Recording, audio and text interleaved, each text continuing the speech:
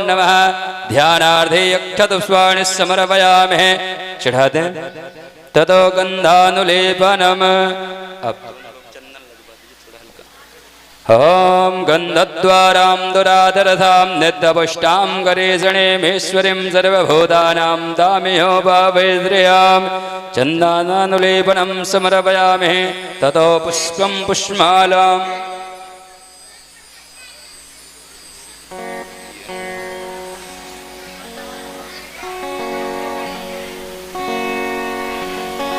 पुष्पं पुष्पमालाम् ओम ह्रीं ओं मोकादे प्रदेमो दधुवं भगवते प्रधोपरे अथवा इवधजद्वारेर्भेरुद पारिषणवः योधस्वरूपाय नमः। पुष्पं पुष्पमालां समर्पयामहे।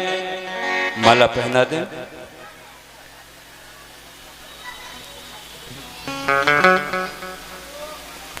पुष्पं पुष्पमालां समर्पयामहे। नमस्करोमि। कुछ दक्षिणा देकर के प्रणाम करें। ओम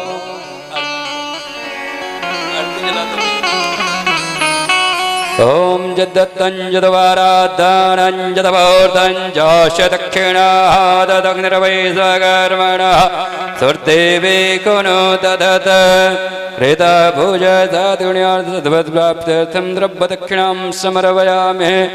अब सभी लोग जो भी पंडाल में विराजमान हैं सभी लोग अपने अपने स्थान पर खड़े हो जाएंगे। भागवत महापुराण की आरती होने जा रही है। सभी लोग अपने अपने स्थान पर खड़े हो जाएं।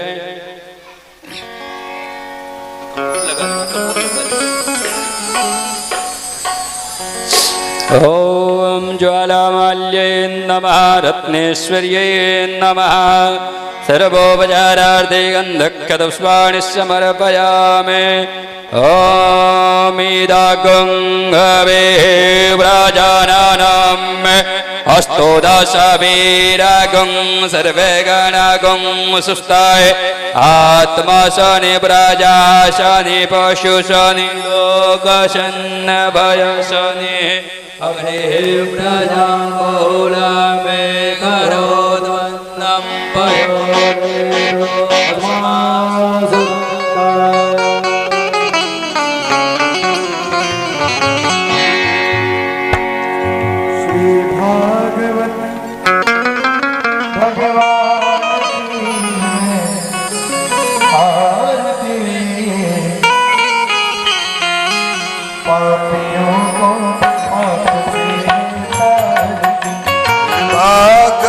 भगवान की है आरती। पापियों को पाप की है तारती। भगवान की है आरती। पापियों को पाप की है तारती। भागवत भगवान की है आरती।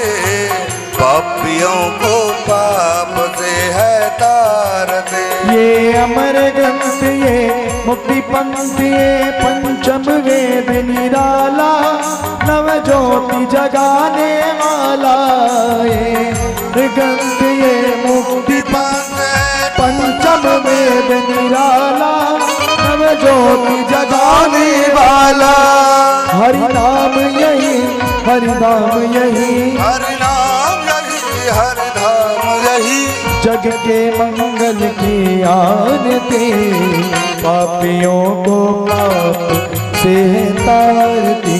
श्री भागवत भगवान की है आरती। पापियों को पाप से है तारती।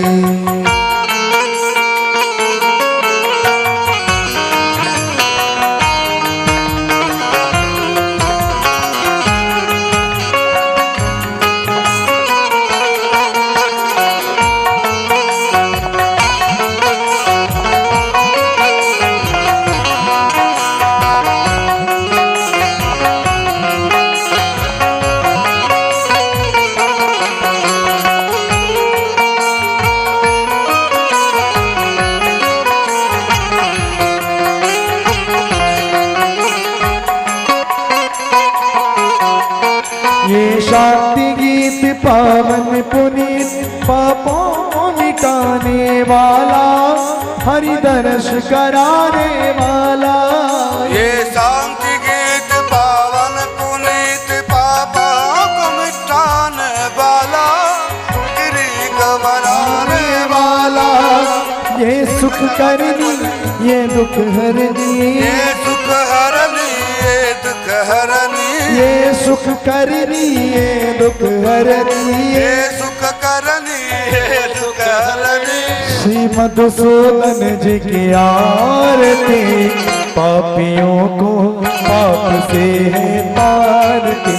श्री भागवत भगवान की है आरती, पापियों को पाप से तार दे। बड़े भाव से ताली के साथ करते गाएं।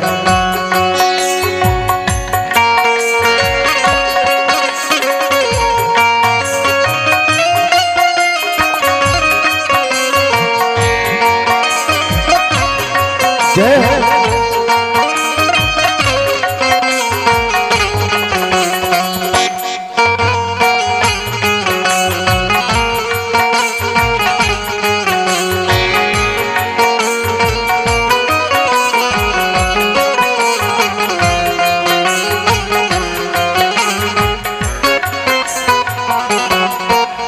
मधुर बोल सदपंथ गोल, सन्मार्ग बताने वाला, बिगड़ी को बनाने वाला। ये मधुर बोल सदपंथ गोल सन्मार्ग बताने वाला, बिगड़ी को बनाने वाला।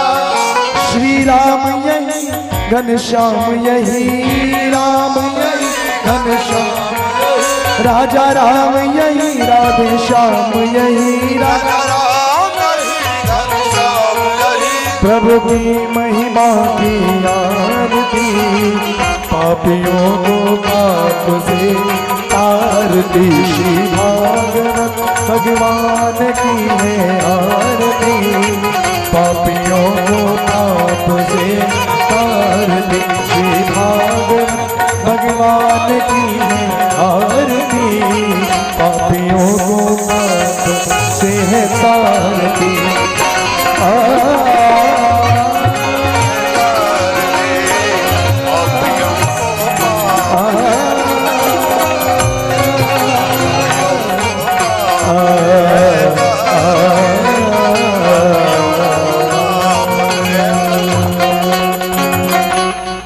जलेन देदलेगणं स्वेदेहवन्नं आरातिग्रहणं दैवाणं स्वयात्मनं ग्रहणं मन्त्रवतवाञ्जलिम। आरती को ही सामने रख दें। ओम नाना सुगंध कालोद्भवानि च पुष्पाञ्जलिरमया दत्त्वा ग्रहाण परमेश्वर। प्रार्थना परम मन्त्रवतवाञ्जलिं समर्पयामि। नमस्करोमि पुराण पुरुषोत्तमाय नमः। चढ़ा करके प्रणाम करें। बोले श्रीमद् भागवत महापुराण की जय। बोले व्यास जी महाराज की जय।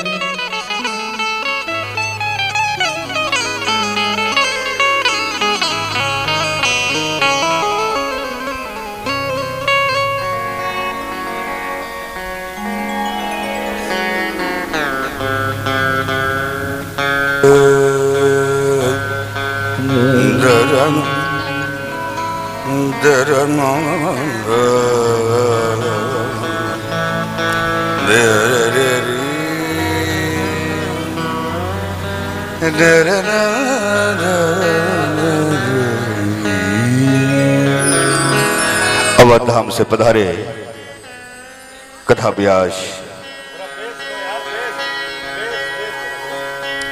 परम पूज्य निशु भरद्वाज गोपी जी। आज कथा का विश्राम दिवस है। जो 6 दिनों से श्रवण कथा नहीं किए हों वो आज की अंतिम दिन का कथा सुन करके अपने जीवन को धन्य बनाएंगे।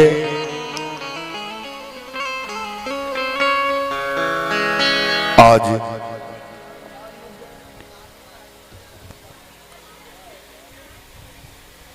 व्यास जी का भी विदाई भी है। आप लोग तैयारी बना के आए होंगे और आएंगे भी। निवेदन करेंगे व्यास जी से हम भक्तों को वहां ले चलें जहां की कल की भागीरथी गंगा में स्नान कराते हुए आनंद लेते हुए वहीं पे ले चले भक्तों को। जय श्री राम, जय श्री राम।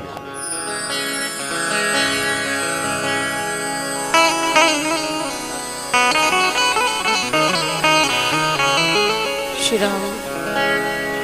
जय श्री राधे, जय जय श्री राधे, राधे जय जय श्री राधे, राधे जय जय श्री राधे, जय जय श्री राधे, जय जय श्री राधे, जय जय श्री राधे, जय जय श्री राधे। बढ़ाइए आवाज भैया। जय जय श्री राधे, श्री राधे जय जय श्री राधे, राधे जय जय श्री राधे।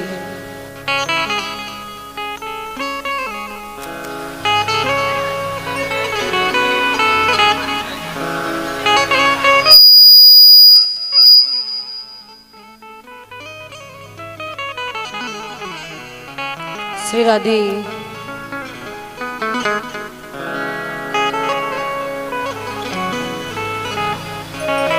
श्री राधे, राधे जय जय श्री राधे, जय जय श्री राधे, राधे जय जय श्री राधे, जय जय श्री राधे, राधे राधे। बस इसी पे सेट कर दीजिए, इसी पे सेट कर दीजिए। आवाज आ रही है? श्री राधे, राधे राधे जय जय श्री राधे, राधे जय जय श्री राधे, जय जय श्री राधे, श्री राधे।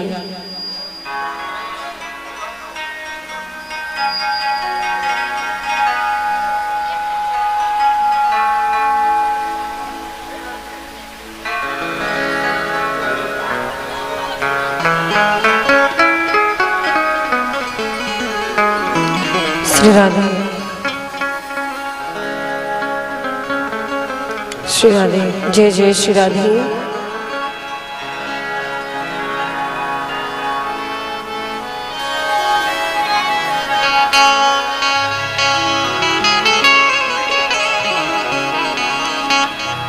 श्री राधे, श्री राधे, राधे जय श्री राधे। हो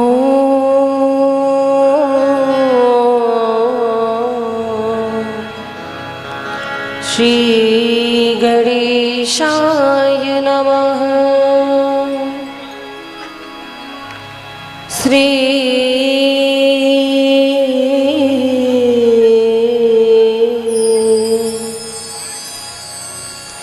गुरुवे नमः,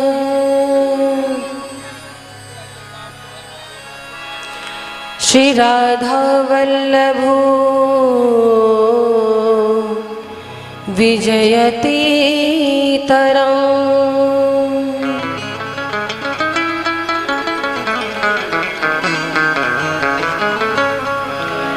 विनायकं गुरुं भानुं ब्रह्म विष्णु महेश्वराय,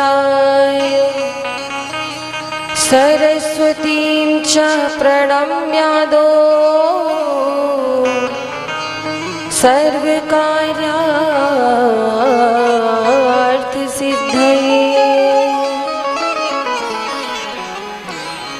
श्री सीतानाथ समारंभां श्री रामानंदार्य मध्यमाम्, अस्मदाचार्य पर्यन्ता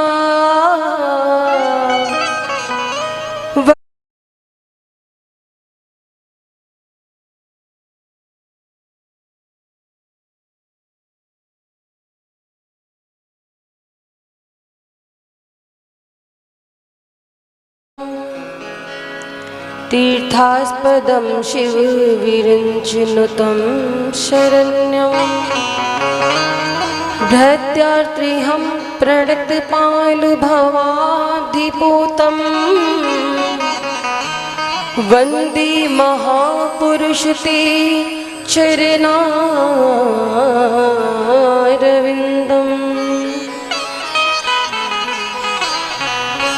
यः स्वानुभावमखिल श्रुतिसारमे मध्यात्मदीपमतीतितीर्षतां तमोन्धम् संसारिणां करुणया पुराणगुह्यम् तं व्याससूनुमुपयामि गुरुमुनिनाम् यत्र यत्र रघुनाथ कीर्तनं तत्र तत्र कृतमस्तकाञ्जलिं बाष्पवारि परिपूर्णलोचनं मारुतिं नमत राक्षसान्तकम्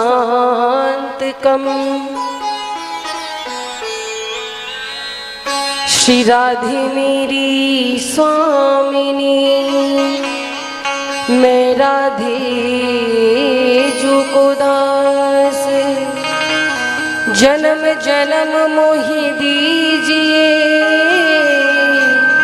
श्री वृंदावन को वास। बोली वृंदावन बिहारी लाल की जय। श्रीमद् भागवत महापुराण की जय। श्री वृंदावन धाम की जय। श्री शुकदेव जी महाराज की जय।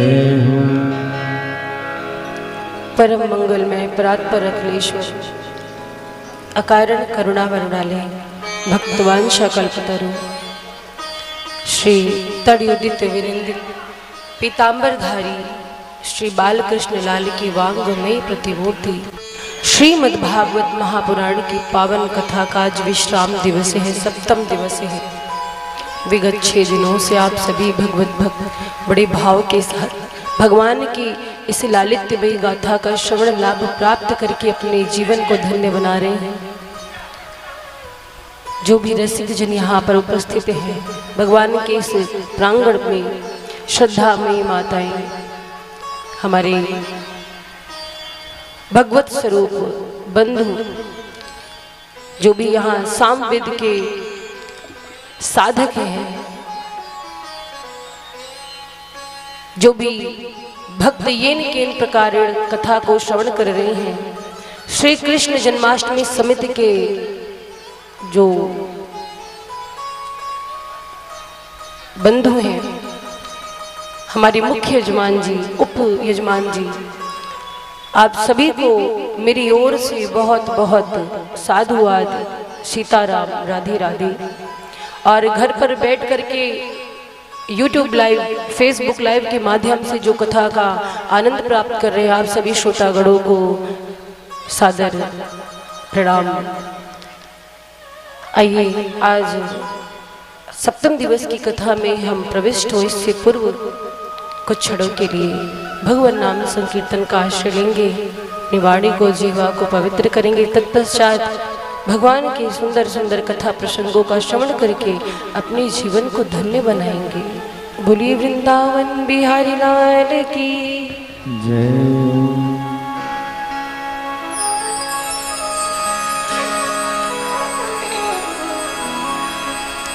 कृष्ण गोविंद गोविंद गोपाल नंद लाल, कृष्ण गोविंद गोविंद हे गोपाल नंद लाल। गोविंद गोविंद गोपाल नंद लाल, कृष्ण गोविंद गोविंद गोपाल नंद लाल।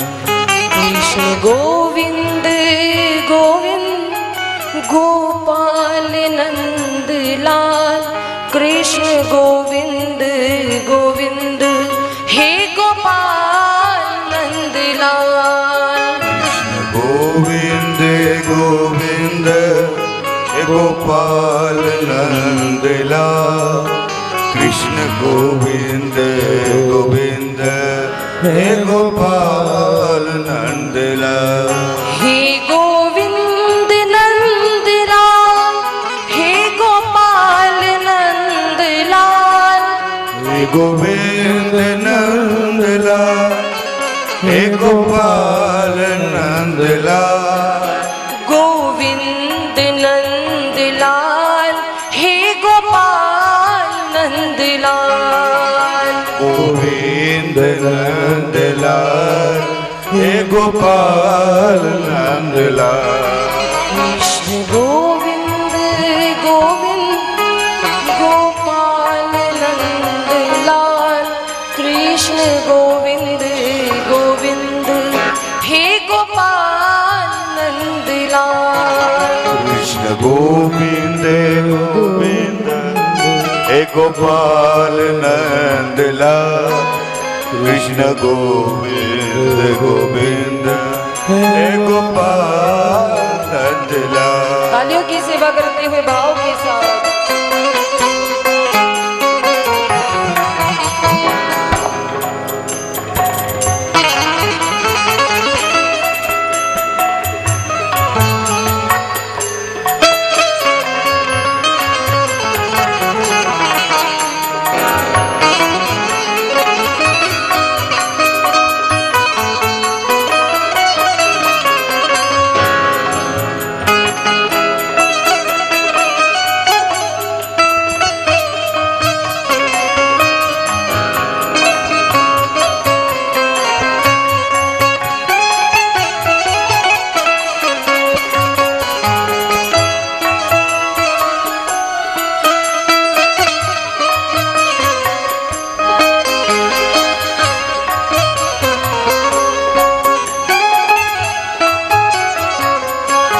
और सभी मिलकर के जो जो गोविंद को अपना मानते हैं, जो बांके बिहारी को अपना मानते हैं, वो भाव के साथ बोलेंगे तालियों की सेवा करते हुए।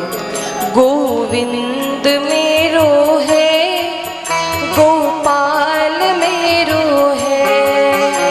गोविंद मेरो है, गोपाल मेरो है। गोविंद मेरो है, गोपाल मेरो है। गोविंद मेरो है, गोपाल मेरो।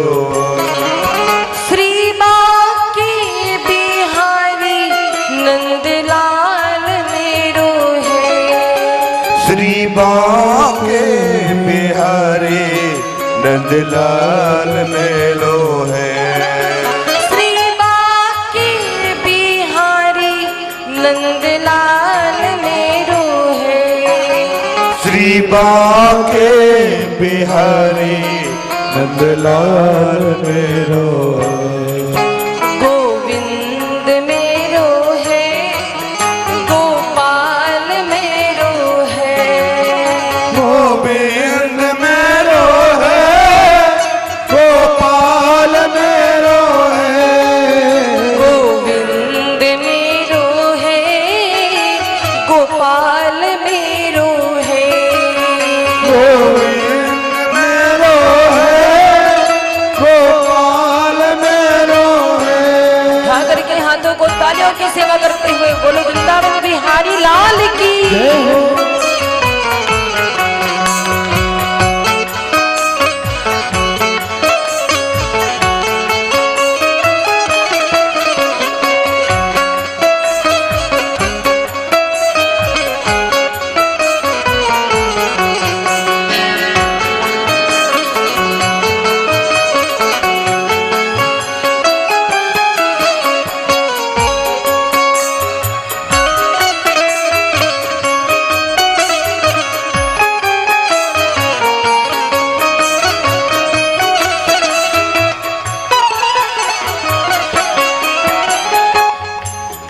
कृष्ण गोविंद गोविंद गोपाल नंद लाल।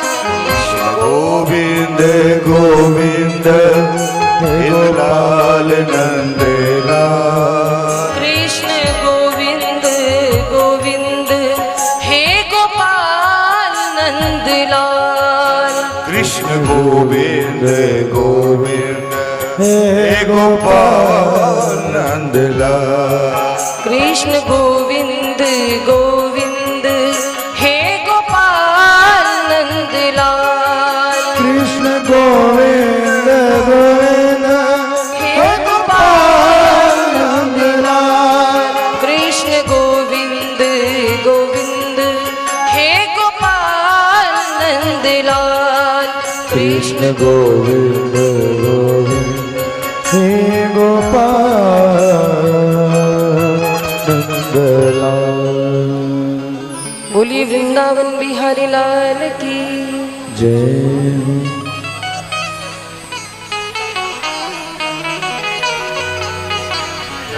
आज कथा का विश्राम दिवस है। अंतिम नहीं कहा जा सकता क्योंकि कथा का कभी अंत नहीं होता। कथा का अंत तो होना भी नहीं चाहिए। महाराज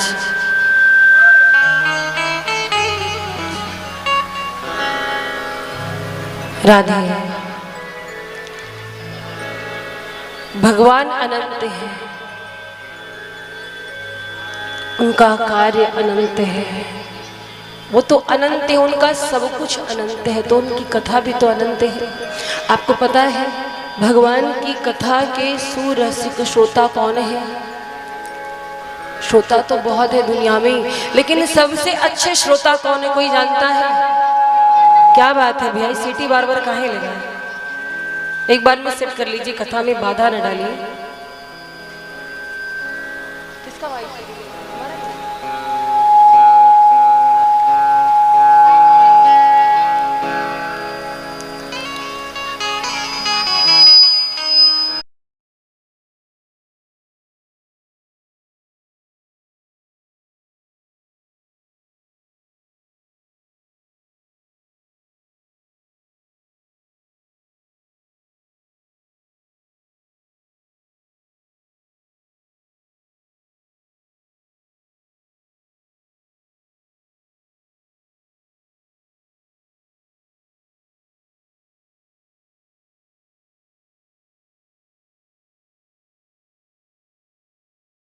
बहुत है।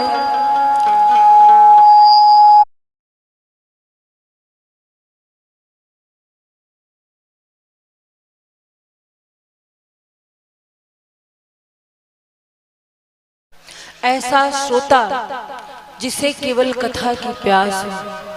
कहीं भी भगवान की कथा हो रही है, लोगों को बुलाना पड़ता है, निमंत्रण देना पड़ता है, लेकिन वो बस कान में पता चल जाए कि हाँ कथा हो रही, दौड़ करके आते हैं। कौन है वो?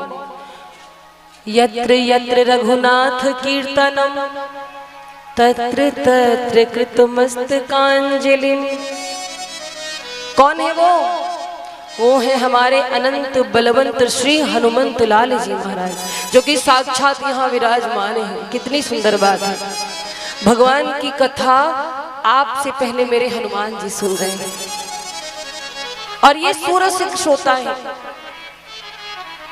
और लोगों को तो बुलाना पड़ता है, पर मेरे हनुमान जी को बुलाना नहीं पड़ता है। कहीं भी राम जी का गुणगान हो रहा हो, केशव का गुणगान हो रहा हो, हनुमान जी दौड़कर सबसे पहले आते हैं, भाग करके आते हैं और कथा को सुनते हैं। और कथा को सुनने का भाव क्या होता है? हनुमान जी कथा को बड़ी प्रेम से सुनते हैं, और जब सुनते हैं ना तो उनके आंखों से प्रेमाश्रु बहने लगते हैं, प्रेम के आंसू बहते हैं। भगवान की कथा के प्रति ये प्रेम है उनका। बड़े भाव के साथ बैठ करके हनुमान जी कथा सुनते हैं। ये कथा के सुरसिक श्रोता है। आंखें भर जाती हैं हनुमान जी की, मन गदगद रहता है, शरीर पुलकित हो जाता है। शरीर बिल्कुल पुलकित हो जाता है हनुमान जी का, रोमांचित हो जाते हैं कथा सुन करके। और महाराज ऐसे अनंत बलवंत जो कथा के सुरसिक श्रोता हैं, जो राक्षसों का अंत करने वाले हैं, ऐसे श्री हनुमान जी को हम सभी प्रणाम करते हैं। बोली हनुमान जी महाराज की। देखो जीवन में लोग कहते हैं कि हम भक्ति कैसे करें, भक्ति का मार्ग क्या है, भक्ति किस प्रकार से करनी चाहिए। देखिए भगवान श्री राम ने मैया सबरी को नवधा भक्ति बताई थी। नवधा भक्ति जानते हो ना, 9 प्रकार की भक्ति बताई। आप नहीं पूजा पाठ कर सकते, कोई बात नहीं, आप अपने कर्मों के द्वारा भगवान की आराधना कर सकते हैं। कहा गया ना, प्रथम भगति संतन कर संगा। आप सत्संग में जाते हैं, संतों के संपर्क में आते हैं, तो ये एक प्रकार की भक्ति है। दूसरी रति मम कथा प्रसंगा।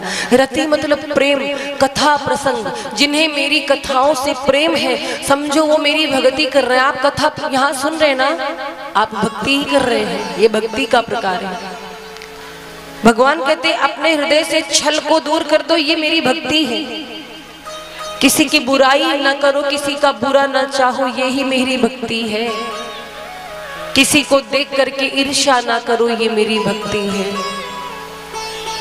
मन में कपट ना हो तो भी ये मेरी भक्ति है। सबसे प्रेम करो तो मेरी ये भक्ति ही है। और सबसे अंतिम भक्ति जो बताई है बड़ी सुंदर है, वो तो कोई भी कर सकता है पर कोई करना नहीं चाहता है। वो कौन सी है? सरल हो जाना। जीवन में सबसे बड़ी कठिनाई है कि हम सरल नहीं हो पाते हैं।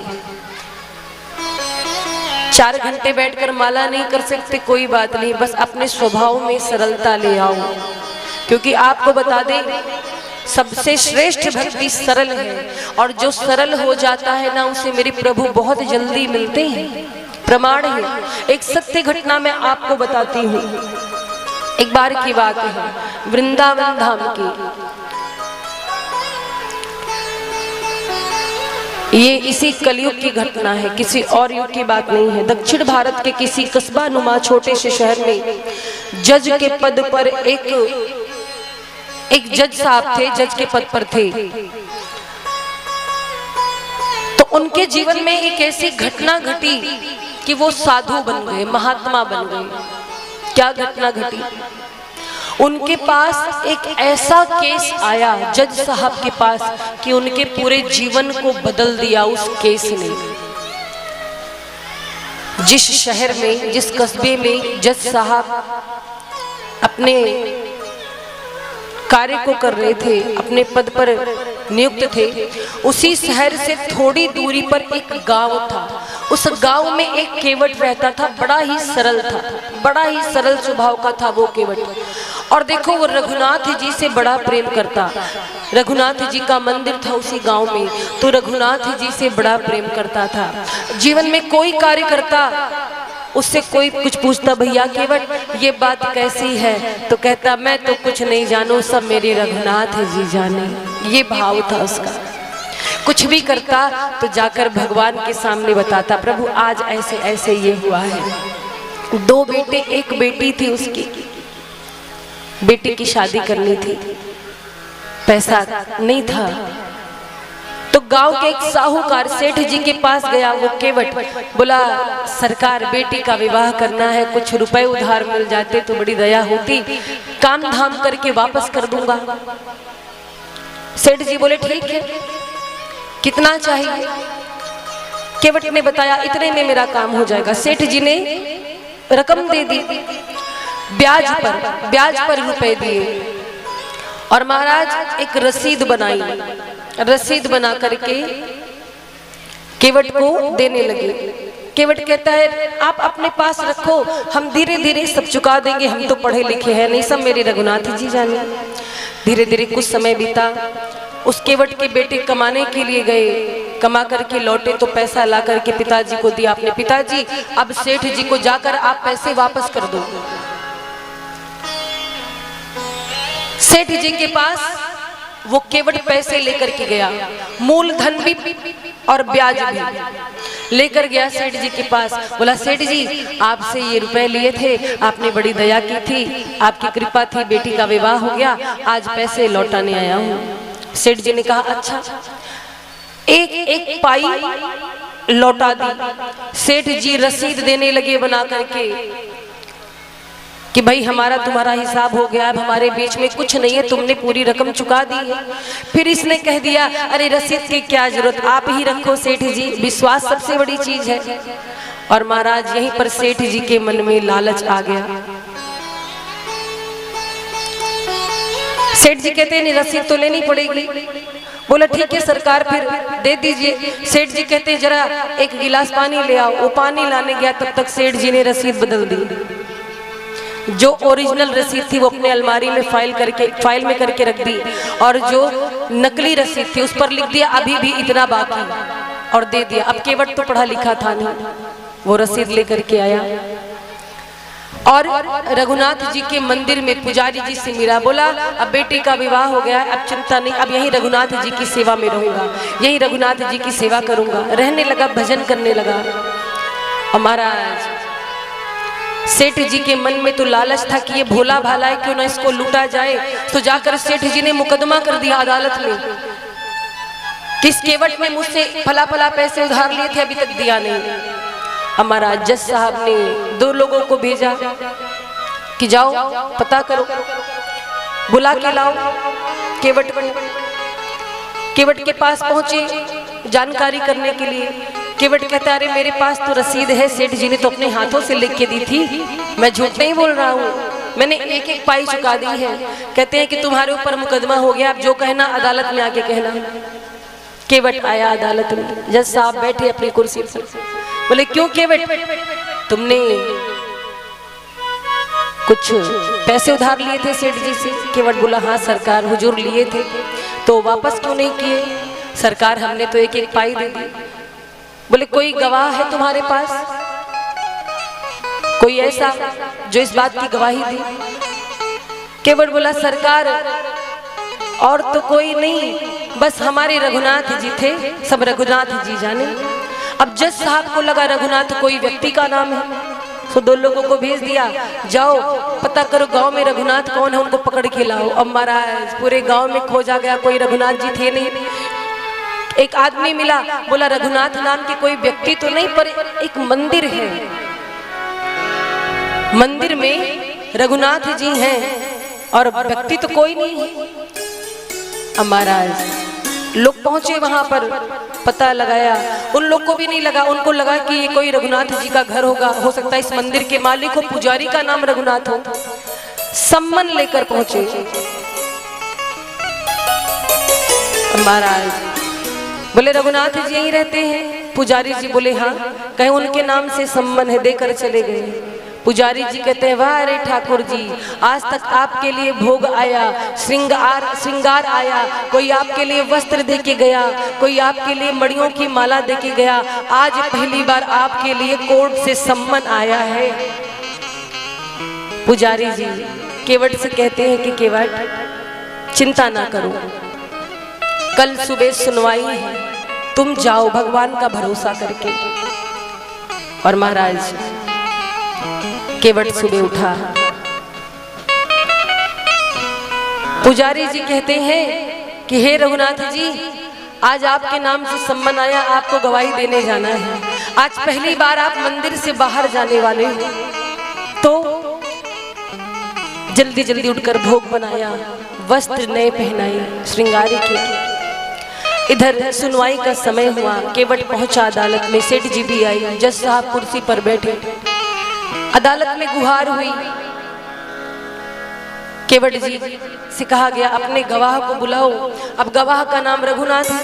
बोले रघुनाथ जी हाजिर हो। तब तक थोड़ी देर में एक मैला कुचैला वस्त्र पहने, लाठी हाथ में लिए एक वृद्ध दिखाई दिए। वो धीरे धीरे धीरे धीरे आई, आकर कटघरे में खड़े हो गए। जज साहब कहते आपका परिचय? बोले हम केवट जी के मित्र हैं, कुछ कहना चाहते हैं। जज साहब कहते हैं ये बताओ क्या आपको पता है कि केवट ने सेठ जी से पैसे लिए थे? हाँ हुजूर लिए थे। तो क्या पैसे वापस कर दिए? हाँ सरकार वापस कर दिए। तो रसीद कहाँ है? कोई प्रमाण है? बोले प्रमाण है सरकार। आप सेठ जी को यहीं पर रोकिए और इनके घर 2 लोगों को भेजिए, कमरा नंबर इतने में, अलमारी नंबर इतने में, फाइल नंबर इतने में ये रसीद रखी है, पक्की रसीद है। महाराज 2 लोग गए, जाकर देखा तो सच में वो रसीद मिली जिसमें सेठ जी ने स्वयं लिखा था कि सारा हिसाब किताब हो चुका है। सेठ जी को दंडित किया गया और जज साहब केवट से कहते, केवट तुम बाइज्जत बरी हो, तुम्हारा कोई कसूर नहीं। वो वृद्ध जिन्होंने गवाही दी थी धीरे धीरे वो चले गए, अदृश्य हो गए। केवट से कहते जज साहब, केवट वैसे तुम्हारे लगते कौन है? केवट कहता है कोई नहीं, और देखो तो बहुत कुछ। कहते ये थे कौन? केवट कहता है सरकार आप लोग पढ़े लिखे लोग हो, आप नहीं पहचान पाओगे। ये वही तो है जिनकी हम बात कर रहे थे, जिनका हमेशा हम नाम लेते हैं, जो मेरी हर चीज जानते हैं। ये वही रघुनाथ जी हैं। आज जज साहब जब अदालत से निकले, आकर रोने लगी अपने बंगले पर, बहुत जोर जोर से। लोगों ने पूछा रो क्यों रहे हो? जज साहब कहते हैं आज बहुत बेअदबगी हो गई, बहुत बड़ी गलती मुझसे हो गई। क्या गलती हो गई? कहते हैं कि आज मुझसे इतना बड़ा अपराध हो गया जो मैं बता नहीं सकता। क्या? कहते हैं कि आज जिनके अदालत में सबके मुकदमे जाते हैं, आज वो मेरी अदालत में आए थे। और क्या कहते हैं कि गलती यहीं से हो गई। कुर्सी पे बना जज मैं बैठा रहा,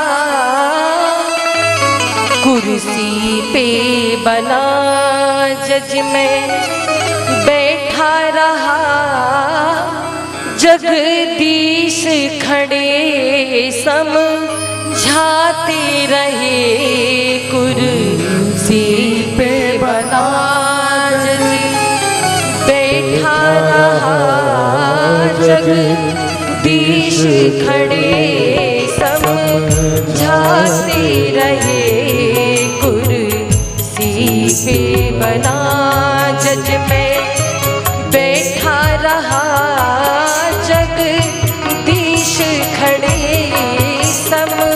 समझाते रहे। और तभी से उन जज साहब ने अपने पद से इस्तीफा दे दिया। पागल हो गए भगवान की याद में, पागल हो गए वो।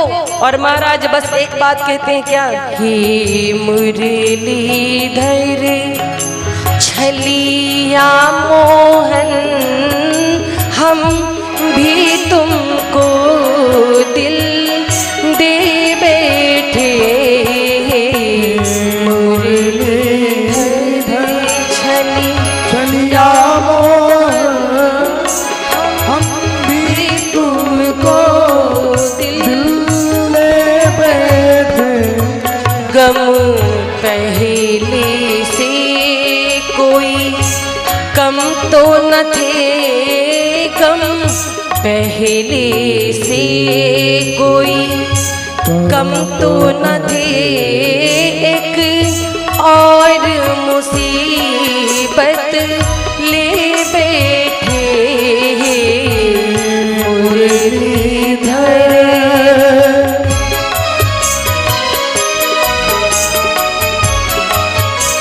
बोलिए वृंदावन बिहारी लाल की।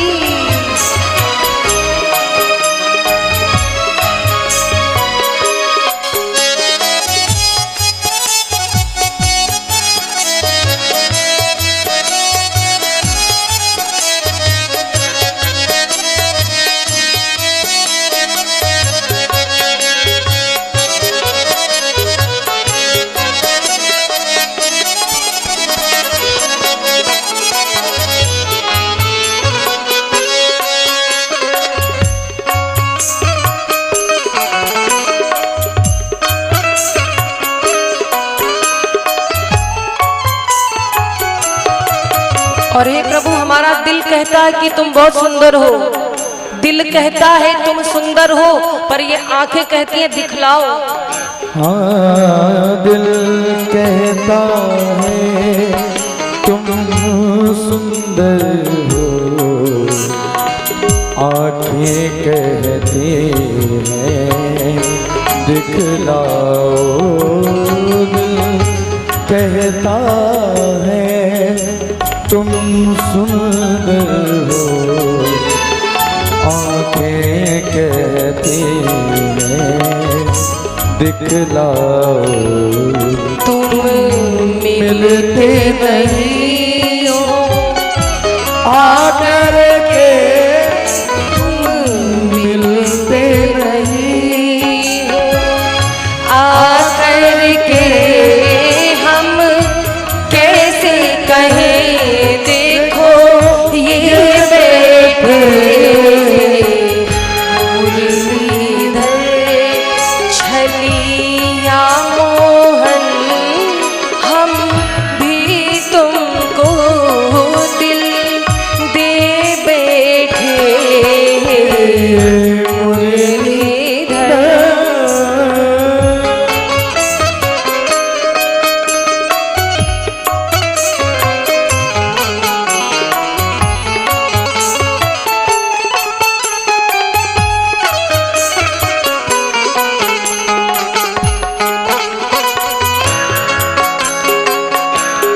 बड़े भाव से ताली की सेवा करते जाए।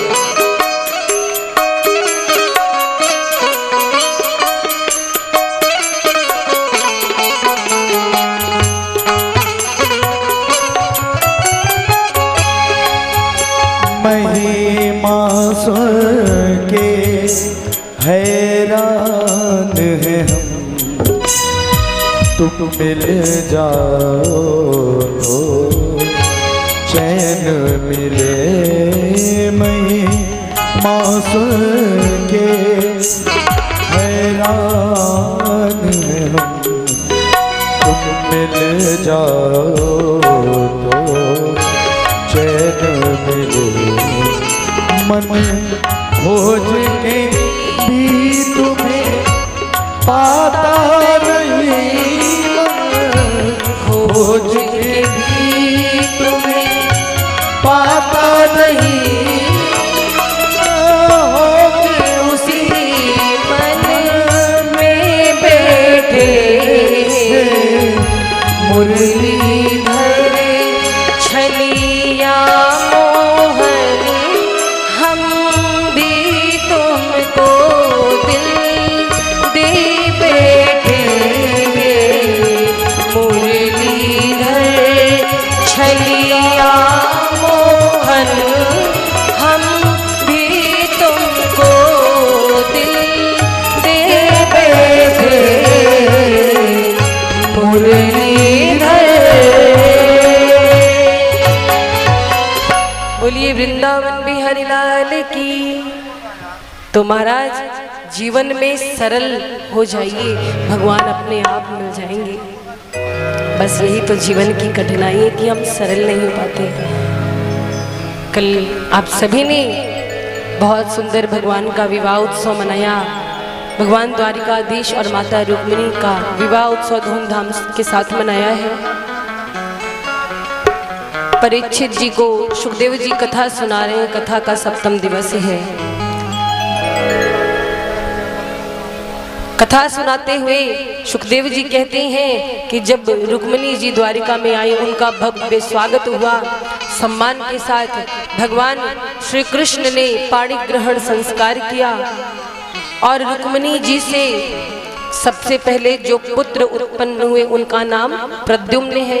ये कामदेव जी हैं जो भगवान श्री कृष्ण के प्रथम पुत्र बनकर के आए माँ रुक्मिणी के द्वारा। कामदेव जी को भगवान शिव ने जला करके भस्म कर दिया था अपने तीसरे नेत्र से। तो कामदेव की पत्नी रति रोने लगी थी। ये कब की बात है, जब सती मैया भस्म हो गई थी और तारकासुर नाम का एक असुर हुआ था। उसने वरदान प्राप्त किया था कि शिव जी के द्वारा जो पुत्र उत्पन्न होगा मैं उसी से मरूं। तो उसे लगा कि शिव जी की पत्नी सती जी समाप्त हो चुकी हैं, अब तो शिव जी की पत्नी है नहीं तो पुत्र होगा कहाँ से, मुझे मारेगा कहाँ से। तो इसीलिए उसने ऐसा वरदान मांगा था। पर माता पार्वती जब सती जी का मरण हुआ था तो मरते समय उन्होंने जन्म जन्म शिव जी के चरणों में अपना प्रेम मांगा था और यही सती मैया पार्वती बनी। पार्वती बन करके बड़ी कठोर तपस्या की। देवताओं ने सोचा शिव जी की समाधि खोली जाए तो कामदेव को भेजा था। कामदेव ने भगवान शिव की समाधि को भंग करने में अपना सहयोग किया था, भूमिका निभाई थी और इसीलिए भगवान शिव ने अपने तीसरे नेत्र से कामदेव को जलाकर भस्म किया था। जब कामदेव की पत्नी रति रोने लगी थी तो भगवान शिव को दया आई और कहा कि जब भगवान का यदुवंश में अवतार होगा, कृष्णा अवतार होगा द्वापर में, तो आपके पति उनके पुत्र बन करके आएंगे, तब आपका उनसे मिलन हो सकता है। तब तक कामदेव अदृश्य रूप से संसार में विराजमान रहेंगे। तो महाराज प्रद्युम्न जी उत्पन्न हुए और शंबरासुर नाम के राक्षस ने उनका हरण किया। बाद में शंबरासुर का वध किया प्रद्युम्न जी ने और रति जी से भेंट हुई, वापस द्वारिका लेकर के उन्हें आई। आगे सुखदेव जी कहते हैं कि भगवान के और भी विवाह हुए परीक्षित जी। और कौन कौन से विवाह हुए? भगवान के 16,108 विवाह हुए थे। परीक्षित जी कहते हैं कि प्रभु एक बात बताइए, जब रुक्मिणी माता से भगवान का विवाह हो गया था तो भगवान को फिर दोबारा शादी करने की जरूरत क्या पड़ी, क्या कारण था? तो महाराज भगवान ने रुक्मिणी जी से विवाह किया। इसके बाद कथा आती है, सत्राजित नाम के एक राजा थे, उनकी बेटी है सत्यभामा। सत्राजित के भाई प्रसेन थे। एक मणि को लेकर के प्रसेन निकल गए शिकार खेलने। ये मणि सत्राजित राजा को सूर्य भगवान ने दी थी और ये मणि 8 बार सुना देती थी। बहुत ही चमकने वाली मणि थी, बहुत ही सुंदर मणि थी, दिव्य मणि थी। इस मणि को जब भगवान ने देखा द्वारिकाधीश ने तो सत्राजित राजा से कहा कि इस मणि को आप क्या करेंगे, राजकोष में जमा करा दीजिए, इससे जो सोना मिलेगा उससे प्रजा पालन का कार्य होगा।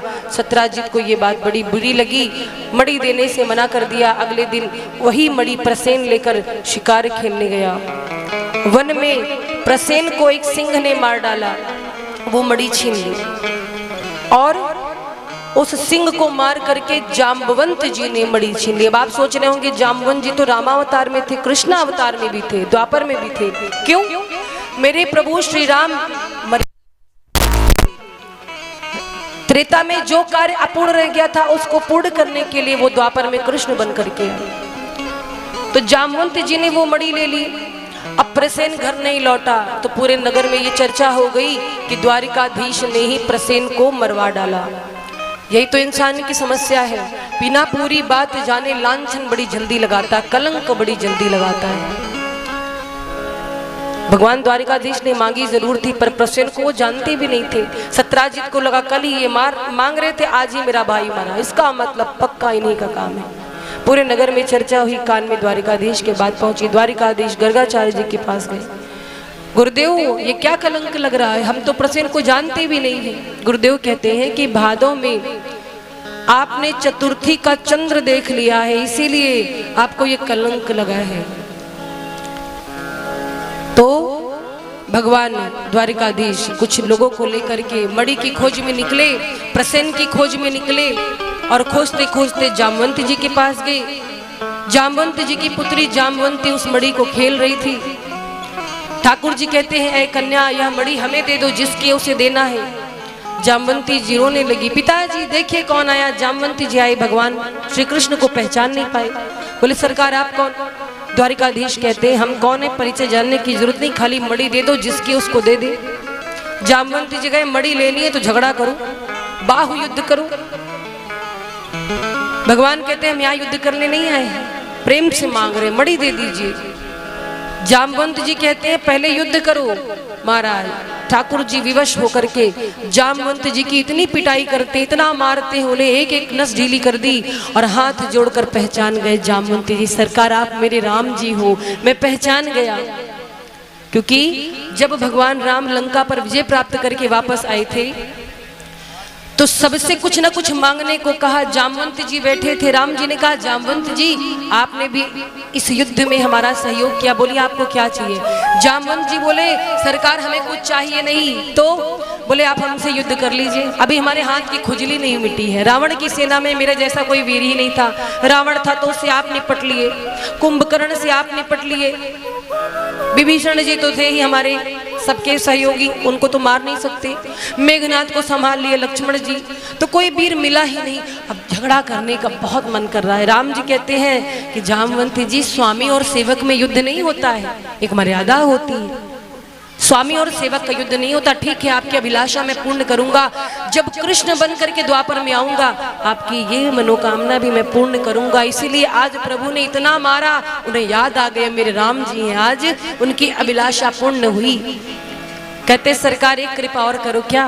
बोले बस एक क्षण के लिए अपना वही धनुर्धर वाला रूप दिखा दो, एक बार मुरली छोड़ करके बस धनुष बाण लेकर के रामा अवतार वाला रूप दिखा दो, बस मेरा जीवन धन्य हो जाएगा।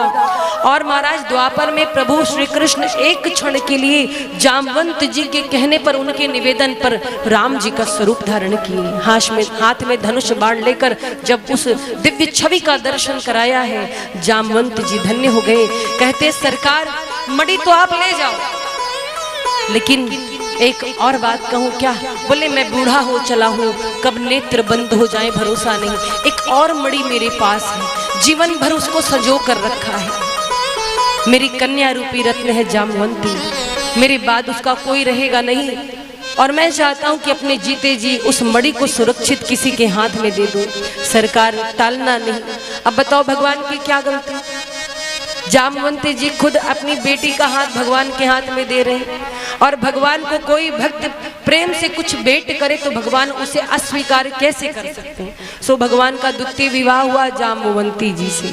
बोली द्वारिकाधीश भगवान की। और महाराज फिर वहां से आए, तब तक सत्राजित जी को सारी बात पता चल गई, वो लज्जित हो गई, सरकार हमसे बहुत बड़ी गलती हो गई, आप पे कलंक लगाया। अब पश्चाताप के लिए उनके पास भी एक बेटी है सत्यभामा, कहते हैं कि मणि को आप रखो। ठाकुर जी कहते हैं ना, इस मणि ने तो बड़े प्रपंच करा दिया, अब इसको हम छुएंगे नहीं। बोले दहेज तो ले सकते हो। दहेज मतलब? बोले हमारी बेटी को स्वीकार कर लो। सत्यभामा बचपन से ही आपकी पूजा करती है, आपको अपना मानती है सरकार, अब बताओ ठाकुर जी कहाँ जाए? ठाकुर जी कहते ठीक है। और महाराज फिर सत्यभामा जी से ठाकुर जी का विवाह हुआ। एक दिन की बात है, द्वारिकाधीश अर्जुन जी के साथ रथ से कहीं जा रहे थे तो उन्हें यमुना जी दिखाई पड़ी, कालिंदी मैया तपस्या कर रही थी। कालिंदी जी कौन है? सूर्यदेव की पुत्री है, यमराज की बहन है। यमुना मैया तपस्या कर रही थी। द्वारिकाधीश देखते हैं अर्जुन जरा पता करो ये कौन सी नारी है, क्या कर रही है अकेले वन में। अर्जुन जी गए, बोले देवी आप कौन हो, इस वीरान वन में क्या कर रही हो? कालिंदी मैया कहती हैं कि मैं भगवान नारायण को पति के रूप में प्राप्त करने के लिए तपस्या कर रही हूँ और मैं उन्हीं को पति बनाना चाहती हूँ। अर्जुन आए, द्वारिकाधीश पूछे क्या हुआ? बोले आपके सारे ग्रह आपके अनुकूल हैं, आपके बृहस्पति बड़े मजबूत है सरकार। क्यों? बोले आप ही का वेट कर रही हैं, जाइए संभालिए, विवाह करिए इनसे। तो महाराज इस प्रकार से चतुर्थ विवाह भगवान का कालिंदी से हुआ। ऐसे ही पंचम विवाह मित्र वृंदा से हुआ और षष्ठम विवाह हुआ है नग्नजिति से, सातवां विवाह हुआ भद्रा से और आठवां लक्ष्मणा से। तो ये 8 हुई भगवान की पटरानियां। और महाराज ये 8 जो पटरानियां हैं भगवान की, इन्हें ही अष्टधा प्रकृति कहा गया है। भूमि जल अग्नि वायु आकाश, मन, बुद्धि, अहंकार, ये भगवान की पत्नियां हैं, 8 पटरानियां हैं। बोली द्वारिकाधीश भगवान की। महाराज जी तो 8 विवाह हुए, अभी 16,100 वाला क्या सिस्टम है। परीक्षित जी कहते हैं चलो ये 8 तो समझ में आया, आपने कारण बताया, अब ये 16,000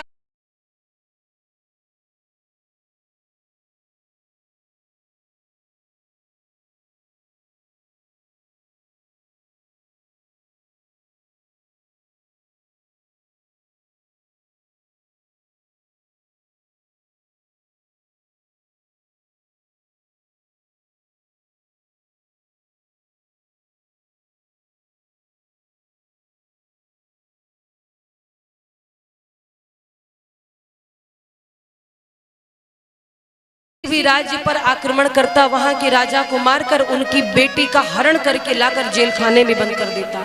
तो ऐसे करके उसने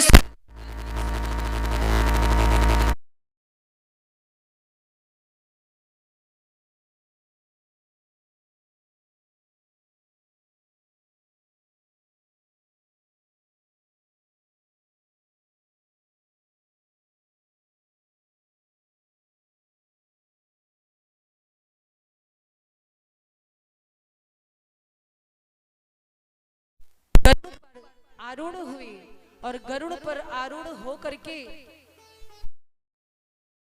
साथ में सत्यभामा जी को भी लिया। उन कन्याओं, मॉनिटर बंद है, उन कन्याओं को लेकर उन कन्याओं के पास चल पड़े। वहां पर जब पहुंचे तो भौमासुर से युद्ध हुआ, और जब भौमासुर से युद्ध हुआ, भौमासुर को समाप्त किया।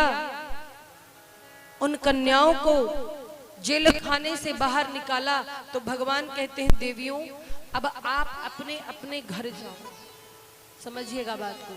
द्वारिकाधीश ने 16,100 राजकन्याओं से कहा कि अब ये पापी मर चुका है, आपको डरने की जरूरत नहीं, आप सब अपने घर जाओ। वो कन्याएं कहती कौन से घर जाऊं, हमारा तो कोई घर ही नहीं। क्यों? कहती है कि हमारा हरण कर लिया इस पापी ने, आज इतने वर्ष समाज में कौन हमें स्वीकार करेगा। माता पिता को तो इसने मार डाला, कोई हमसे भी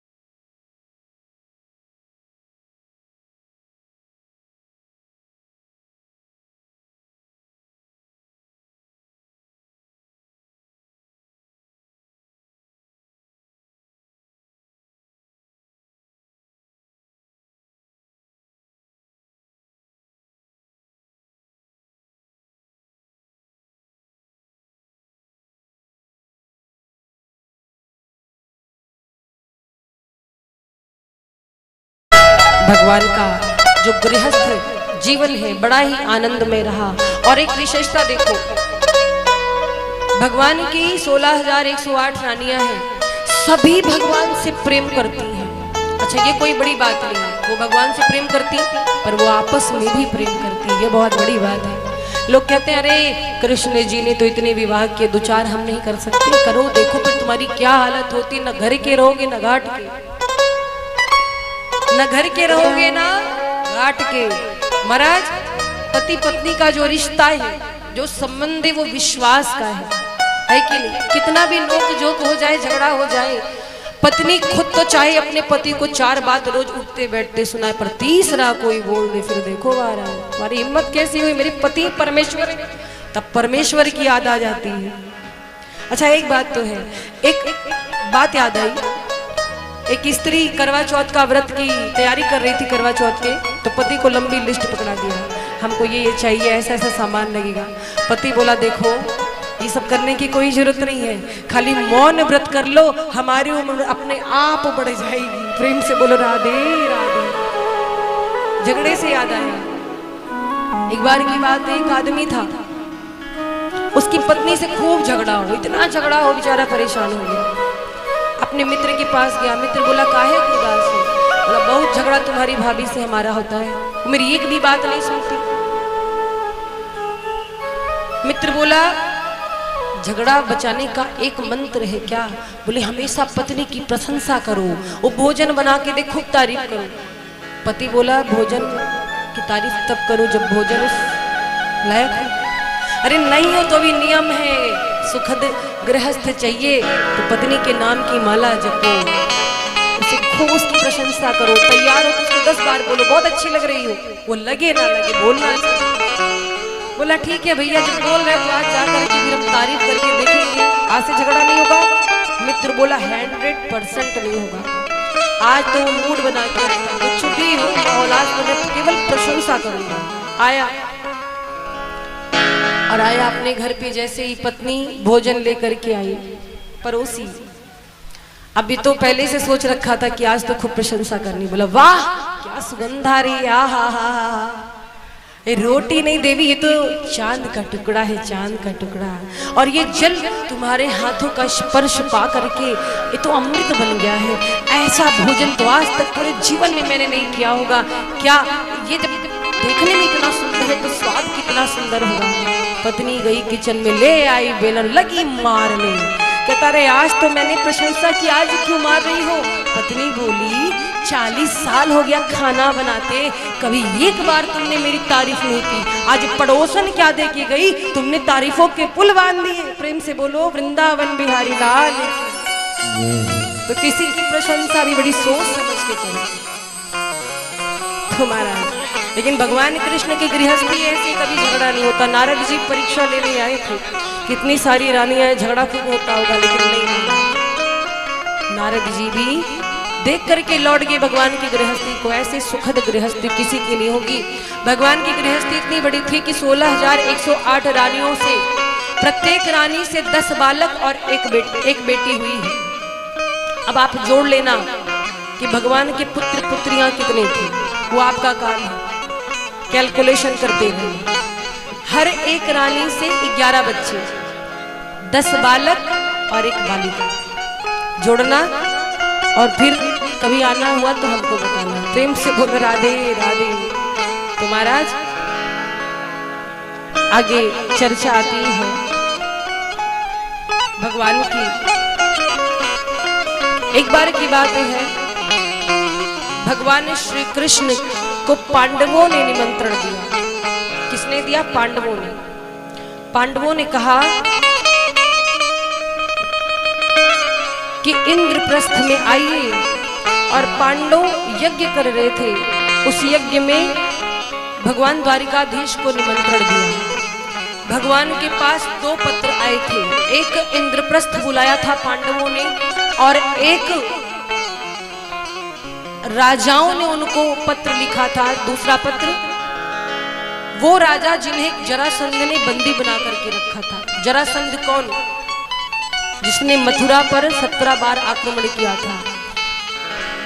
कंस का जो ससुर था वो है जरासंध। जब से दामाद की मृत्यु हुई तब से जरासंध बौखलाया था, भगवान कृष्ण को अपना शत्रु समझने लगा था। तो जरासंध ने कई राजाओं को बंदी बना लिया था। देखिए समझिएगा, भगवान के पास दो जगह से पत्र आया। एक तो निमंत्रण पत्र आया है इंद्रप्रस्थ से, जो कि पांडवों ने बुलाया है। दूसरा राजाओं ने, जो कि जरासंध की कैद में है। भगवान को पहले कहाँ जाना चाहिए? जो समस्या में फंसा है उसके पास जाना चाहिए, पहले निमंत्रण में जाना चाहिए। समस्या में फंसा है वहां ना, लेकिन भगवान वहां पहले नहीं गए। भगवान पहले इंद्रप्रस्थ गए, क्योंकि इंद्रप्रस्थ जाने से दोनों काम हो जाता है। इंद्रप्रस्थ जानते हो कहाँ है? आज के समय में दिल्ली, ये पांडवों की राजधानी थी पहले, इसका नाम इंद्रप्रस्थ था। तो इंद्रप्रस्थ भगवान गए, क्योंकि ये दोनों बातें उसे से जुड़ी थी। पांडव जो थे वो अश्वमेध यज्ञ कर रहे थे, और इस यज्ञ का राजसूय यज्ञ कर रहे थे। राजसूय यज्ञ का नियम होता है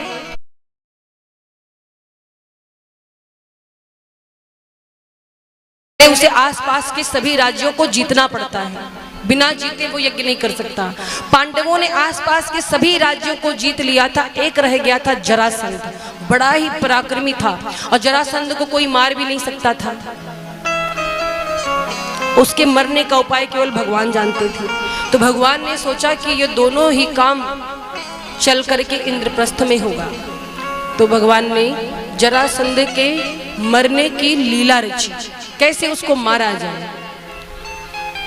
भगवान श्री कृष्ण जरासंध के कारण ही तो द्वारिका गए हुए थे, तो इसीलिए सामने नहीं आ रहे थे। वेश बदल करके अर्जुन और भीम को लेकर साथ में गए जरासंध के पास, जहां वो अखाड़े में था।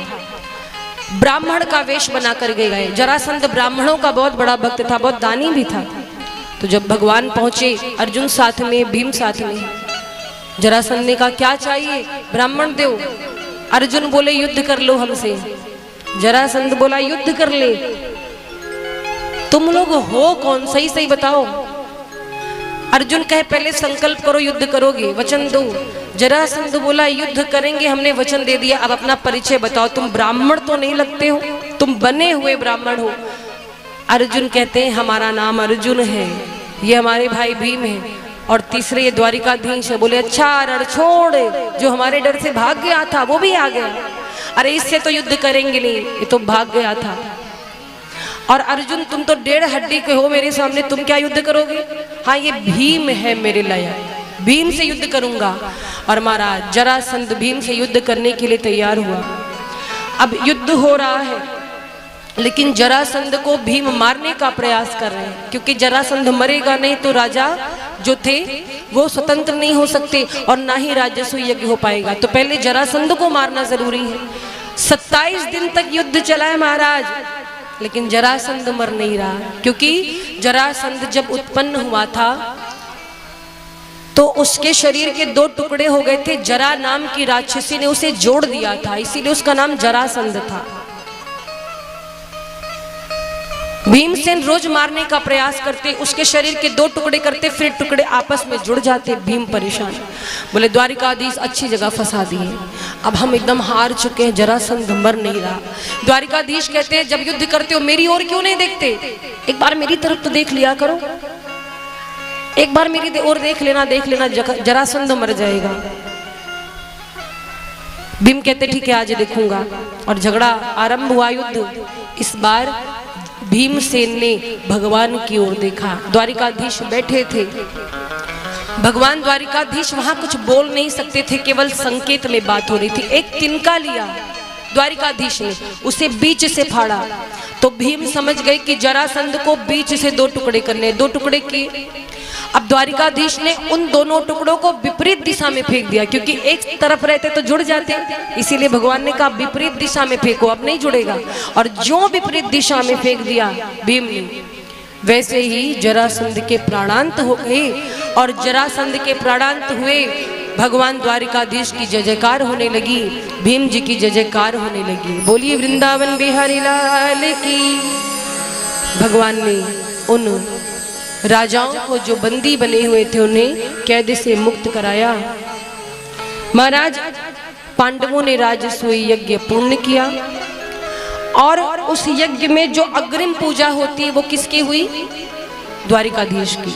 अच्छा देखो, उस राजसूय यज्ञ में दुर्योधन भी थे, दुर्योधन भी आया था, मामा शकुनी भी थे, शिशुपाल भी आया था। शिशुपाल कौन? रुक्मिणी जी से जिसका लगन पहले तय हुआ था। अब भगवान द्वारिकाधीश को देखकर शिशुपाल क्रोध में एकदम खौल रहा है। द्वारिकाधीश की अग्रिम पूजा हुई तो शिशुपाल जल भुन गया और बड़बड़ाने लगा, उल्टा सीधा बोलने लगा, उल्टा सीधा बोलने लगा, गालियां देने लगा। अरे ये तो भगोड़ा है और खुद तो इसके माँ बाप का पता नहीं, जन्म कहीं और लिया, पला बड़ा कहीं और, छलिया कहीं का, कपटी कहीं का, गंवार कहीं का, न जाने कितनी कड़वे वचन द्वारिकाधीश को कहने लगा। कहता है दूसरे की बीवी छीनना कोई इससे सीखे, दूसरी की पत्नी छीनता है, हरण करता है, सामने से तो हिम्मत नहीं। द्वारिकाधीश कहते हैं शिशुपाल चुप हो जाओ, मौन हो जाओ। शिशुपाल मान नहीं रहा था। द्वारिकाधीश ने कहा तुम देते रहो गाली मुझे, 100 गाली तक बर्दाश्त करूंगा, उसके बाद तुम्हारी जीवा खींच लूंगा। शिशुपाल मानता नहीं। पहले तो भगवान ने प्रेम से कहा, 100 गाली पूर्ण हुई, जैसे 101 हुई, भगवान ने तुरंत सुदर्शन से शिशुपाल का शीश काट करके अलग कर दिया। बोलिए द्वारिकाधीश भगवान की। महाराज हमारे शास्त्र में कहते शठे शाठ्यम समाचरित, जैसे को तैसा।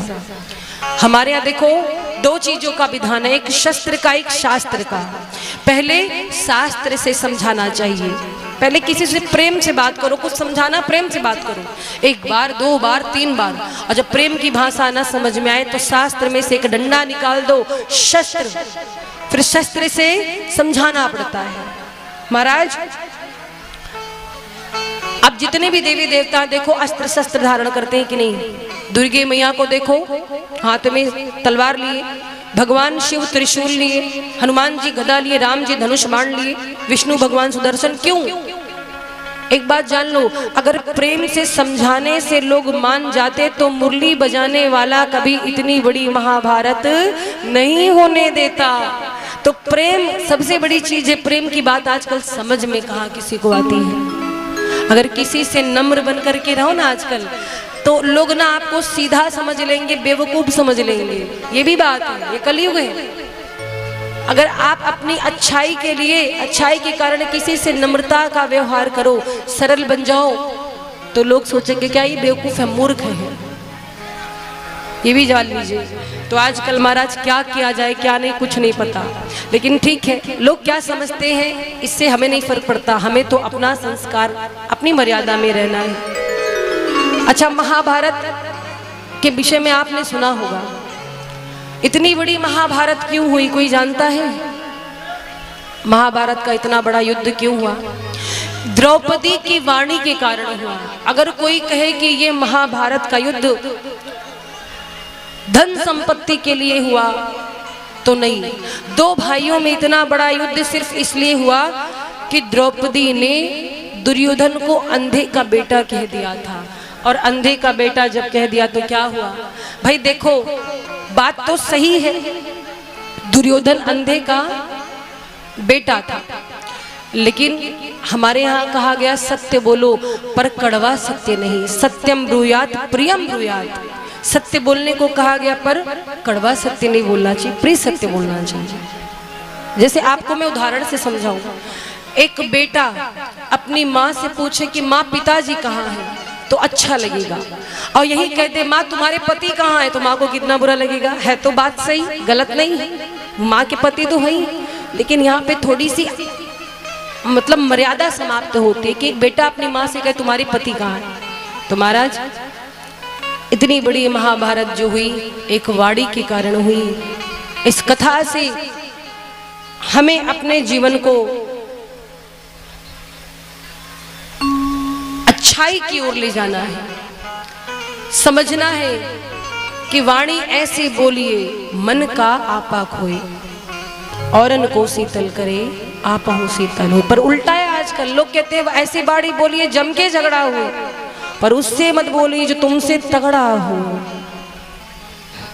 महाराज आगे चर्चा आती है। सुखदेव जी कहते हैं कि परीक्षित और कौन सी कथा सुनना चाहते हो। परीक्षित जी कहते हैं, गुरुदेव हमने सुना कि भगवान दीन बंधु हैं, क्या किसी दीन पर कृपा की है भगवान ने? तो इस संदर्भ में कथा सुनाते हैं सुदामा जी की। और महाराज सुदामा जी की कथा सुखदेव जी सुना रहे हैं। सुदामा जी कौन है? कभी सुदामा जी का नाम आई जिह्वा पर तो आपके मन में एक छवि उभरती होगी। कैसी? कोई दीनहीन ब्राह्मण, पतला दुबला, फटी सी धोती पहने, लाठी लिए चल रहा है, ऐसी ना? अच्छा एक बात और, कई जगह जागरण के कार्यक्रम होते हैं, भजनों के कार्यक्रम होते हैं ना, सुदामा और कृष्ण की झांकी दिखाई जाती है। समझना बात को, आपके लिए करोड़ रुपए की बात मैं बता रही हूं, रखना हो रखो, नहीं वापस कर देना। झांकी दिखाई जाती है, झांकी में कृष्ण और सुदामा का मिलन होता है, अच्छी बात है। पर आजकल सुदामा जी को लोगों ने उपहास का विषय बना लिया है। कई जगह मैंने देखा कि कुर्सी पर सुदामा जी बैठने चले तो रुक्मिणी जी ने कुर्सी खींच ली, सुदामा जी नीचे गिर गए तो हम आप जैसे लोग ताली बजा के हंसते हैं, मूर्खता का परिचय देते हैं। अरे जिन सुदामा जी को देख करके ब्रह्मांड नायक रो पड़े, उन सुदामा जी का हम आप मजाक उड़ाते हैं, यही हमारा धर्म है। अभी एक चीज कल मैंने देखी, और कल ही नहीं कई जगह मैंने देखा, इसके लिए अगर आपको बुरा लगे तो बिल्कुल मैं क्षमा नहीं मांगूंगी, कारण सत्य बोलने का कार्य है। इस व्यासपीठ से सत्य ही बोलना चाहिए और सत्य ही बोलूंगी। लोग भागवत कथा कराते हैं और वहां पर फिल्मी गानों पे डांस कराते हैं। 7 दिन खूब यज्ञ किया, खूब आपने आवाहन किया, और थोड़ी सी गलती से सारे पुण्य को समाप्त कर दे तो ये चाहिए क्या? अरे ये मर्यादित मंच है, ये कोई नाच गाना नौटंकी का मंच नहीं, बुरा मत मानना। ये बहुत बड़ा मंच है, साक्षात भगवान का वांगमय स्वरूप विराजमान है। धर्म से खिलवाड़ करोगे और कहोगे कि हम दुखी हैं। कितना धर्म के प्रति लोग जागरूक है वो दिख रहा है। अपने धर्म का मजाक हम लोग खुद बनाते हैं, दूसरों को क्यों कोसते हो? अभी मैं आपको एक बात बताऊं, हंसने वाली बात है। मुझसे, चूंकि हम लोग अयोध्या से बिलोंग करते हैं, हमसे कई लोग बोले आपके राम जी अयोध्या से हार गए। मुझे हंसी आई उन पर। अरे राम जी चुनाव लड़े थे, राम जी खड़े हुए थे इलेक्शन में, ये मूर्खता की बात है। राम जी अयोध्या से क्यों हारेंगे भाई? और क्या अयोध्या वासियों के ही राम है? राम तो कड़कड़ में है। क्या एक विशेष पार्टी के ही राम जी हैं? राम जी का मंदिर जो बना, क्या एक विशेष पार्टी का ही उसमें योगदान होना चाहिए? उसमें तो पूरे देश दुनिया का हक है। राम जी को भी लोगों ने बांट दिया, कितने शर्म की बात है। कुछ तो ऐसे राम जी का दर्शन करने नहीं जाते, क्योंकि आरएसएस वाले, भाजपा वालों ने बनवाई है। देखो, मैं किसी पार्टी का नाम नहीं लेना चाहती, ना मैं किसी के विरोध में हूँ, ना मैं किसी का प्रचार कर रही, लेकिन ये मुझसे प्रश्न पूछा गया तो आज विवश होकर बोलना पड़ा। अयोध्या से राम जी हार गए। कोई है इस जगत में जन्मा जो राम जी को हरा दे? अवध का नाम जानते हो कि अवध क्यों पड़ा? अयोध्या का नाम है अवध, और अवध एक ऐसी नगरी है जिसका आज तक कभी वध नहीं हुआ है। कोई राजा उस पर राज्य नहीं कर पाया मेरे राम जी को छोड़कर। अयोध्या राम की थी, राम की है, और अयोध्या राम की रहेगी। अरे कोई पार्टी हारती तो हारने दो, मेरे राम जी तो वहां पर है ना। ये मूर्खता भरी बात है। राम जी को हराने वाला कौन हो सकता है महाराज? और सुनो, राम जी के प्रति यदि मन में कोई बैर है तो नहीं रखना चाहिए, क्योंकि राम जी किसी एक व्यक्ति विशेष समुदाय के नहीं थे। अब छोटी सी चर्चा राम जी की, फिर हम सीधे सुदामा चरित्र की ओर चलेंगे। ध्यान से सुनना, राम जी की बात मैं बता रही हूं। एक बार की बात है, मेरे प्रभु श्री राम जब रावण से युद्ध कर रहे थे, महासंग्राम हो रहा था। उस समय उनके साथ में विभीषण भी जी थे। जब रावण ने विभीषण जी को ठुकरा दिया, राम जी की शरण में आए। विभीषण जी बगल में खड़े, राम जी नीचे खड़े होकर युद्ध कर रहे हैं और रावण बैठा रथ पर। दशानन आज पूरी तैयारी के साथ मां निकुंभला को प्रणाम करके रथ पर बैठकर राम जी से युद्ध करने आया। बाण पे बाण छोड़े जा रहे हैं, विभीषण जी की आंखों में आंसू आ गए। राम जी ने देखा कि क्या हुआ विभीषण जी, दुख हो रहा है, भाई मरने वाला है, इस बात का, भाई का वध होने वाला है, इस बात का दुख है, आपके भाई से लड़ रहे हैं, आपको तकलीफ हो रही है। विभीषण जी बोले, नहीं सरकार, आप मेरे भाई से युद्ध कर रहे हैं, इस बात का मुझे कोई गम नहीं, कोई दुख नहीं है, तो फिर आप क्यों रो रहे हैं? विभीषण जी ने कहा, सरकार इसलिए रो रहा हूं कि आप जगत के, ब्रह्मांड के नायक हैं, ये सारा संसार आपका है, आप सर्वस्व होने के बाद जमीन पर खड़े होकर युद्ध कर रहे हैं और दशानन रथ पे बैठा युद्ध कर रहा है। इस बात से मन बड़ा खिन्न हो गया कि आप भूमि पर खड़े हैं और ये दशानन रथ पे बैठा है। क्या इंद्र को रथ नहीं भेजना चाहिए था आपके लिए? क्या अपने लिए आप युद्ध कर रहे हैं? आप पूरे संसार के लिए युद्ध कर रहे हैं, आप समाज के लिए युद्ध कर रहे हैं।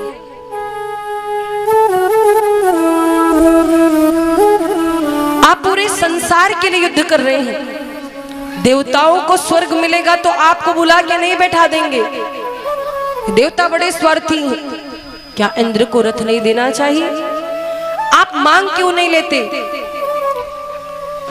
आप इंद्र से रथ मांग लीजिए प्रभु। राम जी ने कहा, नहीं नहीं विभीषण, मैं इंद्र से रथ नहीं मांगूंगा।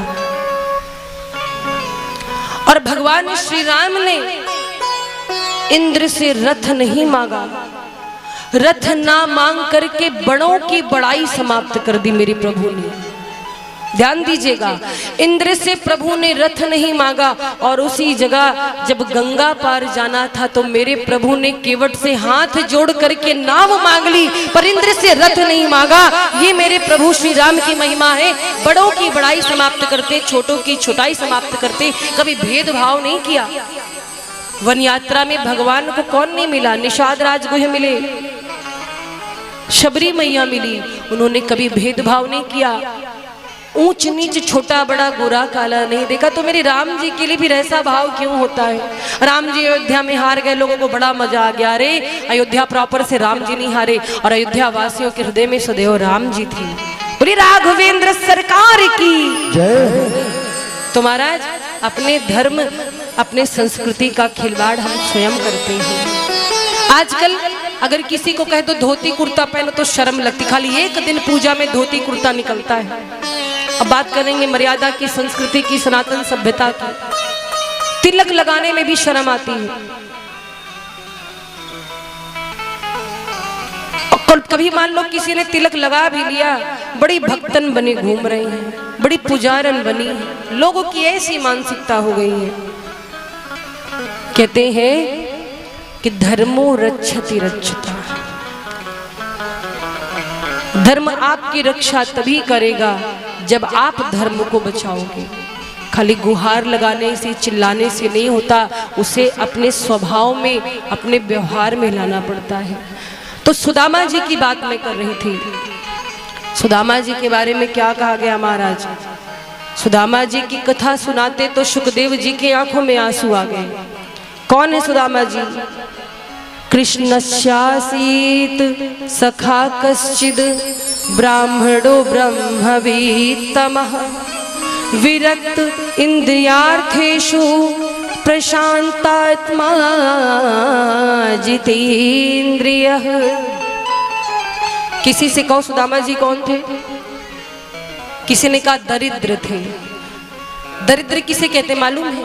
दरिद्र कौन होता है? कोई गरीब है तो उसको दरिद्र नहीं कहा जा सकता। आज ध्यान से सुन लो, गरीब और दरिद्र में अंतर होता है। जिसके पास घर नहीं है, गाड़ी बंगला नहीं है, बढ़िया हीरे जवाहरात नहीं है, मान लो गहने आभूषण नहीं है, तो क्या वो दरिद्र हो गया? वो दरिद्र नहीं है। वो गरीब हो सकता है, निर्धन हो सकता है, पर वो दरिद्र नहीं। तो दरिद्र कौन है? दरिद्र वो होता है जिसके पास खूब हो, उसके बाद भी वो संतुष्ट ना हो। होने के बाद भी सोचे और आ जाए और आ जाए और आ जाए, वो दरिद्र होता है। तो सुदामा जी को दरिद्र कहने वाले हम आप कोई नहीं होते। पूरी भागवत में कहीं नहीं लिखी सुदामा जी दरिद्र थे, कहीं नहीं लिखा है। सुदामा जी कौन थे? भगवान कृष्ण के बचपन के सखा, ब्राह्मणो ब्रह्मवित्तमा, प्रशांतात्मा, जितेंद्रिय, विरक्त। अरे महाराज, जो विरक्त हो चुका है संसार में रहते हुए, जिसके अंदर कोई कामना ही नहीं, वो दरिद्र कैसे हो सकता है? जो हर हाल में भगवत भजन में लगा हो और अपने जीवन को ये मान ले कि हरि की इच्छा से हो रहा, वो कैसे दरिद्र हो सकता है? सुदामा जी से बड़ा अमीर इस धरती पर कोई है ही नहीं। जितेंद्रिय किसे कहते पता है? जिसने अपने इंद्रियों को वश में कर रखा हो। और इस संसार में सबसे कठिन है अपने इंद्रियों पर वश करना। इंद्रियों का संयम हर कोई नहीं कर सकता। सुदामा जी तो इतने विरक्त थे, इतने संतोषी थे। देखो, वो ब्राह्मण थे, ब्राह्मण का अधिकार होता है दान लेने का। अगर कोई दान देता है तो ब्राह्मण को स्वीकार करना चाहिए, इसमें कोई बुराई नहीं है। सुदामा जी निर्धन थे। अगर कोई ला करके भोजन की एक थाली सुदामा जी को दे दे, लीजिए सुदामा जी भोजन पा लीजिए, सुदामा जी भोजन कर लेते। पर किसी के द्वार पे मांगने नहीं गए कभी। ये गलत बात जो दिखाते 2-2 रुपए भीख मांग रहे सुदामा जी झांकियों में, बहुत गलत बात है। सुदामा जी किसी के द्वार पे मांगने नहीं गए। तो सुदामा जी को कोई एक थाली भोजन ला के दे, सुदामा जी उसको रख लेते, पा लेते। उसी दिन कोई और एक थाली ला के दे, सुदामा जी कहते कि नहीं, आज का हमारा हो गया, इसको ले जाइए। कोई कहता अगले दिन के लिए रख लो, कहते कोई बात नहीं, जिस परमात्मा ने आज व्यवस्था की वही परमात्मा कल भी व्यवस्था कर देगा। ये भाव सुदामा जी का था। तो ऐसा व्यक्ति दरिद्र हो सकता है? नहीं। तो महाराज, सुदामा जी की पत्नी सुशीला सर्वगुण संपन्न। हाँ, उनके मन में थोड़ा लोभ था, भाई स्त्री है, स्त्री है इसलिए नहीं, गरीबी से तंग आ गई थी। और महाराज, बच्चे हैं 2-4, बाल गोपाल है, भोजन की व्यवस्था करने में बड़ी परेशानी होती थी। तो उन्हें तो थोड़ा कष्ट था, पर सुदामा जी अपने जीवन से कभी दुखी नहीं थे। और ये सुदामा जी को जो गरीबी मिली वो भी भगवान कृष्ण के नाते मिली। जब दोनों बचपन में संदीपनी गुरु के आश्रम में पढ़ते थे, तो एक बार उसी आश्रम के थोड़ी दूर पर एक बुढ़िया अम्मा रहती थी। जो बूढ़ी माँ थी बड़ी गरीब थी, उनके पास खाने को थोड़े से चने थे। उस चने को उन्होंने एक पोटली में बांध रखा था। एक चोर आया चोरी करने, उसे लगा कि इसमें कोई बहुमूल्य वस्तु होगी, वो पोटली चुरा ले गया। और जब सब दौड़ाने लगे तो उस पोटली को उसी आश्रम में फेंक दिया जहां पर ये दोनों पढ़ते थे, श्री कृष्ण और सुदामा। तो उस बुढ़िया ने कहा था कि जा, जो मेरे चने खाएगा वो हमेशा के लिए गरीब हो जाएगा। सुदामा जी त्रिकालज्ञ थे, सब कुछ जान जाते थे। सुदामा जी को पता था कि इस पोटली में जो चने हैं वो शापित हैं। खेलते खेलते दोनों आई आश्रम में, गुरु माता उस पोटली को पा गई, लाकर भगवान कृष्ण को दिया। सुदामा जी समझ गए कि इसको यदि मेरा मित्र खाएगा तो ये तो गरीब हो जाएगा, और ये गरीब ना हो, इससे अच्छा मैं गरीब हो जाऊं। और वो पोटली छीनकर पेड़ पर चढ़ गए। सुदामा जी चने खाने लगे। ठाकुर जी कहते क्या खा रहे हो, अकेले अकेले मुझे दो। बोले कुछ नहीं, ठंडी से दांत कटकटा रहे हैं। झूठ बोल दिए थे। तो ये झूठ बोलना गलत नहीं था, क्योंकि अपने मित्र के जीवन को बचाने के लिए झूठ बोला। और महाराज, ये गरीबी भी भगवान के बदले ही सुदामा जी को मिली। तो एक बार की बात है, सुशीला कहती है सुदामा जी से कि आपके एक बचपन के सखा थे कृष्ण, मैंने सुना वो द्वारिका के राजा हो गए हैं, और क्यों नहीं आप एक बार उनसे मिलकर आते, क्या आपका उनसे मिलने का मन नहीं करता? सुदामा जी कहते बड़ी सुंदर बात याद दिलाई देवी।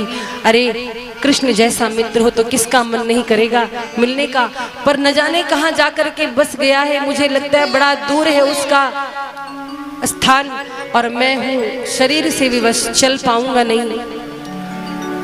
तो कभी कृष्ण की याद आती, मन में ध्यान करता हूँ, बस दर्शन कर लेता हूँ। सुशीला कहती तब तो हो चुका। कहती एक बार मिल करके आइए ना। दामा जी कहते कैसे जाऊं, मित्र के यहाँ खाली हाथ नहीं जाते, कुछ तो होना चाहिए। बोली मैं प्रबंध कर दूंगी। और महाराज सुशीला भी बड़ी चतुर थी, घर में केवल चावल के 2 दाने थे, सो 2-4 घरों से चावल मांग कर लाई। एक घर से नहीं मांगा, 2-4 घर से तंदुल मांगी, अलग अलग होंगे ताकि द्वारिकाधीश भी समझ जाए कि मांगे हुए अपने घर के लिए। और एक फटी सी धोती में सिल दिया, पोटली बनाई और कहा कि एक संदेश मेरा द्वारिकाधीश को दीजिएगा। सुशीला कहती है कि 1 मास 2 पाख में 2 एकादशी हुई। हे द्वारिकाधीश, 1 महीने में 2 एकादशी होती है ना, 1 मास 2 पाख में 2 एकादशी हुए, सो प्रभु दीन दयाल ने नित्य प्रतिदिन ही हुए। यानी मेरे यहाँ रोज एकादशी होती है, हमारे यहाँ खाने को नहीं है। शॉर्टकट में समझा दिया।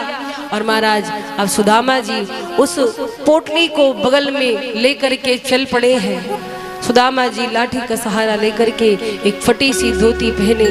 और देखिए सुदामा जी जब निकले हैं ना महाराज, उस समय पूष का महीना था, कड़ाके की सर्दी थी, ना पाँव में उनके जूते हैं, ना कोई चरण पादुका है, ना शीश पर पगड़ी है। और सुदामा जी चल पड़े हैं कृष्ण की खोज में।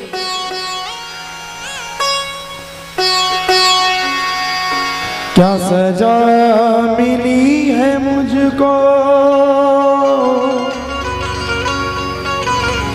क्या सजा मिली है मुझको, तेरी दोस्ती के पीछे हर दर दर भटक रहा हूँ। तेरी दोस्ती के पीछे दर दर भटक रहा हूँ, तेरी दोस्ती के पीछे। क्या सजा मिली है मुझको, हो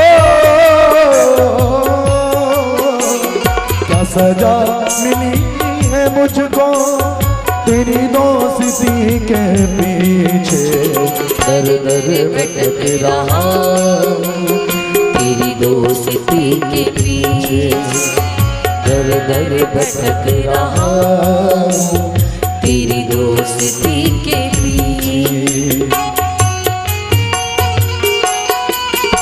बोले तालियों की सेवा।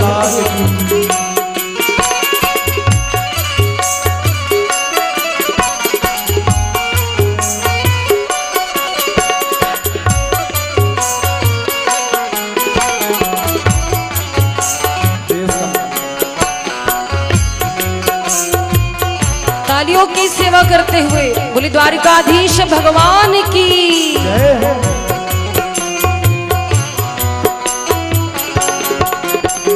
मैं गरीब हूँ तो क्या है, ओ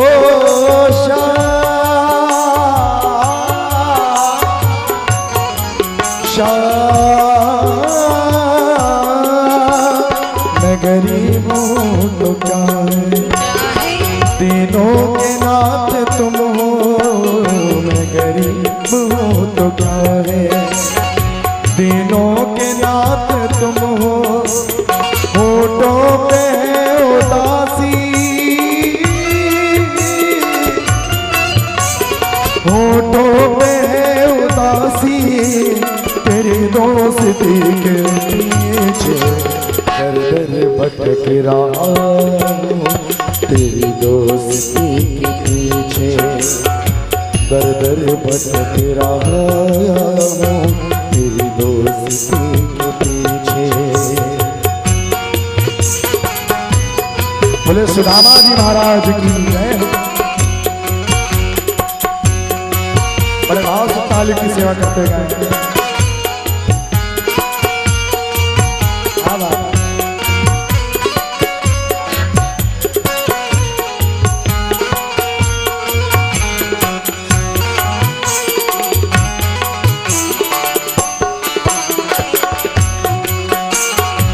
जय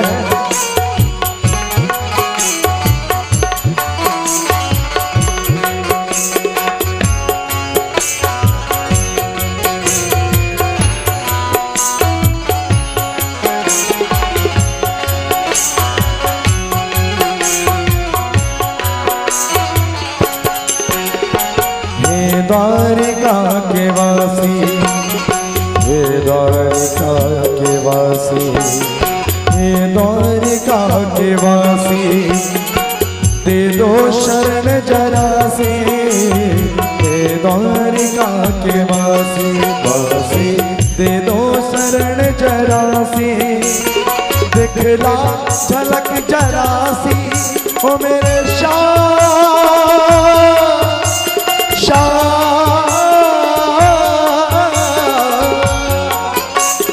दिखला झलक जरा सी और मेरी दोस्ती के पीछे दर दर भटक रहा, तेरी दोस्ती के पीछे दर दर भटक रहा हूँ, तेरी दोस्ती के पीछे।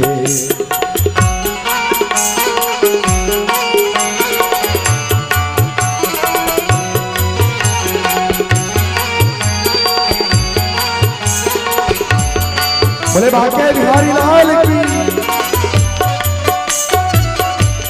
हाँ से ताली की सेवा करते हैं। जय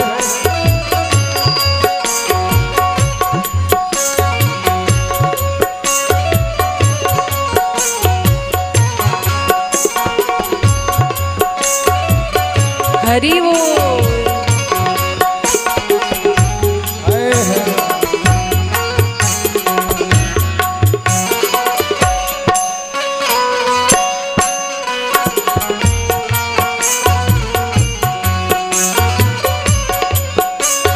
श्री हरिदास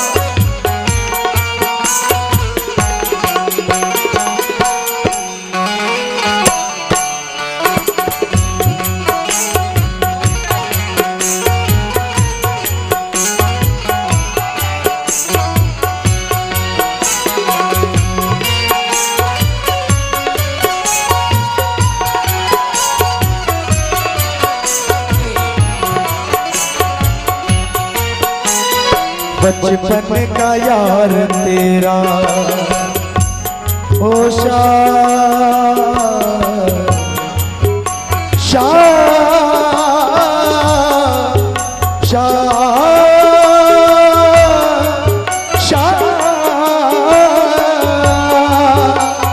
बचपन का यार तेरा आया तेरी गली में, बचपन का यार तेरा आया तेरी गली में, दर दर भटक के आया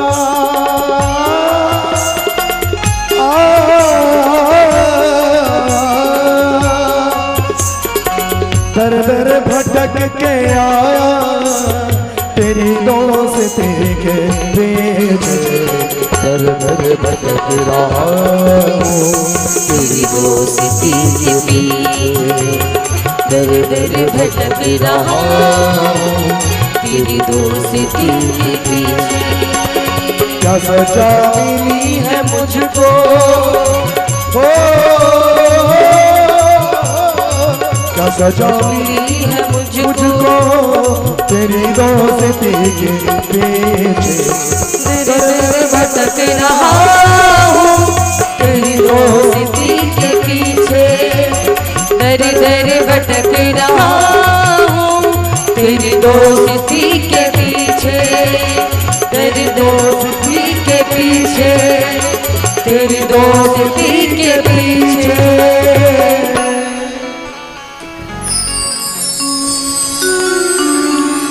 और महाराज सुदामा जी श्री ठाकुर जी का ध्यान करते हुए चले जा रहे हैं। ठंड लगती है लेकिन क्या करें, विवश हैं परिस्थितियों से, लेकिन महाराज हार नहीं मानते। सुदामा जी चलते जा रहे हैं, एक टूटा सा लोटा है, फूटा सा एक लाठी है, उसी का सहारा लिए हुए हैं।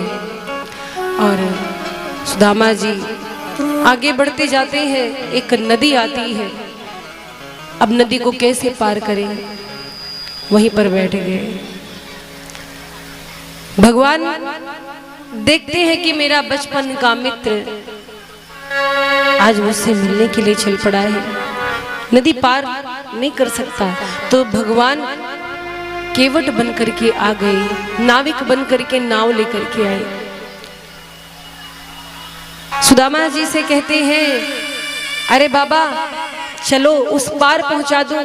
सुदामा जी कहते हैं, भैया तुमको देने के वास्ते मेरे पास पैसे नहीं है, एक भी रुपए नहीं है। मन में ठाकुर जी कहते हैं, सुदामा भले आपके पास पैसे नहीं है, अपनी गरीबी मुझे दे दो, अपनी गरीबी आज मुझे दे दो दक्षिणा के रूप में। और महाराज सुदामा जी वहीं भूमि पर लेट गए, चलते चलते थक चुके थे, भूमि पर लेट गए। आधी धोती जो पहनी हुई थी उसी को आधा बिछाया, आधा ओढ़ लिया, ओढ़ करके लेट गए और कहते, कन्हैया तेरी 1000 बार गरज करे कि तू खुद मुझसे मिलने आवे, इतनी दूर मैं आ चुका, अब मेरे से चला नहीं जाता। और नींद लग गई। भगवान कहते हैं कि आप यदि हमारे लिए 2 कदम चलते हो तो 4 कदम आ करके हम आपका हाथ पकड़ेंगे, पर चलो तो कम से कम 2 कदम। गरुड़ जी को भेजा है ठाकुर जी ने कि सुदामा जी सो रहे, उनको सोने दीजिए, और सोते हुए सुदामा जी को लाकर द्वारिका पहुंचा दीजिए। गरुड़ जी ने सुदामा जी को स्वयं पर आरूढ़ किया और लेकर के आ गए द्वारिका। द्वारिका सुदामा जी पहुंच गए हैं, अभी सोए हुए हैं। थोड़ी देर बाद से उनके कानों में घंटे घड़ियाल की आवाज सुनाई दी, चारों तरफ घंटे बज रहे हैं और लोग कह रहे हैं, जय श्री कृष्णा, जय श्री कृष्णा, जय श्री कृष्णा, जय श्री कृष्णा, जय श्री कृष्णा, जय श्री कृष्णा। जब जय श्री कृष्णा की ध्वनि कान में गई, अरे ये कौन सी नगरी है? सुदामा जी उठकर बैठ गए। देखा वो बड़ी बड़ी प्रासाद, वो बड़े बड़े महल, द्वारिकापुरी का सौंदर्य देख करके सुदामा जी सोचने लगी, कहाँ आ गया मैं। किसी से पूछा, भैया ये कौन सी जगह है? बोले आपको नहीं पता, ये तो द्वारिकापुरी है, द्वारिकापुरी। सुदामा जी के धन्य हो, हम इतनी जल्दी आ गए, इतनी मेहनत करके। सुदामा जी को लगा वो खुद आए, पर भगवान स्वयं उनको गरुड़ जी के माध्यम से ले आए। और महाराज सुदामा जी अब भगवान द्वारिकाधीश के महल को खोजने लगे। द्वारिका का नाम द्वारिका क्यों पड़ा पता है? द्वारिका नगरी में ऐसे विशाल भवन बने थे, इतने बड़े विशाल भवन कि उनका द्वार खोजते नहीं बनता, लोग द्वार ही खोजते रहते थे कि द्वार कहाँ है, द्वार कहाँ है। इसीलिए उसका नाम द्वारकापुरी पड़ गया। बोलिए द्वारकापुरी की। किसी से पूछा, भैया कन्हैया का महल कौन सा है? एक व्यक्ति बोला, ये बताओ तुम किस कन्हैया की बात करो, यहाँ तो कोई कन्हैया नहीं, और कन्हैया नाम के तो बहुत सारे लोग हैं, किसको पूछ रहे हो? बोले वही जो राजा है यहाँ का। बोले महाराज थोड़ा मर्यादा से नाम लीजिए, वो यहाँ के राजा हैं, उनका नाम हम लोग बड़े सम्मान के साथ लेते हैं। अनंत श्री समलंकृत छत्रपति राजमूर्ति धर्म चक्रवर्ती सर्वेश्वरेश्वर श्री महाराजाधिराज द्वारिकाधीश श्री कृष्ण चंद्र महाराज नाम है उनका। सुदामा जी बोले, इतना बड़ा नाम हमसे नहीं लिया जाएगा, हम तो वहां को कन्हैया बुलाएंगे बस, वो छोटा सा नाम है, बढ़िया है। बोले आप थोड़ा आगे जाइए, उधर जाकर पता करिए, उधर ही है उनका महल। पूछते पूछते सुदामा जी भगवान द्वारिकाधीश के महल के बाहर आए। और महाराज कई जगह लोग बोलते हैं कि सुदामा जी जब पहुंचे हैं तो द्वारिकाधीश के द्वारपालों ने उन्हें धक्के मार करके हटा दिया। ऐसा कुछ नहीं हुआ। द्वारिकाधीश के जो द्वारपाल हैं वो इतने भी कुसंस्कारी नहीं कि किसी ब्राह्मण को द्वार से मारकर भगाएंगे, ऐसा नहीं महाराज। ये सब जो आप लोग देखते हो टीवी में, फिल्म में, झांकियों में, सब गलत बात है। द्वारपाल से जब सुदामा जी कहते हैं कि ये किसका भवन है, तो उन्होंने बताया राजाधिराज श्री कृष्णचंद्र महाराज का। बोले हम आपके जो महाराज हैं उनके बचपन के सखा हैं। द्वारपाल कहता है कि क्षमा करें, हम आपको पहचानते तो नहीं है, पर ब्राह्मण देव अभी यहीं ठहरिए, थोड़ा विश्राम कर रहे हैं हमारे सरकार, जैसे विश्राम करके उठते हम आपका संदेश पहुंचा देंगे। उन्होंने ये कहा कि यहीं पर ठहरिए, उन्होंने धक्का नहीं दिया था। कहते हैं ब्राह्मण देव बस थोड़ी देर रुकिए। और एक द्वारपाल अंदर आया, भगवान श्री कृष्ण विश्राम कर रहे हैं। आकर कहता है सरकार क्षमा करें, द्वार पर एक ब्राह्मण आया है। और महाराज भगवान श्री कृष्ण के लिए सुदामा जी ने क्या संदेश दिया था। जाकर सुदामा जी कहते हैं कि द्वारपाल एक बार जाकर अपने महाराज से कह दो कि हम उनके बचपन के सखा हैं। अरे हमारे इस स्वरूप पर मत जाओ, हमने सच में उनके साथ बचपन में पढ़ाई करी है। और महाराज गरीबी ऐसी होती है ना, आजकल लोग आपके कपड़ों से आपको पहचानते हैं। कपड़े अच्छे पहने बोलेंगे बड़े अच्छे हैं, बड़े अच्छे घर के हैं। देखो देखो ये गरीबी का हाल, कृष्ण के दर पे विश्वास लेके आया हूँ। मेरे बचपन का यार है मेरा श्याम, यही सोच कर मैं आस लेके आया हूँ।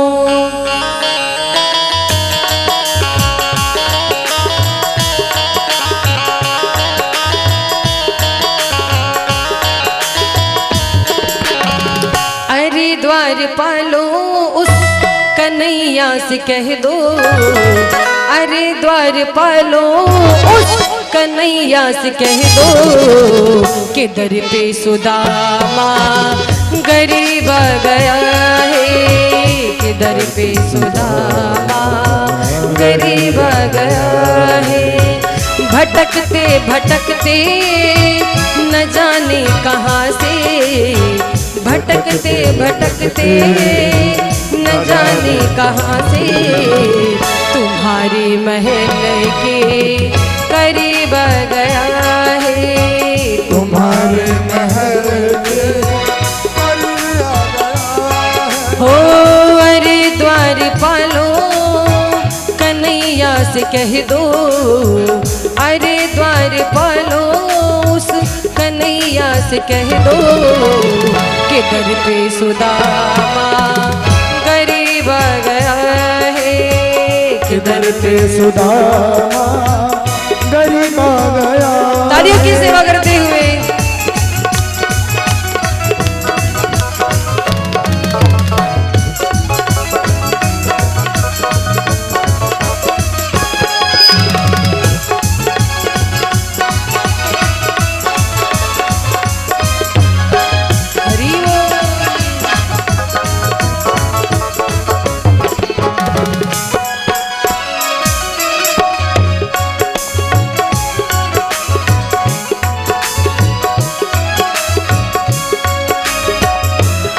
और कहते क्या, न सर पे है पगड़ी न तन पे है जामा, न सर पे है पगड़ी न तन पर है जामा। बता दो कन्हैया को नाम है सुदामा हो, बता दो कन्हैया को नाम है सुदामा। न सर पे है पगड़ी न तन पर है जामा, बता दो कन्हैया को नाम है सुदामा हो। न सर पे पगड़ी न तन पर है जामा, बता दो कन्हैया को नाम है सुदामा हो, बता दो कन्हैया को नाम है सुदामा। एक बार मोहन से जा कर के कह दो, एक बार मोहन से जा कर के कह दो कि मिलने सखा बद नसीबा गया है, कि मिलने सखा बद नसीबा गया है।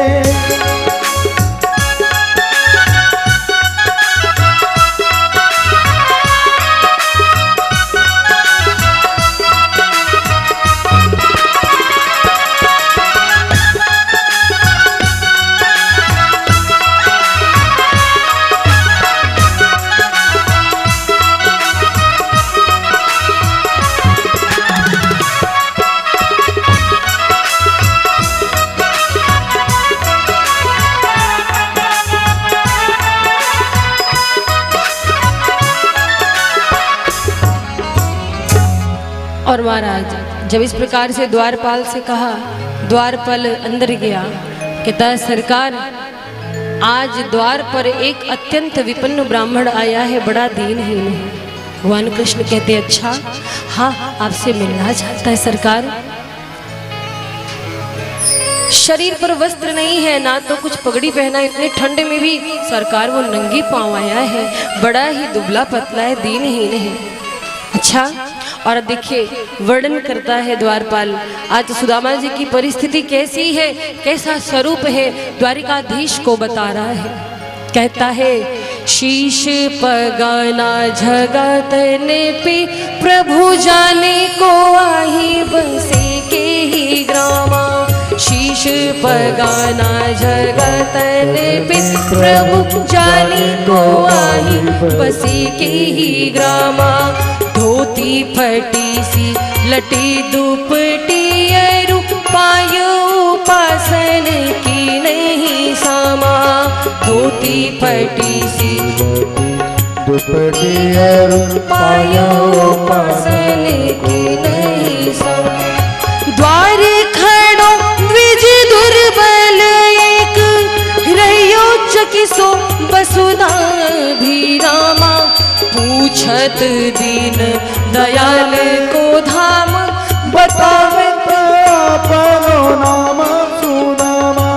पूछत दीन दयाल को धाम बतावे अपनो नाम सुदामा।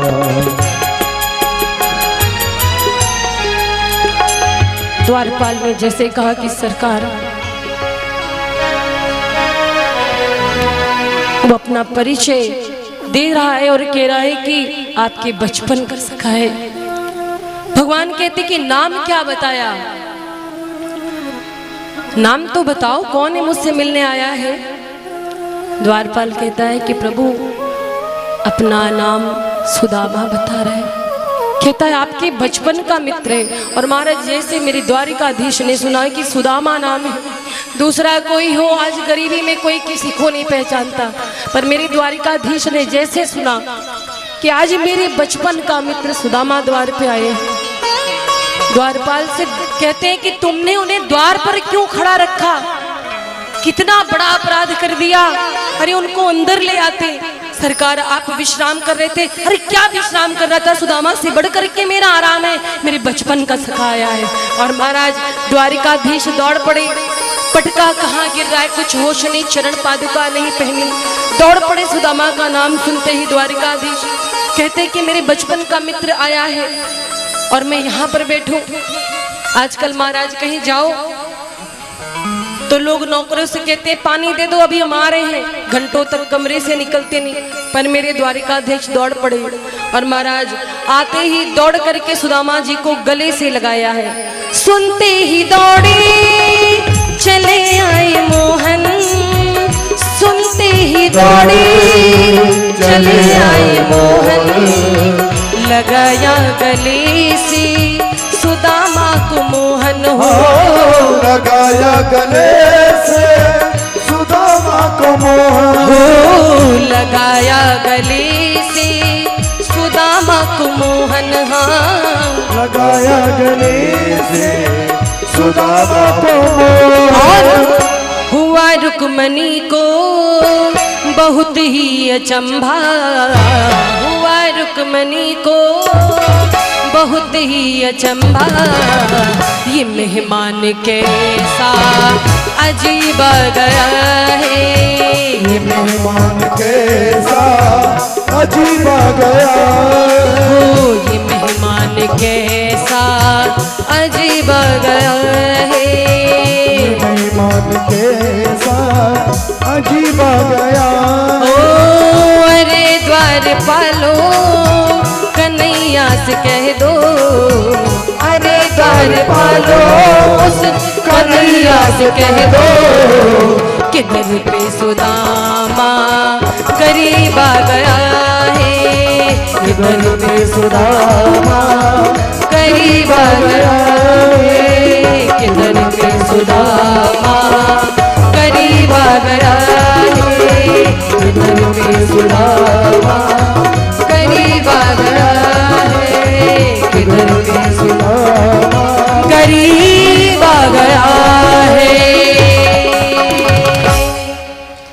कि दर पे सुदामा गरीब आ गया है। और महाराज द्वारिकाधीश बड़े सम्मान से स्वयं सुदामा जी को अपने साथ महल में लिवा के लेके आए, अपने सिंहासन पर बिठाया सुदामा जी को। और पता है आपको, सुदामा जी के चरण धोने के लिए क्या नौकरों की कमी थी? इतने सारे नौकर थे, चाहते तो किसी नौकर से कह देते, किसी दास से, पर क्या कहा, सारी रानियों को बुलाते हैं द्वारिकाधीश, जल्दी से कोई जल ले आओ, कोई परात ले आओ। अरे मेरे बचपन के मित्र आए हैं, उनके चरण मैं आज अपने हाथों से धुलूंगा। पानी और परात मंगाया गया। लक्ष्मी स्वरूपा रुक्मिणी जी से कहा गया कि आप इन्हें पंखा करिए। दास दासियों को हटा दिया गया। आज भगवान का परिवार ब्राह्मण देव की सेवा में लगा है। भगवान श्री कृष्ण आज स्वयं सुदामा जी के चरणों को धोने बैठे हैं। देवता भी कह रहे हैं धन्य है इस ब्राह्मण का सौभाग्य है। साक्षात नारायण जिसके चरण धो रहे हो, लक्ष्मी पंखा झल रही हो, इससे बड़ा धनवान इस धरती पर और कौन हो सकता है? बताओ, क्या सुदामा गरीब है जिसके चरण नारायण पखार रहे हो? महाराज सुदामा जी के चरण धोने के लिए भगवान वीरासन में बैठे सुदामा जी का एक चरण अपने पैर पर रखा। देखा उसमें कांटे चुभे हुए थे, और इतने कांटे, सारे कांटों को एक एक करके द्वारिकाधीश निकालते हैं। लेकिन एक कांटा ऐसा था जो निकल नहीं रहा था हाथों से। भगवान द्वारिकाधीश ने अपने दांतों से खींच करके सुदामा के चरणों के कांटों को निकाला। और ये सच है महाराज, इस दुनिया में जो विपत्ति के कांटे हैं उसे जगत नहीं, केवल जगदीश्वर ही निकाल सकता है। विपत्ति के कांटों को केवल एक जगदीश्वर ही निकाल सकता है और दूसरा कोई नहीं। सुदामा जी के चरणों को देख करके रोने लगे द्वारिकाधीश। और महाराज कौन कहे, आज ना तो जल छुआ ना तो परात, क्या हुआ? देखी सुदामा की दीन दशा, करुणा करके करुणा निधि रोए। देखी सुदामा की दीन दशा, करुणा करके करुणा निधि रोए। ओ देखी सुदामा की दीन दशा, करुणा करके करुणा निधि रोए। देखी सुदामा की दीन दशा, करुणा करके करुणा निधि। और पानी परात को हाथ छुयो नहीं, नैनन के जल से पग धोए। पानी परात को हाथ छुयो नहीं, नैनन के जल से पग धोए। तो महाराज आज सुदामा जी के चरणों को भगवान अपने नेत्रों के जल से धुल रहे हैं। और भगवान आज सुदामा जी को पकड़ करके इतना रोई। सुदामा जी ने भगवान से कुछ कहा नहीं, पर दोनों मित्रों की बात मन ही मन चल रही है। भगवान क्षमा मांग रहे हैं सुदामा जी से कि सुदामा मेरे मित्र, क्षमा कर देना, तुमने पूरे जीवन मेरे कारण गरीबी में बिताए, अपने हिस्से की गरीबी मैंने तुझे दे दी, लेकिन तुमने कभी मुझसे शिकायत नहीं किया। तुम्हारा ये प्रेम, इस प्रेम का मैं सदैव ऋणी रहूंगा सुदामा। तुम जैसा मित्र कौन हो सकता है? ये तुम्हारा उपकार है मुझ पर। और क्षमा करना मेरे मित्र, तुम नहीं आ सकते थे, मैं तो आ सकता था, लेकिन मैं भी नहीं आ पाया। क्षमा करना मेरे मित्र। आज भगवान कृष्ण हाथ जोड़कर मन ही मन सुदामा जी को प्रणाम करते, क्षमा मांगते। और महाराज सुदामा जी भगवान के लिए क्या लेकर के आए थे? अपना विश्वास, अपना प्रेम। भगवान कहते हैं पुत्रम पत्रम पुष्पम फलम तोयम यो में भक्ता प्रयच्छति। मुझे अगर प्रेम से कोई अपना भाव समर्पित कर दे वही बहुत है। 56 भोग की जरूरत नहीं है। एक पत्र भी, एक पुष्प भी प्रेम से चढ़ा दे तो मेरे लिए बहुत है। और कुछ भी ना हो तो केवल अपने मन को समर्पित कर दे। तो महाराज ये भाव है। भगवान सुदामा जी को अंदर लेके गए, खूब सेवा करी, बहुत प्रकार के व्यंजन बने हुए हैं, सारी रानियां सेवा में लगी हैं, बातें होने लगी। द्वारिकाधीश कहते हैं सुदामा जी ये बताइए आपकी गृहस्थी कैसी चल रही है, आपने अपने विवाह में हमें नहीं बुलाया। सुदामा जी कहते हमारे तो एक हुए, तुम्हारे तो इतने सारे हो, तुमने किस में बुलाया? तुम्हारे तो इतने सारे हो, तुमने एक में भी नहीं बुलाया। हमने सुना 16,108 रानियां हैं। भगवान कहते हैं हाँ है, तो सबसे मिलवाऊंगा आपको, पहले बताइए आप लेकर क्या है, भाभी ने भेजा क्या है? सुदामा जी सब कुछ आ गए, पोटली छिपाने लगे बगल में। द्वारिकाधीश की दृष्टि से कोई बच सका। कहते सुदामा जी क्या लाए, कुछ तो स्पेशल है, छिपा रहे हो आप? नहीं नहीं कुछ नहीं है। और महाराज पोटली छीन ली प्रभु ने, दोनों छीना झपटी करने लगी। द्वारिकाधीश ने पोटली खोली, देखा चावल, बोले आज मुझे 56 भोग से बढ़ कर के स्वाद मिलने वाला है। आज तो इस चावल को देखकर मुझे ऐसा लगता है कि संसार के जितने भी व्यंजन है उन सबसे स्वादिष्ट भोग मेरी भाभी ने मेरे लिए भेजा है। सुदामा जी लज्जित हो रहे हैं कि इतनी सारी रानियां और इतने बड़े महल का स्वामी, कैसे सबके सामने इस चावल को मैं दूं? लेकिन भगवान ने तो ले लिया और लेते ही चावल को मुट्ठी में, एक मुट्ठी चावल मुख में रखा और मन ही मन संकल्प लिया, लो सुदामा जी एक लोक आपके नाम। दूसरी मुट्ठी चावल की मुख में रखा, लो सुदामा जी दूसरा लोक आपके नाम। और महाराज जैसे तीसरी रखने चले सुदामा जी के सामने, भगवान कृष्ण रुक्मिणी मैया हाथ पकड़ती हैं, कहती है बस कीजिए स्वामी, पेट खराब हो जाएगा, तबीयत बिगड़ जाएगी। मानो मन ही मन कह रही है सब उन्हीं को दे दोगे, खुद कहाँ रहोगे? 3 ही लोग हैं, 2 तो दे चुके हो। द्वारिकाधीश कहते हैं रुक्मिणी, अब देखो ये बात मन में हो रही है, रुक्मिणी जी और द्वारिकाधीश के संकेत में ये बात हो रही है। द्वारिकाधीश कहते हैं रुक्मिणी एक काम करो, जरा ध्यान लगाओ, सुदामा क्या लेकर के आया है मेरे लिए? उसके घर में मात्र 2 दाने चावल के थे, मानो यही तो उसकी पूरी संपत्ति थी। उसने अपना सर्वस्व लाकर मुझे दिया। 2 ही दाने थे, जितने थे वो सब ले आया ना, तो मेरे पास जितने मैं क्यों ना दे दूं? उसके आगे तो ये कम ही पड़ रहा है, अभी तो 2 ही लोग दिए, एक बाकी है। रुक्मिणी मैया कहती हैं प्रभु आपकी माया आप ही जानो, धन्य है आप और आपके जैसा मित्र। तो महाराज ये प्रेम है भगवान कृष्ण और सुदामा जी का। सुदामा जी कुछ दिन रहे, सारी रानियां आकर बारी बारी से प्रणाम करती, सुदामा जी ने आशीर्वाद दिया। सुदामा जी ने सोचा ज्यादा दिन यहाँ रहना ठीक नहीं, दूसरा कोई हो इतना वैभव देख ले, अरे यहाँ तो कुछ दिन आनंद कर लो, 10-15 दिन मजे से बढ़िया खा लो तब जाओ। सुदामा जी नहीं, सुदामा जी चल पड़े, कहते हैं कन्हैया आप विदा करना, आप चलूंगा।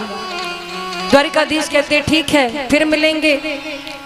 चलते समय द्वारिकाधीश ने कुछ कहा नहीं, ना तो कुछ दिया।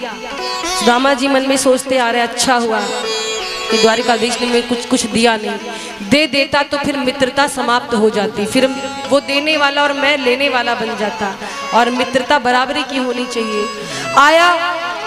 आए जब अपने नगरी में तो इनकी झोपड़ी गायब, झोपड़ी खोज रहे, 4-5 लोगों से पूछा भैया यहाँ पर हमारी एक पत्नी थी, सुशीला नाम है, 2-4 बाल गोपाल थे, नजर नहीं आ रहे, हमारी कुटिया नहीं दिख रही। ये कौन सी नगरी? किसी ने कहा सुदामापुरी। बोले सुदामा नाम की कोई सेठ होंगे, लगता गलत एड्रेस में चले आए, ये किसी और की नगरी में चले आए। और महाराज फिर क्या कहा? कहते हमारी यही झोपड़ी थी, तब तक सुशीला बढ़िया सज सवर के 16 श्रृंगार किए, वस्त्र आभूषण से अलंकृत होकर दासियों के साथ आरती की थाली लेकर आई। सुशीला जी कहती हैं अरे स्वामी सुनिए तो। सुदामा जी कहते बहन जी प्रणाम, आप कौन? कहती है अरे अपनी पत्नी को नहीं पहचान रहे, मैं आपकी पत्नी सुशीला। कहते लगती तो नहीं। बच्चों को बुलाया गया। बच्चों ने जब बाबा बाबा का तब जाके कन्फर्म हुआ कि सुदामा जी के बच्चे ये पत्नी। सुदामा जी कहते ये सब कैसे हो गया? कहती हैं द्वारिकाधीश की कृपा से। द्वारिकाधीश ने हम सब पर अनुग्रह किया। आज हमारी गरीबी समाप्त हो गई। सुदामा जी को यहाँ पर थोड़ा सा दुख हुआ। कहते तुमने इसीलिए मुझको भेजा था, यही तो तुम चाहती थी, तो तुमको भूख थी, तुम रहो महल में, मुझे नहीं रहना।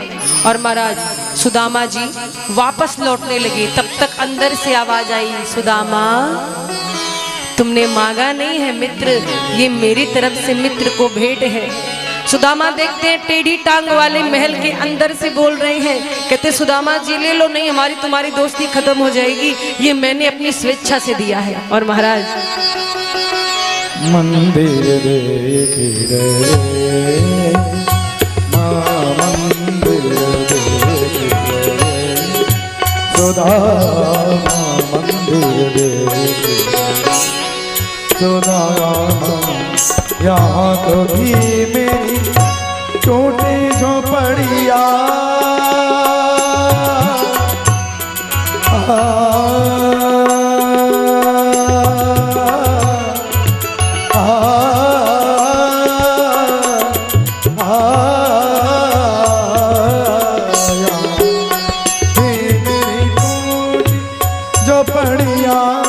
कंचन महल खड़े सुदामा मंदिर सुदामा। और कुछ अतिथि आए हुए जिनको मारवाड़ी भजन आनंद देता है। थोड़ा एक मारवाड़ी भजन गा दिया जाए श्याम सुंदर का। बोलिए श्याम प्यारे की, बोलो लखदातार की जय हो, बोलो हारे के सहारे की जय हो।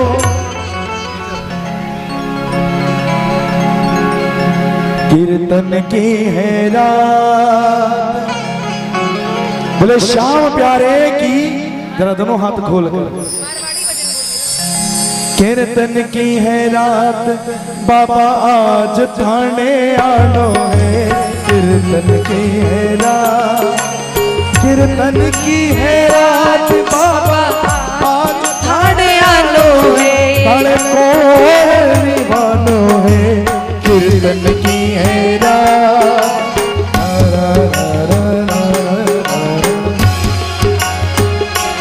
तालियों की सेवा करते हुए हरि बोल।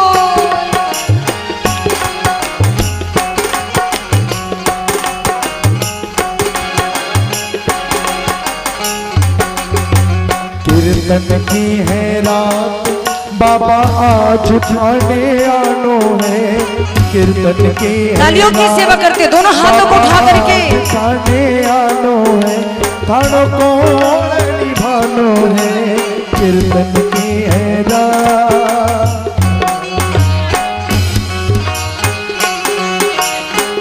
हरि बोल। बोले खाटू नरेश की, झूम करके मस्ती के साथ हरि बोल।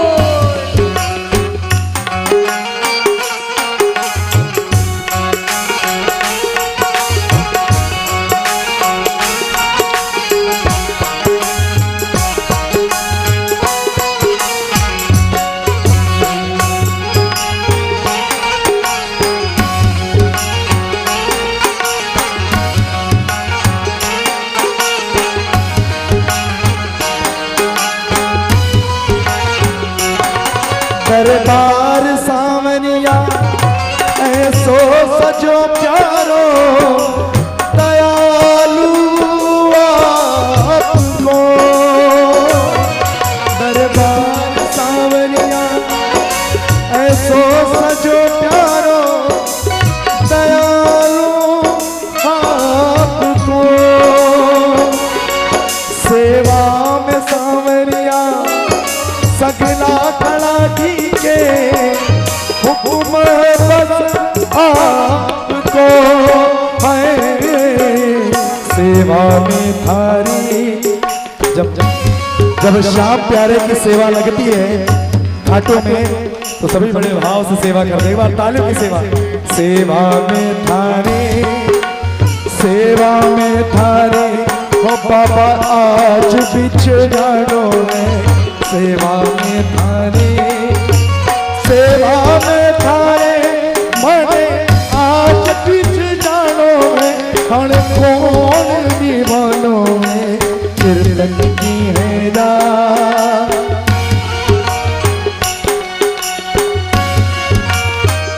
हरि बोल मस्ती में झूमते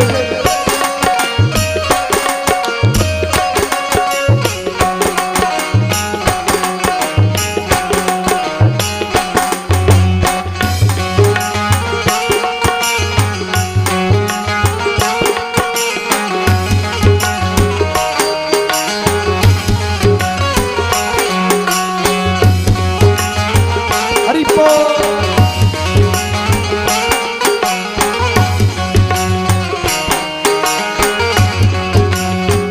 कीर्तन की है प्यारी कीर्तन करा जमकर कीर्तन की है प्यारी कीर्तन करा जमकर प्रभु को मेरे करो कीर्तन की है प्यारी कीर्तन करा जमकर प्रभु को मेरे करो वादो थारो दाता कीर्तन में आने को घड़ी क्यों देर करो भजना सुथाने लगा के ताली एक बार खाटू की मस्ती दिखनी चाहिए एक बार हाँ ये बात भजना सुथाने ओ बाबा आज रिझानो है भजना सुथाने बाबा आज रिझानो है सन कौन दीवानो है कीर्तन की है रात बाबा आज उठाने आनो है कीर्तन की है रात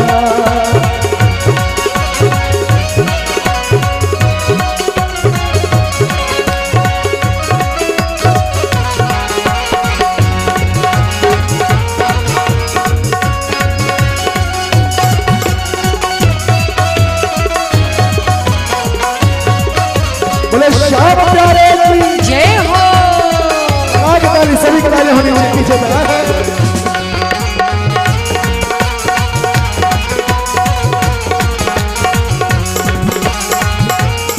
हो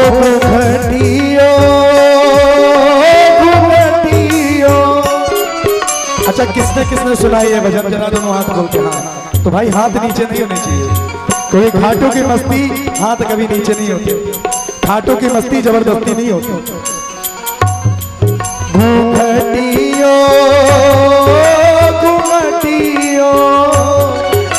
घुमटियो आड़े आजो जी हो घुमटियो आड़े आजो जी थाने देख कौन पाए बाबा श्याम घुमटियो आड़े आजो जी थाने देख कौन पाए बाबा श्याम घुमटियो आड़े आजो जी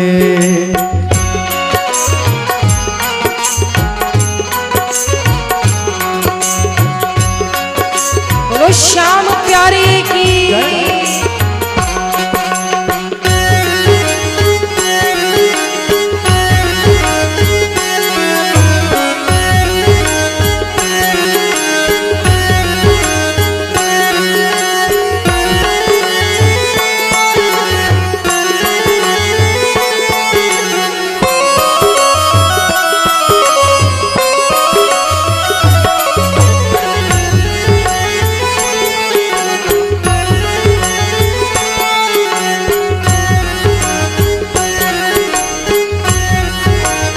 और पैदल आया रे वो पैदल आया रे सेवकिया बाबा आज थारे द्वार, पैदल आया रे, पैदल आया रे सेवकिया बाबा आज थारे द्वार, पैदल आया रे।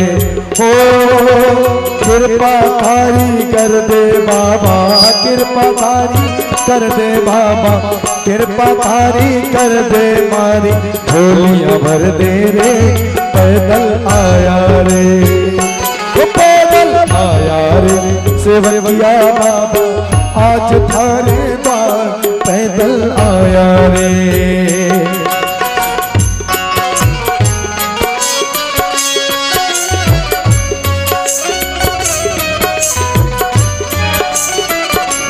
सेवकियो सेवकियो सेवकियो खाटू आयो जी, हो सेवकियो खाटू आयो जी, लेके हाथों में निशान बाबा शाम, सेवकियो खाटू आयो जी, लेके हाथों में निशान बाबा शाम, सेवकियों खाटू आयो जी। कीर्तन की है रात बाबा आज ताने आनो है, कीर्तन की है रात, कीर्तन की है रात बाबा आज ताने आनो है, ताने कोई निवानो है, कीर्तन की है रात, कीर्तन की है रात बाबा आज ताने आनो है, कीर्तन की है रात, कीर्तन की है रात, कीर्तन की है रात। बोले श्याम प्यारे की,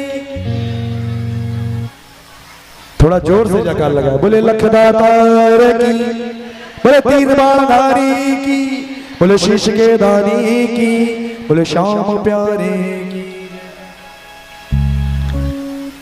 एफ माइनर लगा दीजिए, एफ माइनर।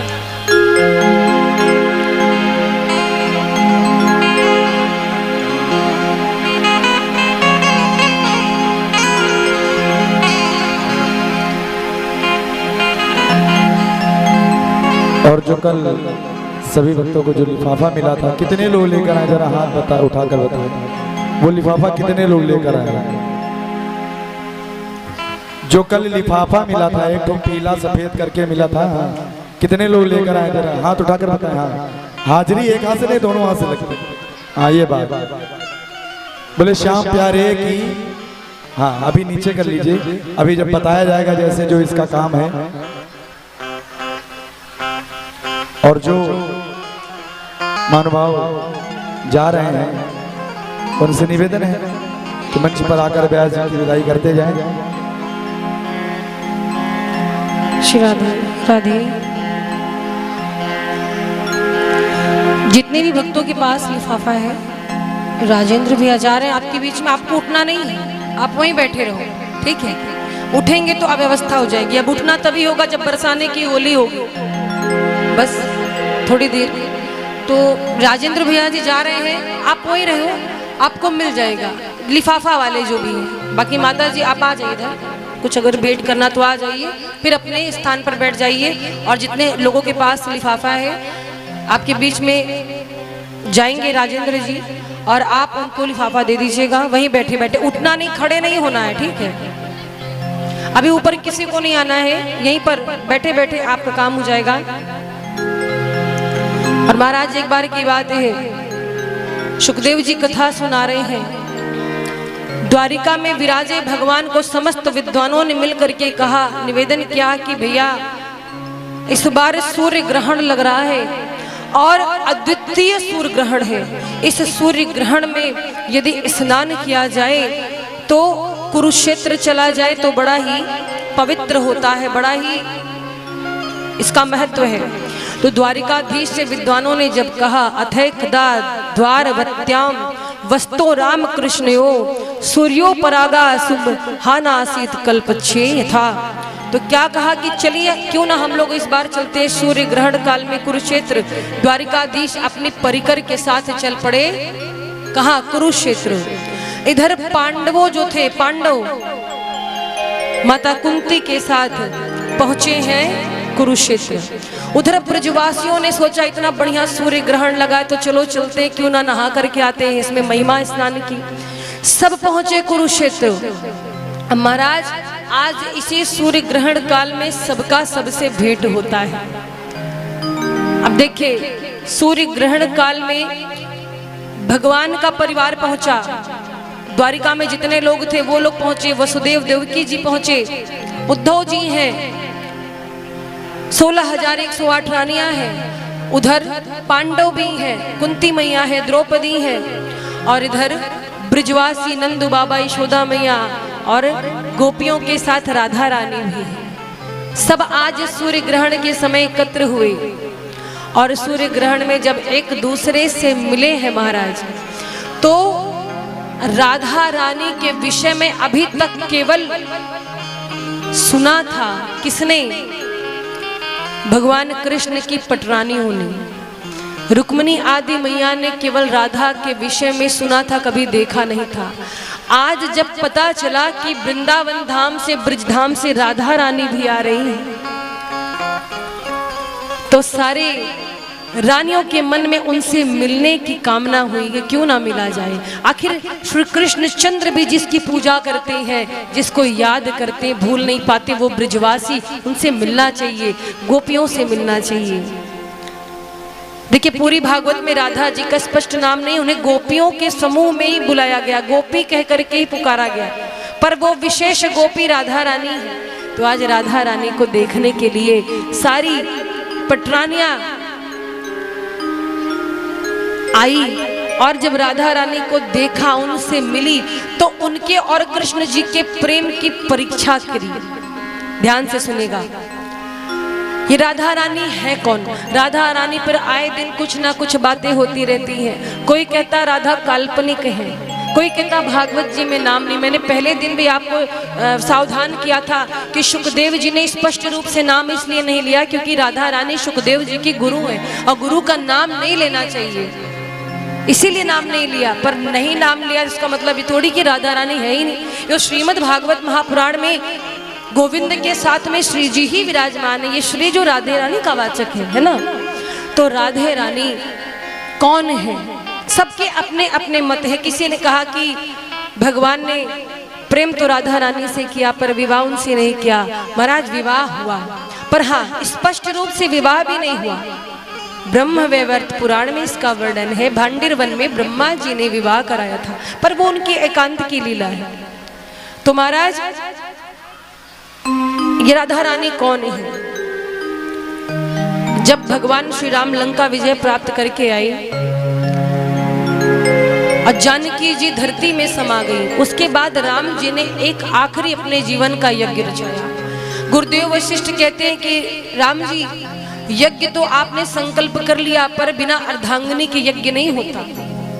तब अब तो जानकी जी तो भूमि में समा चुकी हैं, राम जी मर्यादा पुरुषोत्तम विवाह तो करने जाएंगे नहीं, तो क्या किया जाए?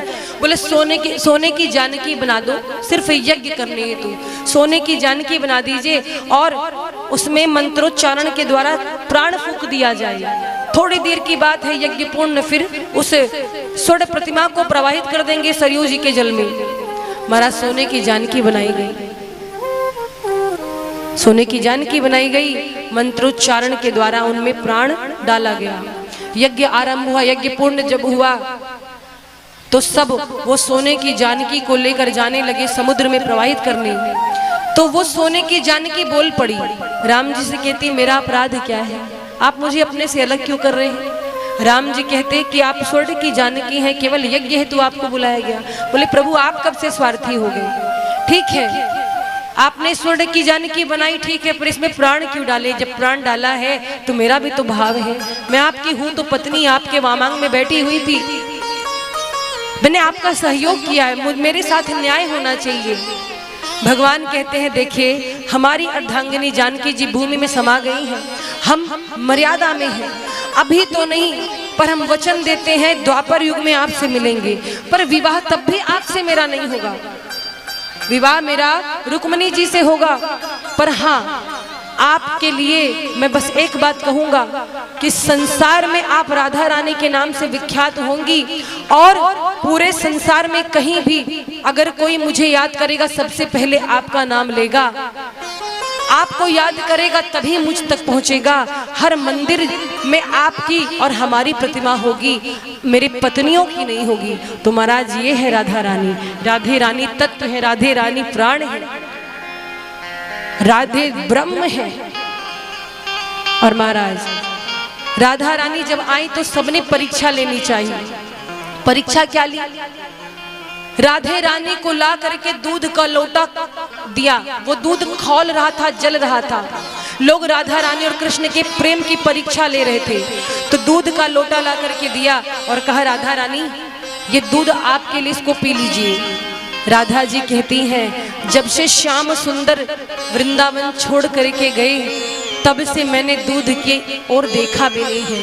दूध से बनी हर वस्तु का मैंने त्याग कर दिया है। आहा क्या त्याग है।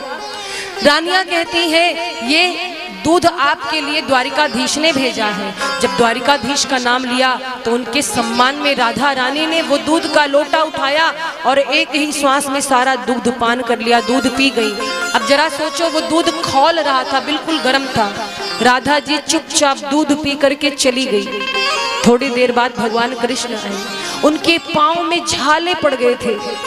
पटरानियां कहती हैं अरे स्वामी आप इस प्रकार क्यों चल रहे हैं? द्वारिकाधीश कहते हैं मेरे पाँव में बड़े बड़े छाले हो गए। अरे आपके पाँव में छाले कैसे हो गए?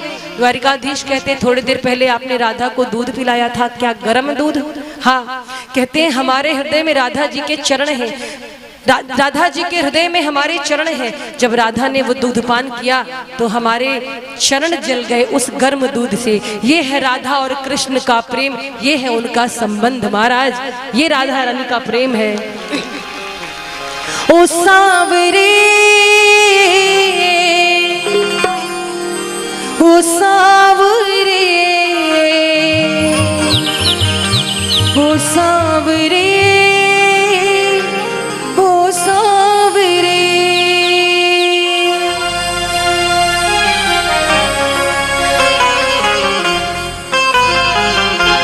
मीठी मीठी तालियों के साथ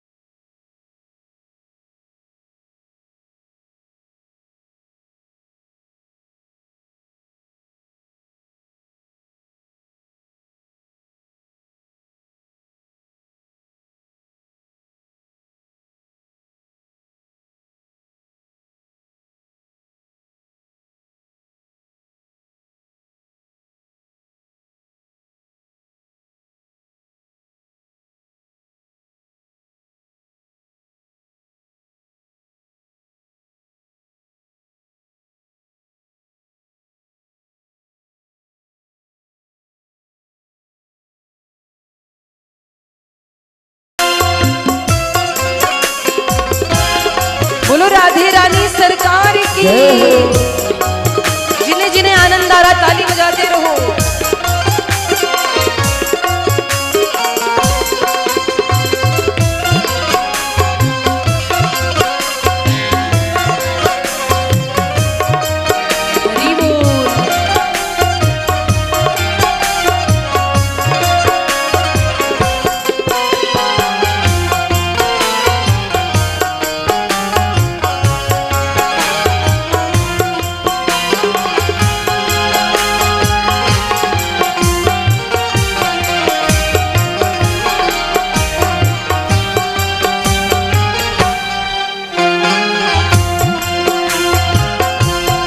और राधा रानी कहती हैं कि हे श्याम सुंदर क्या होती प्रतीक्षा है, क्या पीड़ा होती है, कितना जलता है दिल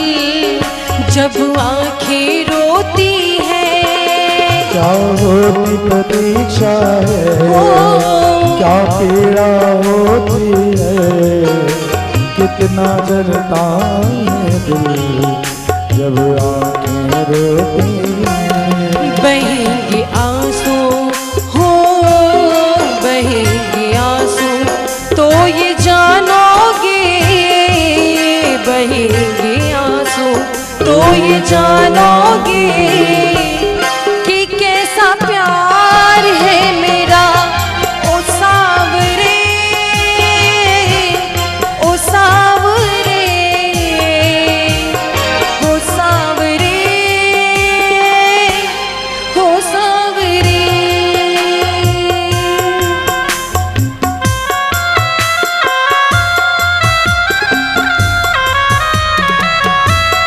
बोलो बरसाने वाली की।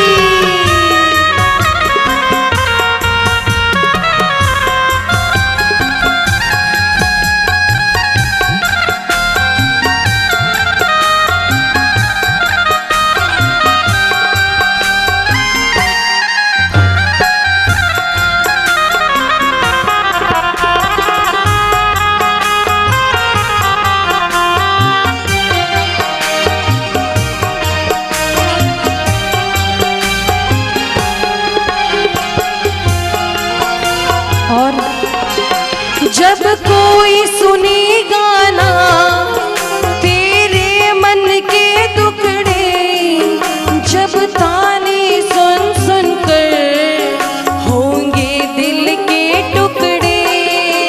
जब कोई सुनेगा ना मेरे मन के टुकड़े, जब ताने सुन सुन कर होंगे दिल के टुकड़े। सुनोगे ताने हो, सुनोगे ताने तो ये जानोगे कि कैसा प्यार है मेरा।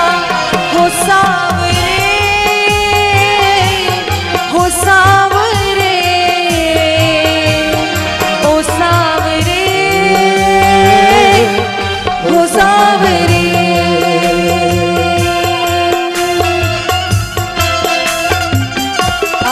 हरि बोल।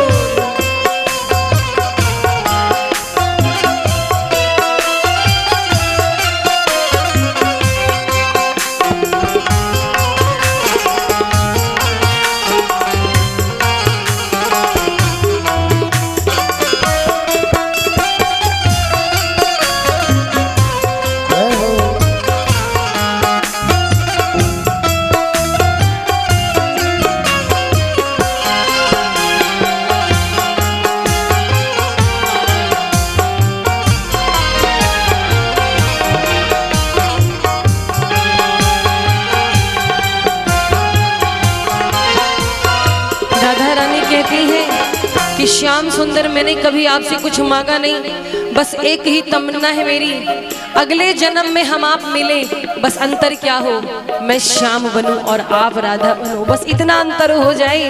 क्या कहती है? और बहुत सुंदर बात कही है राधा रानी ने। क्या? अब एक तमन्ना है, गर फिर से जन्म मिले, मैं श्याम बनूं तेरा, तू राधा बन के जिए। अब एक तमन्ना है, गर फिर से जन्म मिले, मैं श्याम बनूं तेरा, तू राधा बन के जिए। बनोगी राधा हो, बनोगी राधा तो ये जानोगे, बनोगी राधा तो ये जानोगे कि कैसा प्यार है मेरा। हो सावरे, हो सावरे, हो सावरे, हो सावरे। महाराज ये राधा रानी का प्रेम है ठाकुर जी के लिए, और सच में इस दुनिया में रुक्मिणी बनना बड़ा आसान है, पर राधा बनना बहुत मुश्किल। राधा का अर्थ क्या है? वो हर जीव राधा है जो परमात्मा से इतना प्रेम करे कि परमात्मा के लिए कुछ भी त्यागना पड़ जाए तो त्याग दे। एक बार भगवान श्री कृष्ण बीमार हुए, वैद्य बुलाए गए। वैद्य बुलाए गए तो दवाई पूछी गई कि इनका उपचार कैसे होगा। बोले गोपियों के चरणों की रज से ये सही होंगे। किसी ने कहा कि अगर गोपियों के चरणों की रज प्रभु को दिया जाएगा औषधि में तो गोपियां तो नरक में चली जाएंगी। गोपियां कहती हम तैयार हैं। अगर मेरे नरक में जाने से मेरे श्याम सुंदर ठीक हो जाते हैं तो हम नरक को भी स्वीकार करते हैं, पर मेरे परमात्मा मेरे प्रभु स्वस्थ हो जाएं, उनकी खुशी से बढ़कर हमारे लिए कुछ नहीं है। और प्रेम यही होना चाहिए, कैसा भी प्रेम हो, प्रेम में त्याग होता है। आप जिससे प्रेम करते हैं प्रेम में उसका भला देखो, ये ना सोचो। लोग स्वार्थी हो जाते हैं, प्रेम के बदले प्रेम नहीं मांगा जाता, ये तो व्यवसाय हो गया। भगवान कृपा करे ना करे, हम उनका भजन करेंगे। आज नहीं कल, कल नहीं परसों तो सुन ही लेंगे भगवान, ये भाव होना चाहिए। श्री राधे। आदरणीय चंद्र प्रकाश गुप्ता जी, उनकी सुपुत्री गुम हो गई है, जो कि बाजार के ही आप ही के बीच के हैं, बाजार के ही हैं। चंद्र प्रकाश गुप्ता जी की बेटी जो है वो गुम हो गई है। अगर किसी को मिले तो मंच तक पहुंचाएं, या अगर चंद्र प्रकाश गुप्ता जी को आप में से कोई जानता है तो आप उनकी बिटिया को उनके तक पहुंचा दें। चंद्र प्रकाश गुप्ता जी जो कि बाजार के हैं, उनकी बेटी जो है गुम हुई। अगर यहाँ पे हो तो अपने पापा के पास चली जाए बिटिया, और अगर ना हो तो जिसे भी मिले वो बिटिया को मंच तक पहुंचा दे या उनके पिताजी तक पहुंचा दे। जय श्री राधे। भगवान से बस इतना मांगो कि हे प्रभु, इस समाज में, इस संसार में सर उठा करके जी सके, बस हमसे कुछ गलत ना हो। 7 दिन आपने कथा सुनी, कथा सुन करके अपने जीवन को बदलो। भगवान से यही बोलो कि प्रभु हम आपके शरण में हैं, हमारे अंदर जो बुराई हो उसको आप समाप्त करो और जो कमियां हो वो दूर हो जाएं। बस यही एक प्रार्थना करो। आपका व्यवहार अच्छा होगा, आपके कर्म अच्छे हो जाएंगे, आपके पाप समाप्त हो जाएंगे, पुण्य के उदय होंगे, तो फिर धन वैभव ये सब बहुत बड़ी बात नहीं, एक दिन स्वयं आपके पास आ जाएगा। लेकिन सबसे पहले सुधरने की आवश्यकता है। बस 2 पंक्ति में और बोलूँगी आपको, ये मेरे हृदय का भाव है। ठाकुर जी से मैं यही कहती हूँ कि ठाकुर जी, भक्तों का प्रेम मिलता है, आपका आशीर्वाद है, यही मेरे जीवन की सबसे बड़ी पूंजी है। और जीवन में बस एक चीज़ मुझको चाहिए, कुछ नहीं चाहिए। वो क्या चीज़? वो चीज़ आप भी भगवान से मांगो। कौन सी चीज़ है वो? मैं मांगती हूँ जो चीज़ तुमसे, मैं मांगती हूँ जो चीज़ तुमसे, वो मेरे गिरधर जरूर देना। कौन सी चीज़? मैं मांगती हूँ जो चीज़ तुमसे, वो मेरे गिरधर जरूर देना। न देना मुझको कुबेर का धन, मगर सलीका सहूर देना। न देना मुझको कुबेर का धन, मगर सलीका सहूर देना। मैं मांगती हूँ जो चीज़ तुमसे, मैं मांगती हूँ जो चीज़ तुमसे, वो मेरे भगवन जरूर देना। न देना मुझको कुबेर का धन, मगर सलीका सहूर देना। न देना मुझको कुबेर का धन, मगर सलीका सहूर देना।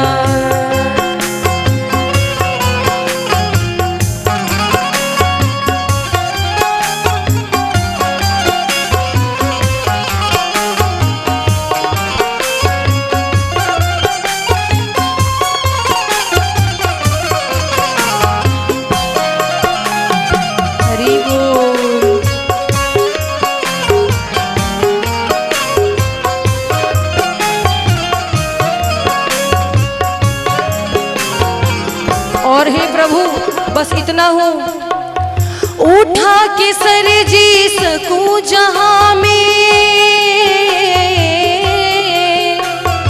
उठा के सर जी सकूं जहां में, उठा के सर जी सकूं जहां में, उठा के सर जी सकूं जहां में, बस इतनी इज्जत जरूर देना, उठा के सर जी सकूं जहां में, बस इतनी इज्जत जरूर देना, न देना मुझको कुबेर का धन मगर सलीका सहूर देना, न देना मुझको कुबेर का धन मगर सलीका सहूर देना।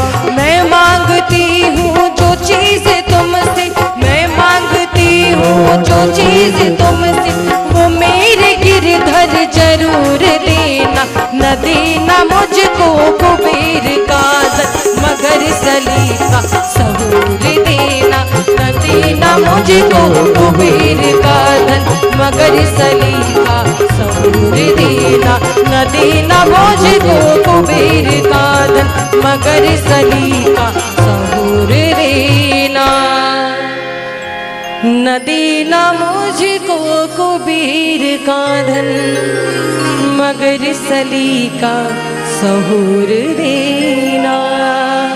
बोलिए वृंदावन बिहारी लाल की। और महाराज यही इतना भगवान से मांगना है, हमसे कोई गलती ना हो, गलती नहीं होगी, अपराध नहीं होगा, तो फिर जीवन तो ऐसे ही अच्छा हो जाएगा। क्योंकि एक बात जान लो, एक प्रश्न लोग करते हैं कि हम जितना ज्यादा पूजा करते हैं उतने परेशान रहते हैं। ये तो प्रश्न सबके मन में है। क्या बताए देवी जी, हम इतनी पूजा करते हैं, खाली पूजा करने से कुछ नहीं होता। बात मेरी कड़वी लगेगी, क्षमा करना मैया। सभी लोग खाली पूजा करने से भगवान खुश नहीं होते हैं। दिन भर भगवान को पकड़ के बैठे रहो, ऐसा थोड़ी होता है। आपको लगेगा दिन भर भगवान को पकड़ के बैठे सारा पुण्य अकेले ले रहे, ऐसा नहीं है। अपना व्यवहार भी अच्छा करो। जितना भगवान को खुश करते हो उतना ही अपने पास पड़ोस, अपने घर परिवार के लोगों को संतुष्ट करो अपने व्यवहार से, तब कहीं जाके आपका जीवन अच्छा होगा। और पता चला सबसे लड़े झगड़े रहो और भगवान के पास पहुंचे रहो, भगवान कभी नहीं सुनेंगे। सुन लेना, हमारे जो 6 शत्रु हमारे अंदर बैठे, काम, क्रोध, लोभ, मोह, मद, मत्सर, इनको समाप्त करो। किसी ने कहा देवी जी, अच्छा ये बहुत सच बात मैं बताऊंगी, किसी ने कहा देवी जी कथावाचक कथा करते हैं, इतना इतना रुपया लेते हैं, ये बड़ी समस्या कहते हैं सब, इतना इतना पैसा लेते हैं, कहते हैं मोह माया छोड़ दो, और खुद तो लग्जरी जिंदगी जीते हैं। इतनी दक्षिणा लेते हैं, कहते हैं कि मोह माया छोड़ दो। कोई भी महात्मा हो, संत हो, ये प्रश्न मुझे लगता है बहुतों के मन में होगा, और आज मैं सामूहिक रूप से सबको उत्तर दे रही हूँ। आपको पता है, जो धर्म कार्य में जुड़ता है, समाज कार्य में जुड़ता है, फिर इसका कोई परिवार नहीं होता। उसका इतना बड़ा परिवार होता है कि वो वसुधैव कुटुंबकम की भावना को लेके चलता है। आप अपने घर को देख करके परेशान हो, हमारे पास कितने लोग आते रहते हैं, नाम नहीं ले सकते, किसी के लिए किया और फिर नाम प्रचार कर दिया, गलत बात है। वो हमारी मर्यादा नहीं है। वो जिसको मिला है वो जान सकता है। उन्हीं की कृपा है कि आप सबका प्रेम मिल रहा है, निरंतर मिलता रहता है। हम यहाँ पर दूसरी बार आए, ये मेरा सौभाग्य है। एक बार अशोक जी के लिए जोरदार तालियां बजा दीजिए, कृष्ण जन्माष्टमी समिति के बंधुओं के लिए और अपने लिए भी, कि आप लोग इतने भाव से कथा को सुनते, इतना मुस्कुरा के, इतना बढ़िया, हमें बहुत अच्छा लगता है। महाराज सुखदेव जी कथा सुना रहे हैं कि सूर्य ग्रहण काल में सभी एक दूसरे से मिले।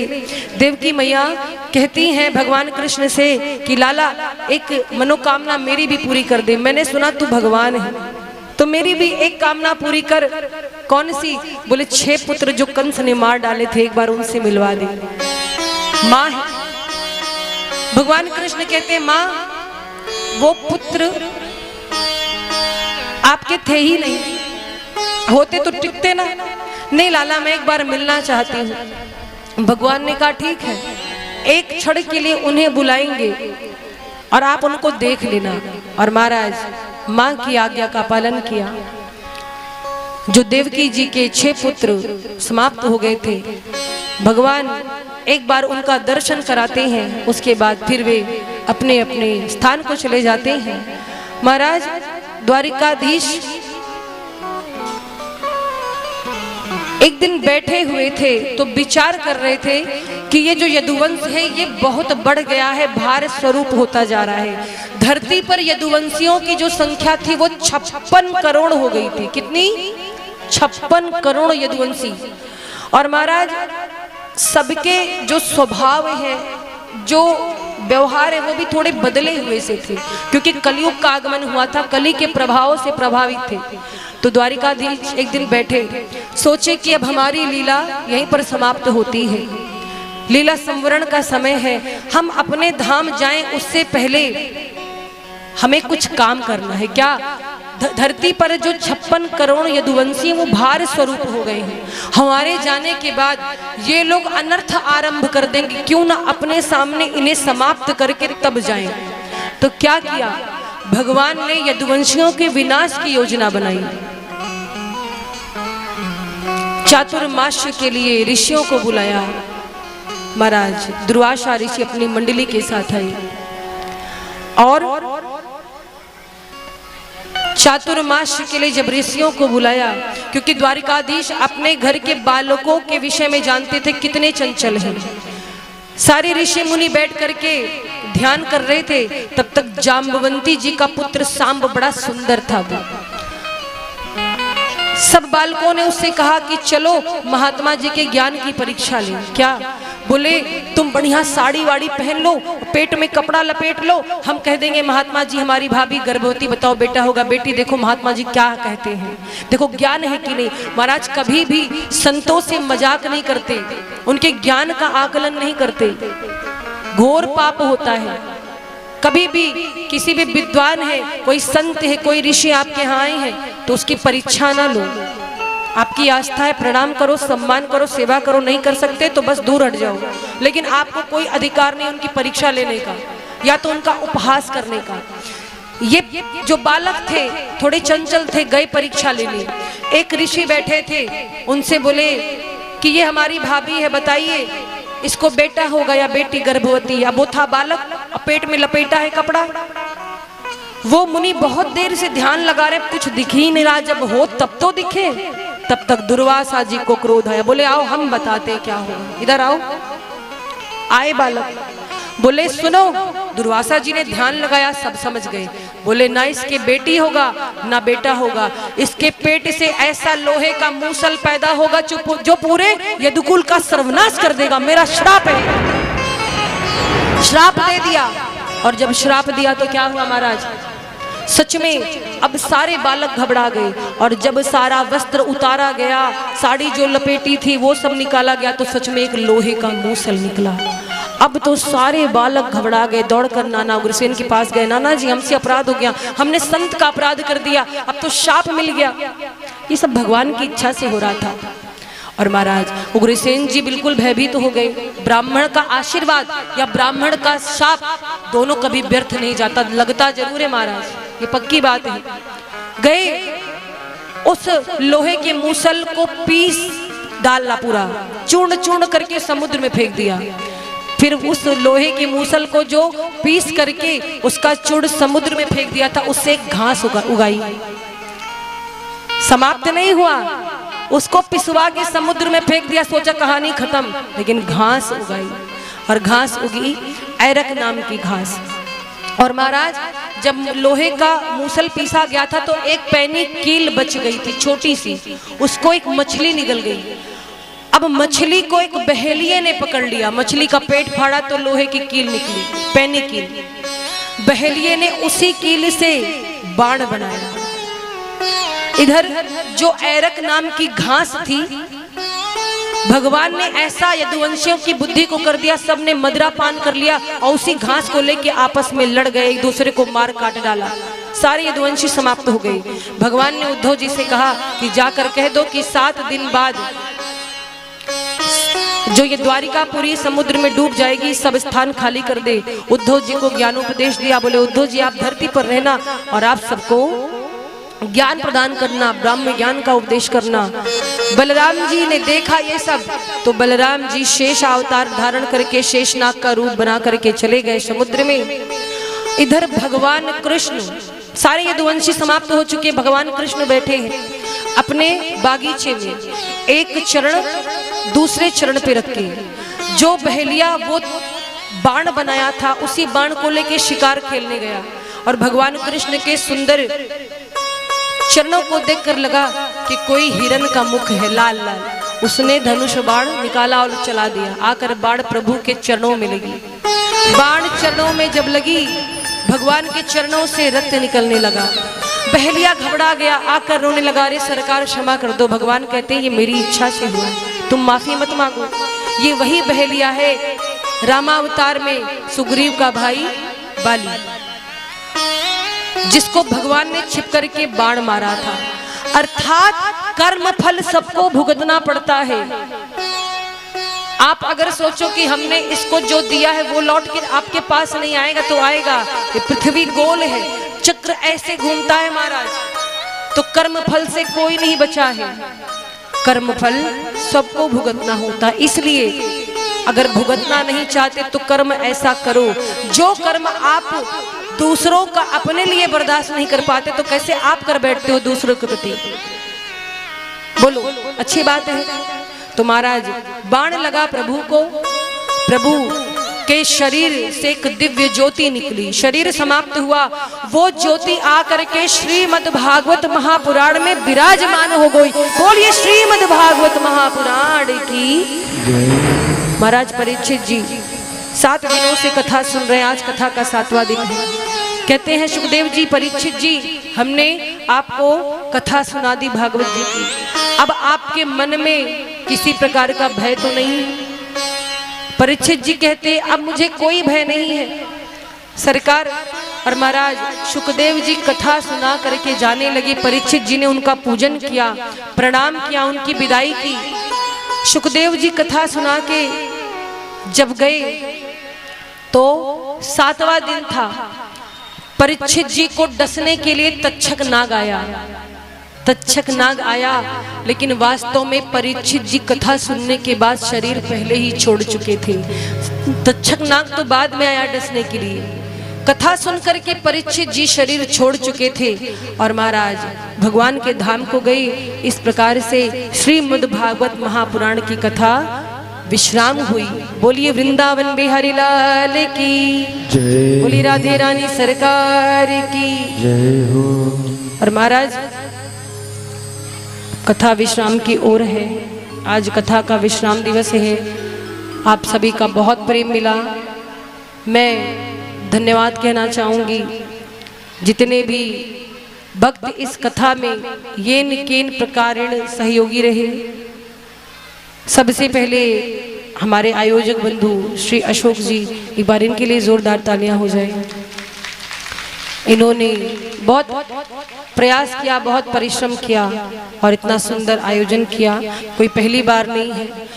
आयोजन करते रहते हैं, कई वर्षों से कथा हो रही। आज मेरी अशोक जी की बात हुई, उन्होंने यही एक बात कही, देवी जी जब तक मेरे शरीर में प्राण है मैं ये कथा करवाता रहूंगा, अगर ठाकुर जी की कृपा बनी रही तो। एक बार गरज करके ताली बजाओ भाई उनके लिए। श्री कृष्ण जन्माष्टमी समिति के जो भक्त भगवान के रंग में रगे हुए, लाली मेरे लाल की जित देखो तितलाल, लाली देखन में गया तो मैं भी हो गया लाल। लाल टी शर्ट पहने, भगवा पहने, एक बार जोरदार तालियां इनके लिए। इन्होंने बड़ी मेहनत की है। हमारे मुख्य यजमान जी जागृति शरारफ और विक्की शरारफ भैया, इनके लिए जोरदार तालियां हो जाए। हमारे उप यजमान जो इससे पहले भी यजमान कई बार बन चुके हैं, इस बार उप यजमान बने हैं, आदरणीय श्री ध्रुव शरारफ जी और मंजू शरारफ जी, इनके लिए भी उनके पूरे परिवार के लिए तालियां हो जाए। और जिन्होंने टेंट के माध्यम से इतनी सुंदर व्यवस्था करी है, साउंड के माध्यम से बंटी जी, एक बार उनके लिए तालियां हो जाए। टेंट वाले भैया के लिए अलग से ताली बजा दो भैया। और हमारे सामवेद के साधक जो भी यहाँ पर माँ सरस्वती पुत्र बैठे अपने सुंदर संगीत के द्वारा आप लोगों के मन को मोह लेते हैं। एक बार जोरदार तालियां इनके संगीत के लिए और इनके लिए, यदि अच्छा लगा, इतना ही अच्छा लगा, इतना ही अच्छा लगा। और हमारे आचार्य जी जो श्री धाम अयोध्या से पधारे हैं, पंकज भैया, इनके लिए जोरदार तालियां। देखिए भाई, सबका अलग अलग परिचय होना चाहिए। कीबोर्ड प्ले कर रहे हैं मिनी व्यास जी, आदरणीय नवीन भैया, नवीन मिश्रा जी, बहुत अच्छा भजन गाते हैं। एक बार जोरदार तालियां इनके लिए। और बीच में बैठे हैं देखिए राजेंद्र जी, भोजन व्यवस्था, भोजन के अतिरिक्त और सारी व्यवस्था हमारी यही देखते हैं। राजेंद्र जी के लिए तालियां। और तबले पे संगत कर रहे हैं, इनको तो आप पहचान गए होंगे, पहचान रहे, जिनकी आप कथा सुन रहे हैं उन्हीं के नाम इनका भी है, आदरणीय श्री कन्हैया दास जी। एक बार इनके लिए जोरदार तालियां। और बैंजो पर संगत कर रहे हैं कल्लू जी, एक बार इनके लिए जोरदार तालियां। ऑक्टोपैड पर संगत कर रहे हैं सुभाष जी, एक बार इनके लिए भी जोरदार तालियां हो जाए।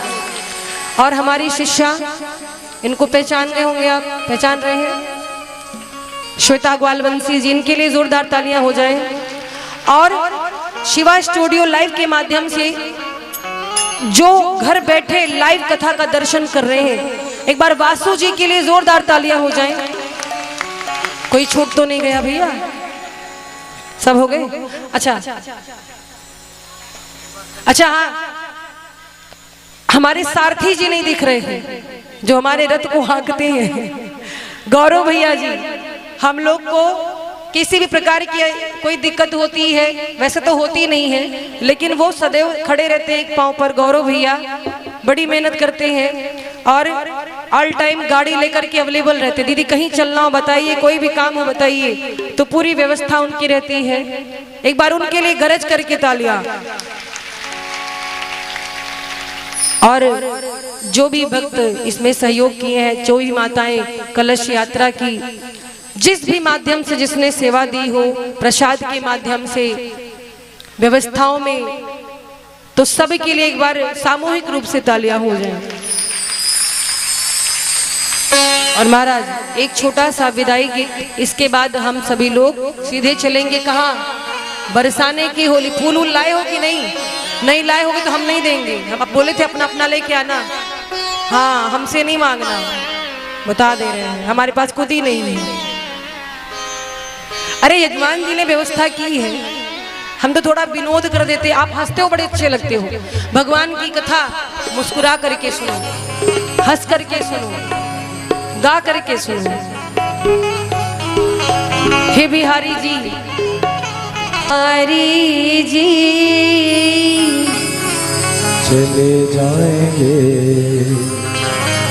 चले जाएंगे, चले जाएंगे हम बिहारी जी।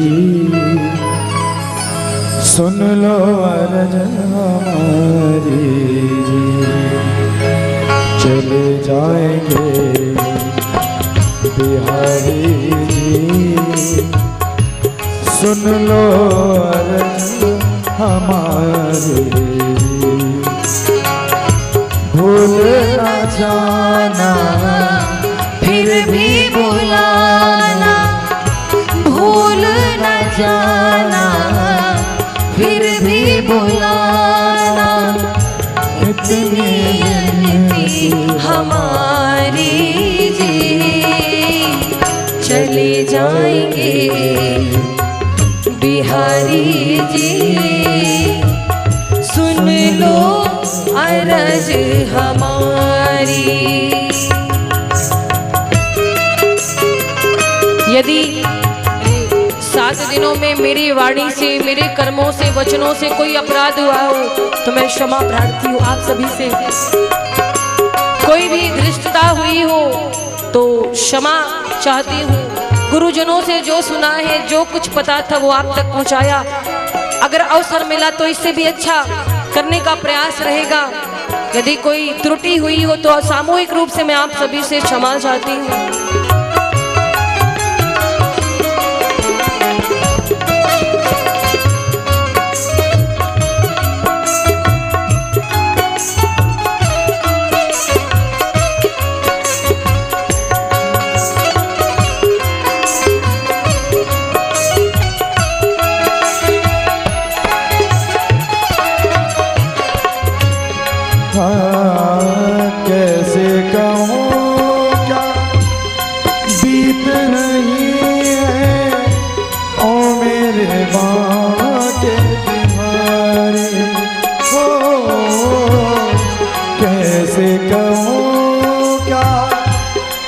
बीत रही है ओ मेरे माँ के बिहारी, दर का भिखारी बना लो भगवान, भगवान, भगवान, दर का भिखारी बना लो भगवान, इतनी सी आस हमारी, भूल न जाना फिर भी बुलाना, भूल न जाना फिर भी बुलाना, इतनी विनती हमारी, चले जाएंगे बिहारी जी, सुन लो मरज हमारी।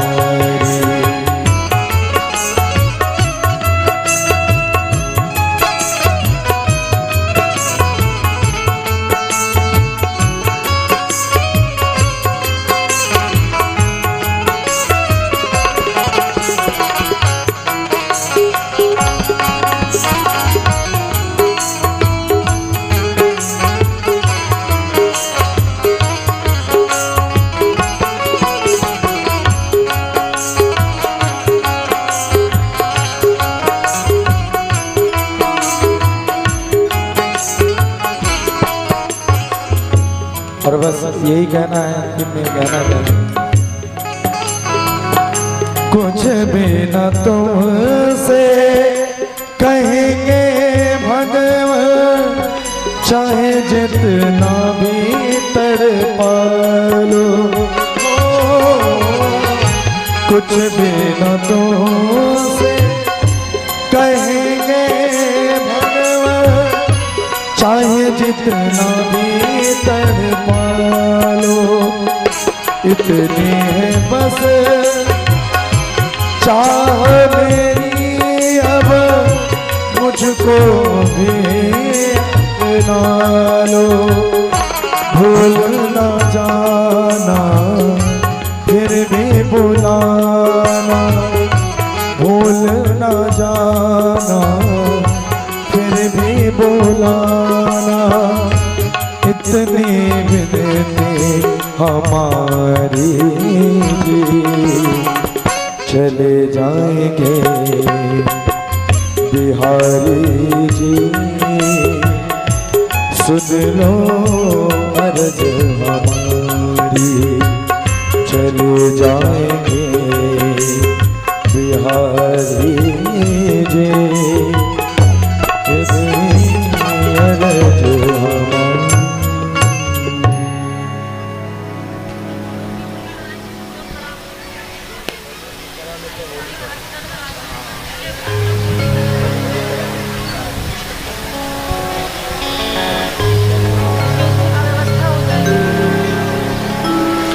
और आइए थोड़ी देर के लिए फूलों की होली होगी, क्योंकि माहौल बड़ा गंभीर हो गया। देखिए विषय ही ऐसा है, गुरुजी कहते हैं कि मोह को समाप्त करने वाली ये कथा है, पर ये मोह नहीं है, हमारा अपना प्रेम है। प्रेम के बिना संसार अधूरा है। कल चर्चा हुई थी ना कि इस दुनिया में ज्ञानी कितने भी हो जाओ आप, यदि प्रेम नहीं किसी के लिए ना, तो आपका ज्ञान बेकार है। समझ रहे हैं? और ज्ञान तभी पुष्ट होता है जब उसमें प्रेम मिश्रित होता है। आप बहुत बड़े ज्ञानी, किसी से बात ही ना कीजिए, आपका ज्ञान काहे का?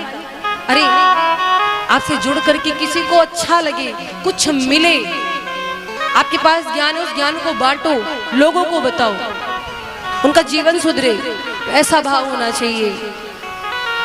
अच्छा तो लगा आप सभी के बीच में, और जाते समय थोड़ा सा दुख तो होता ही है, लेकिन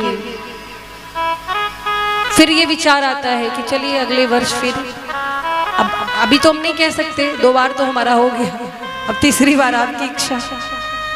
लेकिन हम ये कहेंगे कथा होती रहे, कोई भी आए, कथा नहीं बंद होनी चाहिए, वक्ता कोई भी आए, आप भजन में लगे रहो, बात हमारी भूलना नहीं। करोगे ना भजन सभी, और केवल भजन ही नहीं करना है, अपने अंदर की बुराइयों को भी निकाल देना। मुझे नहीं पता किसके अंदर क्या बुराई है, वो आप जानो, आपसे बेहतर आपको कोई नहीं जान सकता, ठीक ना। तो आप अपने को जानते हो, कोशिश करो जीवन सुधरे, आपका व्यवहार सुधरे, घर परिवार में सबका, बड़ों का आदर करो, सम्मान करो, माता पिता को दुख नहीं पहुंचाओ। वो अगर प्रसन्न रहेंगे तो समझिए कि ऊपर के देवता भी आपसे खुश रहेंगे। आई चलते हैं बरसाने की होली, क्योंकि समय भी बरसाने की होली ऐसी होगी कि सब झूमेंगे, लेकिन थोड़ा सा जगह समझ रहे हैं आप, तो सभी लोग नहीं खड़े हो, जिनको नृत्य करना अपनी जगह खड़े हो, और ऐसा करना कि उसी उतने दूर में थोड़ा सा नृत्य कर लेना, ऐसा ना करना बगल वाले को ढकेल दो वो उधर चला जाए, ये काम नहीं करना है। बोलिए वृंदावन बिहारी लाल की जय हो। जुलम कर डारियो, फूल लाए हो तो ठीक है, नहीं तो कोई बात नहीं, नृत्य करो। अब जिनको जिनको नृत्य करना है, आज बरसाने की होली खेलनी है, वो खड़े हो जाएंगे, भाई पुष्प लाया जाए।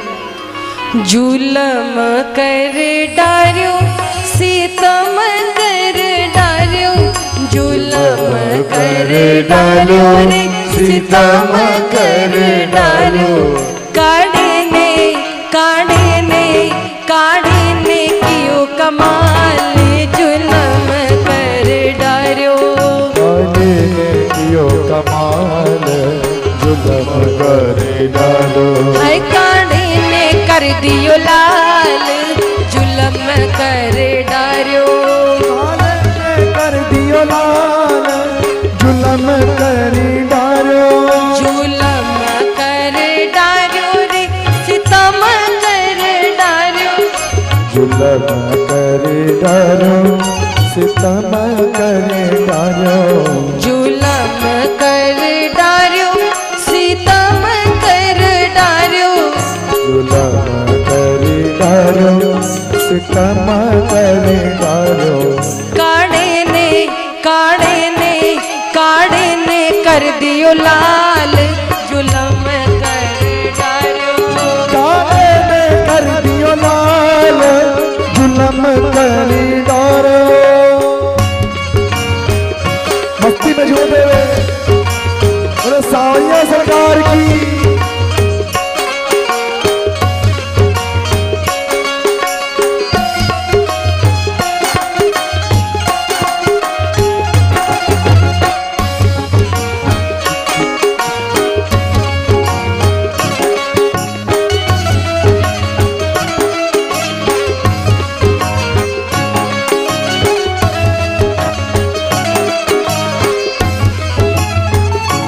गलती तेरी है,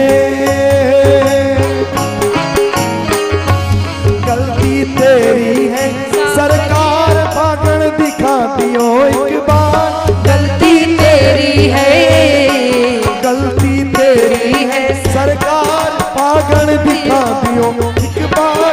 गलती तेरी है, उस फागण में नहीं बुलाया, फागण नहीं बुलाया, इस फागण में नहीं बुलाया, हो जासी तकरार। गलती तेरी है, गलती तेरी है, और फागण दिखा दियो एक बार, गलती तेरी। और कोई चिंता ना जद मारे सिर पे शाम धड़ी रोहा, कोई चिंता ना, कोई चिंता ना जद मारे सिर पे शाम धड़ी रोहा, कोई चिंता ना हो। दीन दुखीरी बाट बिचारे, दीन दुखीरी बाट बिचारे, वाको दीना ना, कोई चिंता ना, कोई चिंता ना जद मारे सिर पे श्याम धड़ी रोहा, कोई चिंता ना।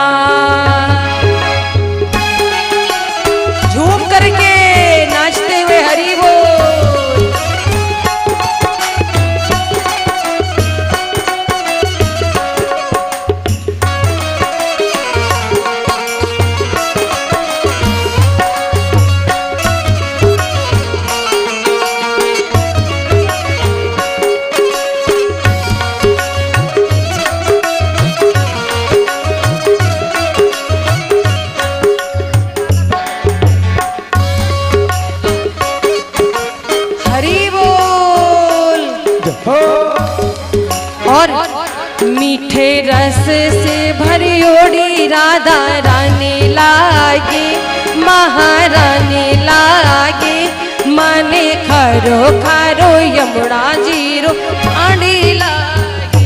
मीठे रस से भरोड़ी राधा रानी लागे, महारानी लागे, मन खारो खारो यमुना जीरो पानी लागे। मीठे रस से भरी ओड़ी राधा रानी लागे, महारानी लागे, माने खारो खारो यमुना जीरो पानी लागे।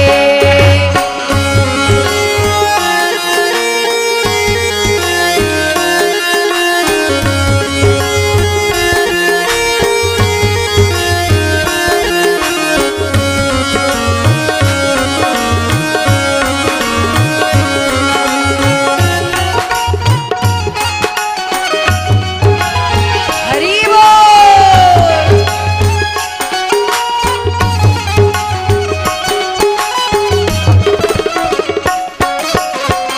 श्री हरि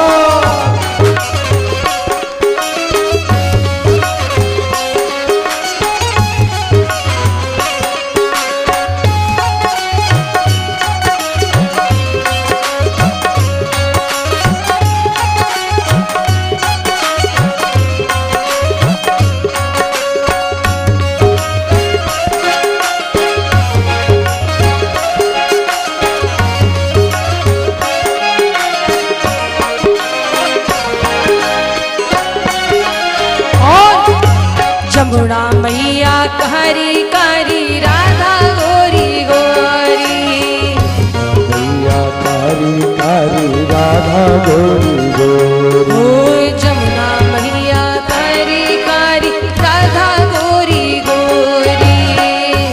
मैया कारी कारी राधा गोरी गोरी।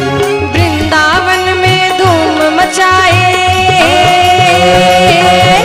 वृंदावन में धूम मचाए, बरसाने की छोरी, ब्रिज धाम राधा जो की राजधानी लागे, राजधानी लागे, माने खारो खारो यमुना जीरो पानी लागे।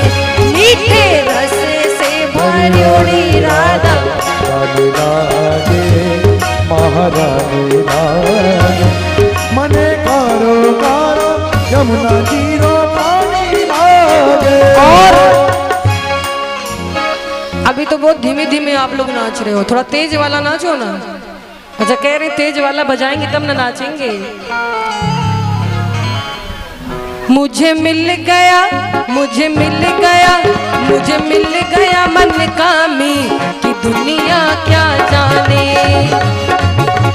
मिल गया मन कामी दुनिया क्या जाने। मेरी लगी शाम संग प्रीत दुनिया क्या जाने। मेरी शाम संग प्रीत दुनिया क्या जाने। ओ क्या जाने भाई क्या जाने, क्या जाने भाई क्या जाने, क्या जाने भाई क्या जाने, क्या जाने भाई क्या जाने। मेरी लगी, मेरी लगी, मेरी लगी शाम संग प्रीत ये दुनिया क्या जाने। लगी शाम संग प्रीत ये दुनिया क्या जाने। मेरे मिल गया मन का मीत दुनिया क्या जाने। मन का मीत ये दुनिया क्या जाने। झूम करके तालियों की सेवा करते हुए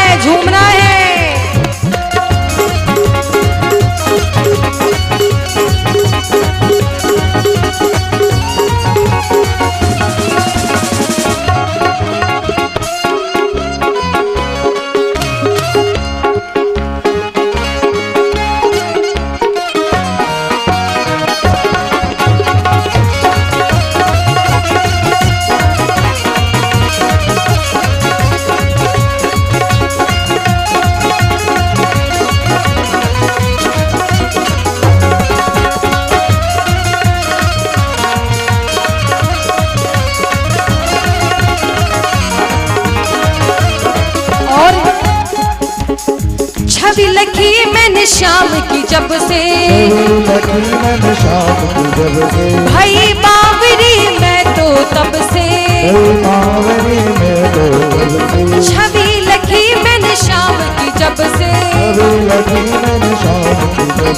भाई बावरी मैं तो तब से। ये कैसी पागल प्रीत की दुनिया क्या जाने, ऐसी पागल थी ये दुनिया क्या जाने, लगी शाम संग प्रीत की दुनिया क्या जाने, लगी शाम संग प्रीत ये दुनिया क्या जाने। और कहना है ठाकुर जी से, बाके बिहारी की देख छटा मेरो मन है गयो लटा पटा,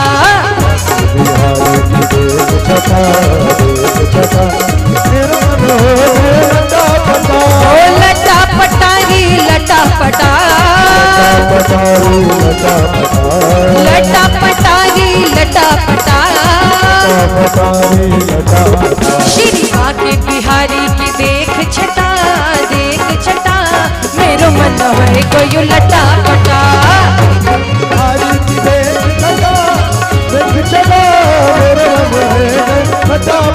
ओ कब से ढूंढूं बनवारी को, कब से ढूंढूं बनवारी को, बनवारी को गिरधारी को, अरे कोई बता दे उसका पता मेरो मन है गयो लटा पटा।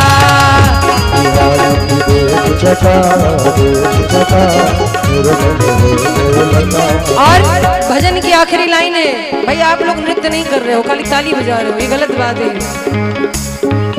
मुझे रख लेना श्री श्याम तेरी दरबारी में, श्री श्याम तेरी दरबारी में, मुझे रख लेना श्री श्याम तेरी दरबारी में, श्री श्याम तेरी दरबारी में, जी लेंगे सरकार तेरी सरकारी में, जी लेंगे सरकार तेरी सरकारी में, जी लेंगे सरकार तेरी सरकारी में, जी लेंगे सरकार तेरी सरकारी में, मुझे रख लेना श्री श्याम तेरी दरबारी में, श्री श्याम तेरी दरबारी में, मुझे रख लेना श्री श्याम तेरी दरबारी में, रख लेना श्री श्याम तेरी दरबारी में। हो गोविंद बोलो हरि गोपाल बोलो,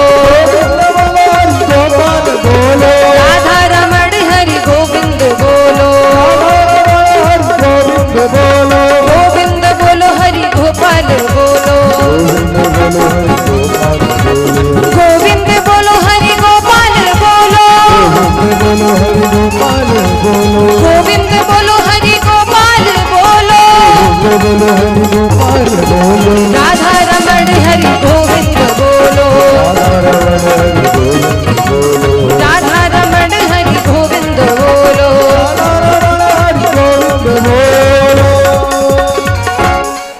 बोली वृंदावन बिहारी लाल की।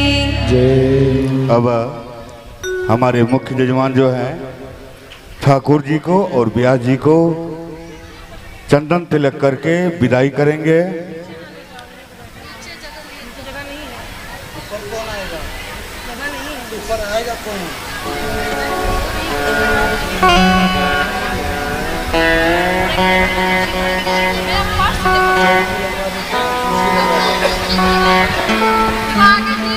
हेलो आचार्य जी, हमारे मुख्य जजमान से ठाकुर जी को तिलक, भागवत जी का तिलक, व्यास जी को तिलक करके व्यास जी का विदाई करेंगे। उसके बाद आप लोग ये बताइएगा व्यास जी को कौन प्रणाम करना चाहते हैं, क्योंकि लास्ट है जो कथा सुनाए। व्यास विष्णु रूप भगवान के रूप होते हैं, आप उनको प्रणाम करना चाहते हैं कौन कौन? एक दो हाथ नहीं, अच्छा से बताओ तो व्यवस्था बनाया जाए, नहीं तो फिर आरती। आपके बीच ब्यास जी आएंगे सामने, जिनको भी प्रणाम करना है, यथाशक्ति दक्षिणा चढ़ाना चाहते हैं, ब्यास जी को विदाई करना चाहते हैं, आप लोग कर सकते हैं।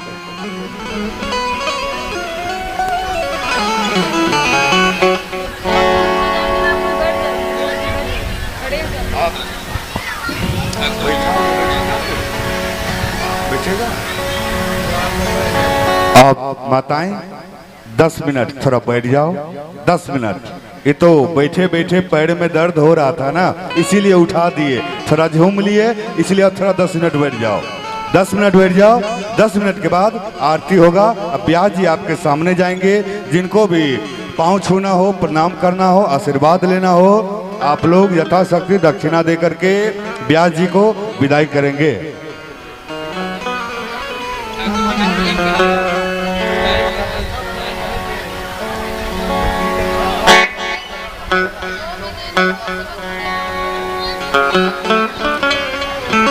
हमारे मुख्य यजमान विक्की भैया जी ब्यास जी को विदाई कर रहे हैं। ध्रुव श्राप जी,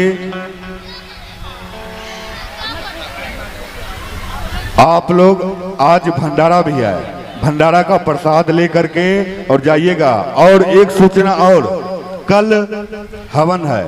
जो भी माताएं बहनें हवन करना चाहते हैं, कलश उठाए हैं तो हवन करना ही पड़ेगा।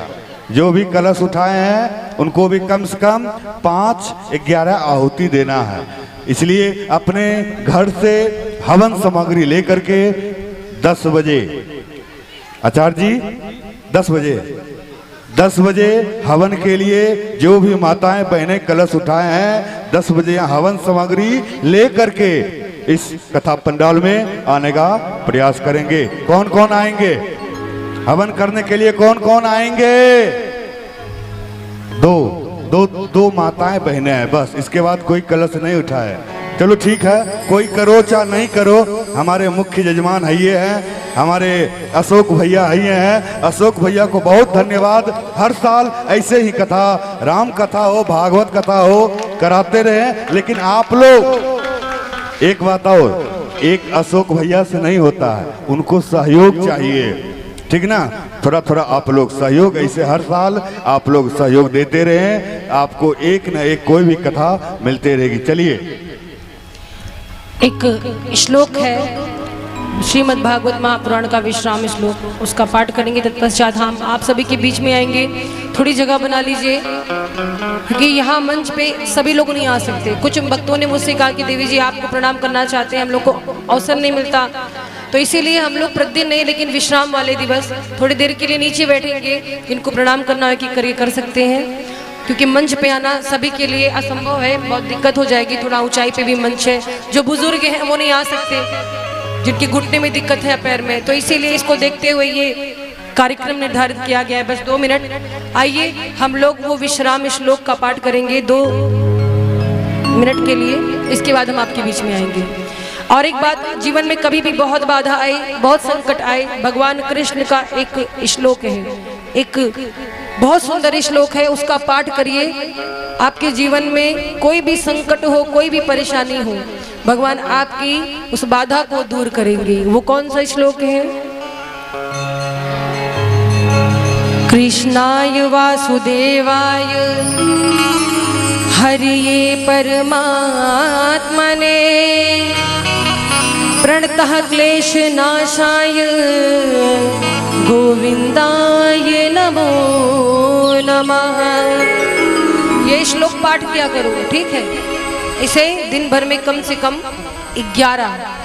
11 बार बोलो, पूजा करते समय या जब भी खाली बैठे। संस्कृत का है, कोई बात नहीं, 2-3 बार सुनेंगे, याद हो जाएगा बोलते बोलते। तो इसको पाठ करिए, आपकी बाधा, आपके संकट को भगवान हरण करेंगे। और आइए हम लोग विश्राम श्लोक को गा करके तब कथा विश्राम की ओर अग्रसर होंगे। बोलिए वृंदावन बिहारी लाल की। नाम संकीर्तनम यस्य, नाम संकीर्तनम यस्य सर्व पाप प्रणाशनम, सर्व पाप प्रणाशनम, प्रणामो दुख शमनः प्रणामो दुःख शमनः तं नमामि हरिं परं तम नमामि हरिं परम तं नमामि हरि परम। तम नमामि हरि परम। बोलिए वृंदावन बिहारी लाल की जय।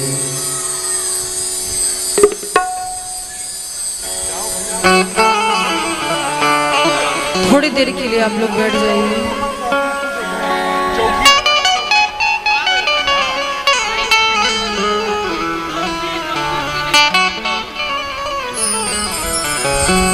और अब भजन चलते रहेगा। हरि का कथा सुनाने वाले तुझे लाखों प्रणाम। आप लोग इस भजन के अंतर्गत जो भी व्यास जी को प्रणाम करना चाहते हैं वो प्रणाम करेंगे। आपके बीच व्यास जी आ रहे हैं। हल्ला धक्कम धुक्की ना कीजिएगा, बारी बारी से आशीर्वाद लेने का प्रयास कीजिएगा।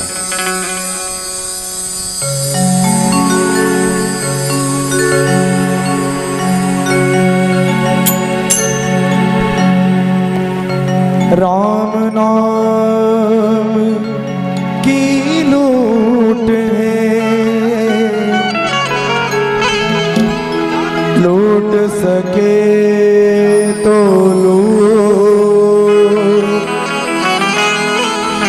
अंत समय पछताएगा जब प्राण जाएंगे छोड़।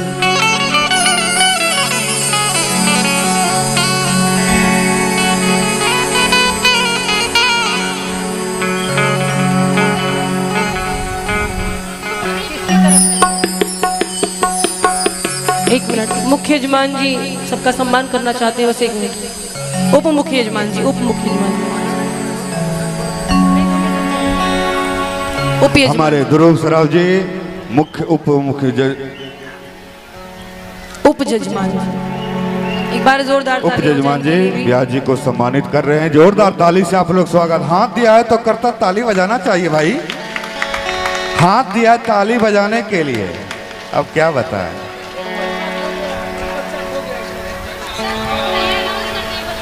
एक बच्चा खो गया, जीतू कुमार, श्री परमेंद्र गुप्ता, चंद्र देवी। ये बच्चा गुम गया है। जहाँ का भी हो मंच पे लाने का कष्ट करेंगे। जिनका भी बच्चा हो, देखिए ज्यादा बच्चा हो गया तो हम लोग के साथ दे दो, वहाँ बाबा जी बना देंगे।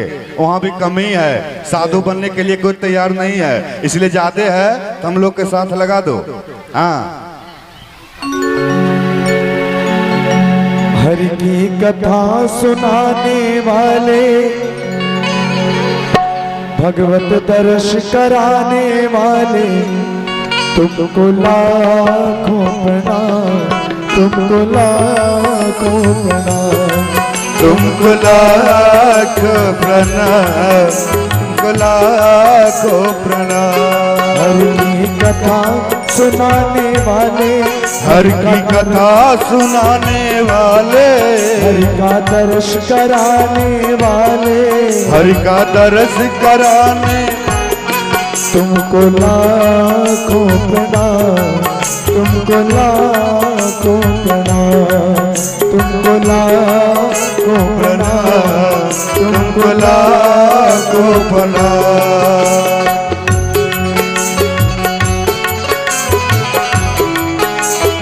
एक एक करके सभी लोग प्रणाम करते रहे। आप लोग बारी बारी से आएंगे।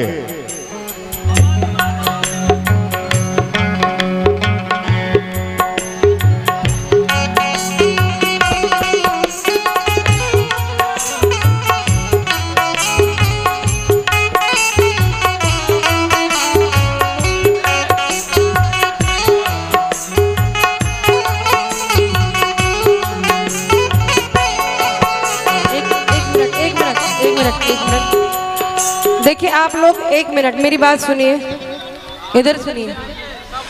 आप सब लोग स्टेज पर नहीं आ सकते, इसीलिए मैं यहाँ पर बैठी हूँ आपके लिए। लेकिन आप लोग अगर इस तरह से करेंगे तो आपको चोट लगेगा। वॉलंटियर जितने भी हैं आप लोग इधर एक एक करके आने दीजिए। हाथ पकड़ के खड़े हो जाइए, हाथ पकड़िए। हाथ पकड़ के नीचे ऐसे कर लीजिए, जिन एक एक करके लोग आएंगे। आपको चोट लगेगी, हम भी बैठे हैं, जा नहीं रहे, आप ही के लिए बैठे हैं। एक रास्ता बना दीजिए कि उधर से आए इधर से निकल जाइए। श्री राधे। कथा सुनाने वाले, हर का दर्श कराने वाले, तुमको लाखों प्रणाम, तुमको लाखों प्रणाम, तुमको लाखों प्रणाम, तुमको लाखों प्रणाम।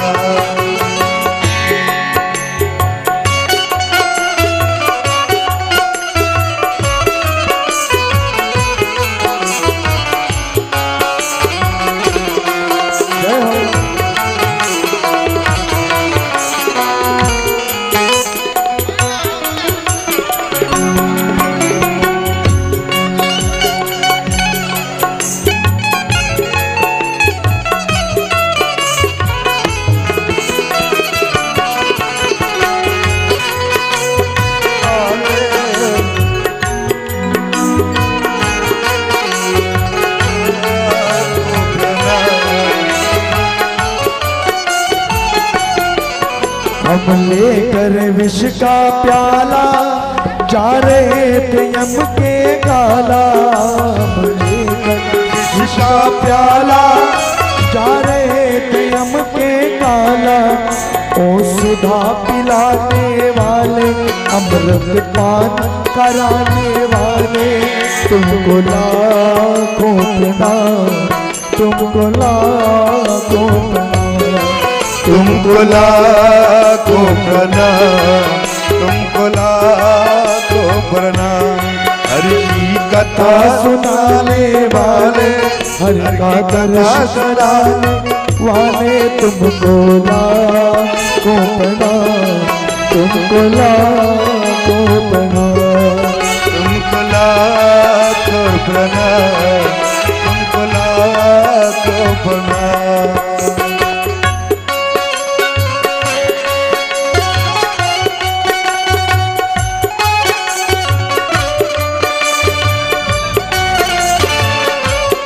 क्या बात है, जय हो।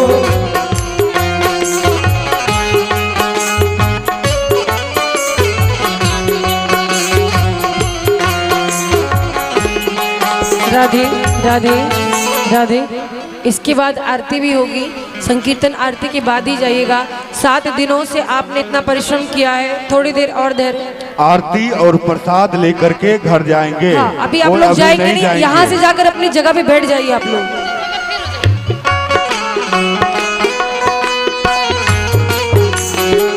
जल्दी जल्दी।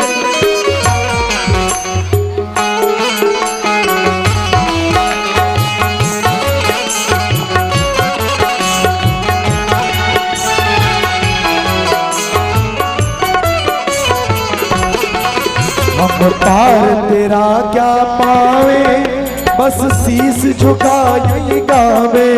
हम पार तेरा क्या पावे, बस शीस झुका यही गावे। ओ प्रेम लुटाने वाले, ओ प्रेम लुटाने वाले, तुमको लाखों प्रणाम, तुमको लाखों प्रणाम। और हमारे कृष्ण युवा समिति के कमेटी के तरफ से आज भंडारा का प्रसाद का भी व्यवस्था है। आप लोग आरती और प्रसाद लेकर के अपने घर को प्रस्थान करेंगे। रुकिए एक मिनट रुकिए, रुकिए 1 मिनट, आप लोग रुकिए, अभी रुकिए। एक तरफ से आइए, एक तरफ से जाइए, आप लोग को चोट लग सकती है। सुनिए, जो इधर से आ रहे हैं इधर से उनको निकलने दीजिए। अभी पीछे के भक्त बैठ जाएं, आराम से आइए, नहीं तो अभी हम कार्यक्रम बंद कर देंगे तुरंत, क्योंकि देखिए आपको दिक्कत हो सकती है। एक एक करके आइए ना।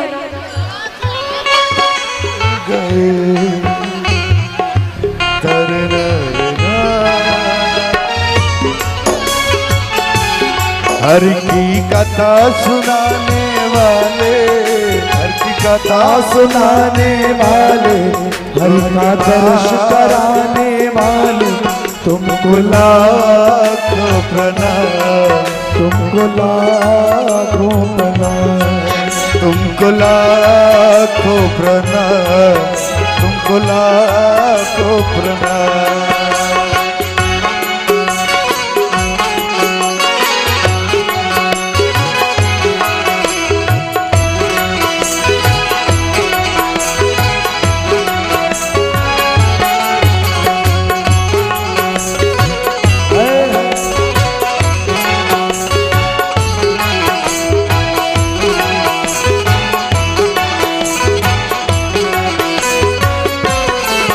तुम घट घट अंतर्यामी, हम पतित और ज्ञानी।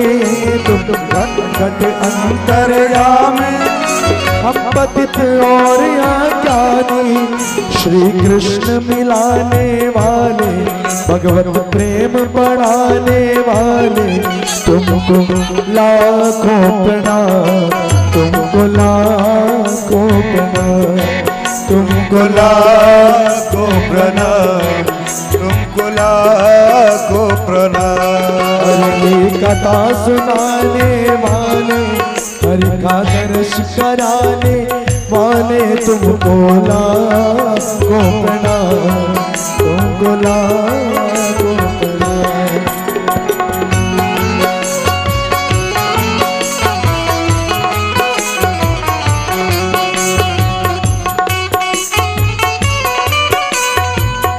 क्या बात है।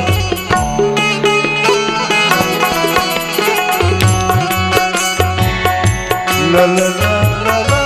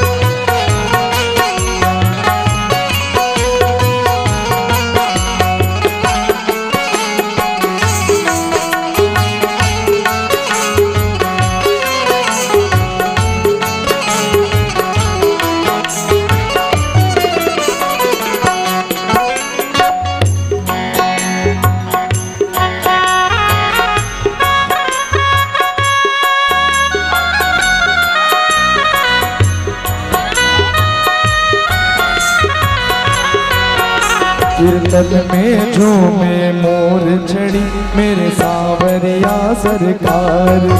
कीर्तन में झूमे मोर छड़ी, मेरे सावरिया सरकार की। सावरिया सरकार की, मेरे बाबा लखदातार की। सावरिया सरकार की, मेरे बाबा लखदातार की। कीर्तन में, कीर्तन में, कीर्तन में झूमे मोर छड़ी, मेरे सावरिया सरकार की। कीर्तन में झूमे मोर छड़ी, मेरे सावरिया सरकार की।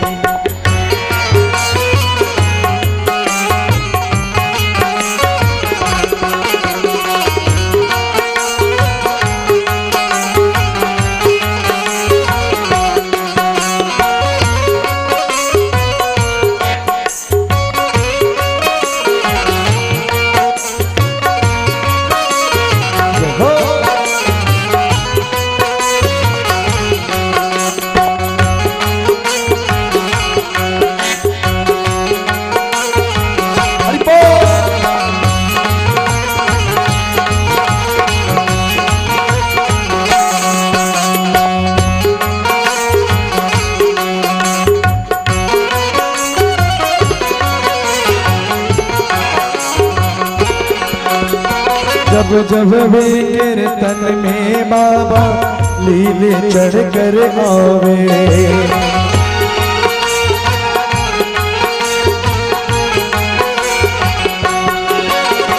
अपने भक्तों के ऊपर मोर छड़ी लहरावे। अपने भक्तों के ऊपर ये मोर छड़ी लहरावे। जादूगरी ये मोर छड़ी, जादूगरी ये मोर छड़ी, मेरे बालक दातार की कीर्तन में जो मोर छड़ी, मेरे सावरिया सरकार।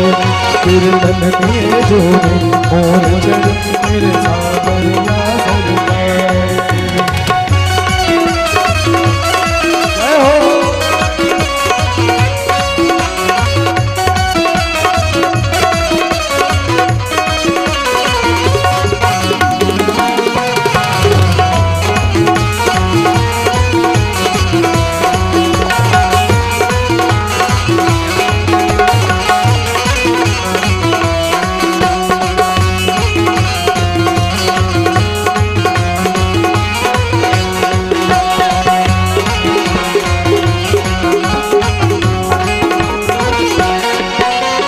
बाबा की इस मोर छड़ी में भरी है अद्भुत शक्ति।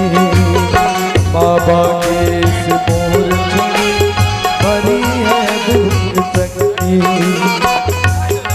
और भगवान श्री श्याम के श्री पावन चरणों में आदरणीय भैया जी की तरफ से 500 रुपए की अरदास। बाबा हमेशा संग भंडारे भरते रहे।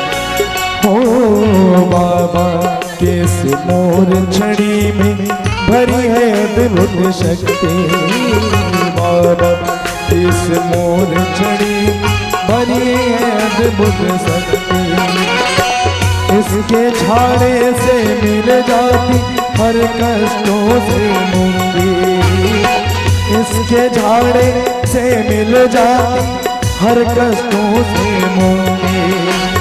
काम नगारी ये मोर छड़ी, काम नगारी ये मोर छड़ी, मेरे बाबा लखदा तार की कीर्तन में, कीर्तन में, कीर्तन में जो मैं मोर छड़ी, मेरे सावरिया सरकार। कीर्तन में जो मोर छड़ी, मेरे सावरिया सरकार। कीर्तन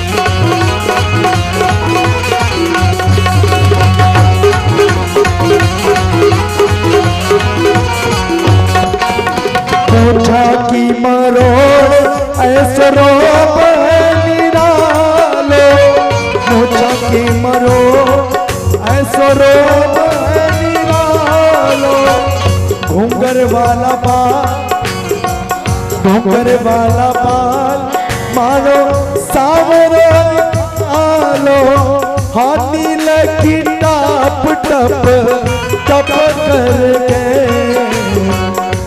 नील की टप टप टप करके, आलो सावनियो सरकार मिलत चढ़,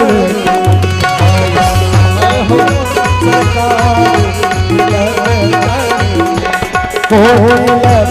चढ़ के, जो घोड़े पे चढ़ के, मिलत चढ़ के, जो घोड़े पे चढ़ के, ओ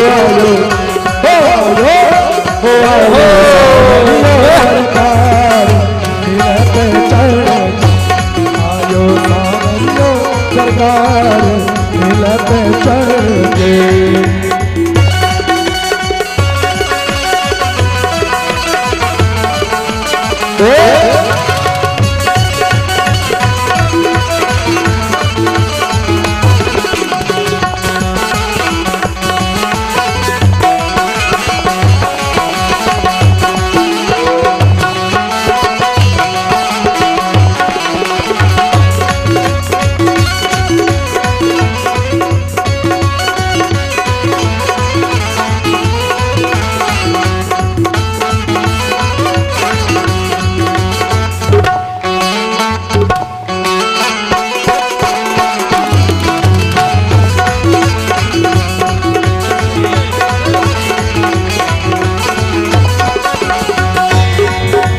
वीर हनुमाना अति बलवाना, वीर हनुमाना अति बलवाना, राम नाम रचियो रे प्रभु मन बसियो रे, वीर हनुमाना अति बलवाना, राम नाम रचियो रे प्रभु मन बसियो रे, वीर हनुमाना अति बलवाना, राम नाम रचियो रे प्रभु मन बसियो रे। चलिए हमारे व्यास जी मंच पे पधार रहे हैं, थोड़ा थोड़ा जगह रास्ता बना दें मंच पे आने के लिए।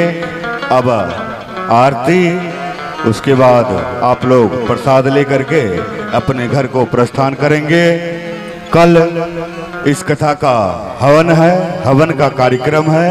जो भी हवन करना चाहते हैं अपने अपने घर से हवन सामग्री लेकर के कथा पंडाल में 11 बजे ठीक 11 बजे आप लोग यहाँ पहुँच जाएंगे। हवन का कार्यक्रम होगा। आप लोग कम से कम 5 आहुति जरूर डालें, कम से कम 5 आहुति जरूर डालेंगे अपने अपने घर से हवन सामग्री लेकर के। हमारे मुख्य जजमान और हमारे पूर्व जजमान जो भी हैं अपने अपने जजमान हवन सामग्री लेकर के आने का प्रयास करेंगे।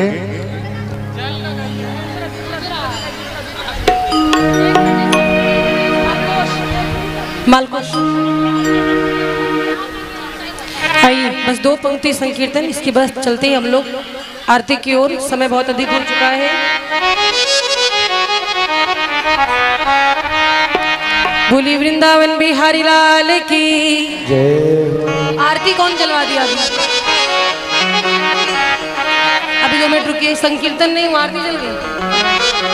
2 मिनट रुकिए, पूछ लिया कीजिए हमसे। निकुंज में विराजे घनश्याम राधे राधे, निकुंज में विराजे घनश्याम राधे राधे, निकुंज में विराजे घनश्याम राधे राधे, निकुंज में विराजे घनश्याम राधे राधे, राधे राधे राधे मोहे श्याम से मिला दे, राधे राधे श्याम से मिला दे, राधे राधे राधे मोहे श्याम से मिला दे, राधे राधे राधे श्याम से मिला दे। निकुंज में विराजे घनश्याम राधे राधे, निकुंज में विराजे घनश्याम राधे राधे। ओम मंगलम ओंकार मंगलम, ओम मंगलम ओंकार मंगलम, ओम मंगलम ओंकार मंगलम,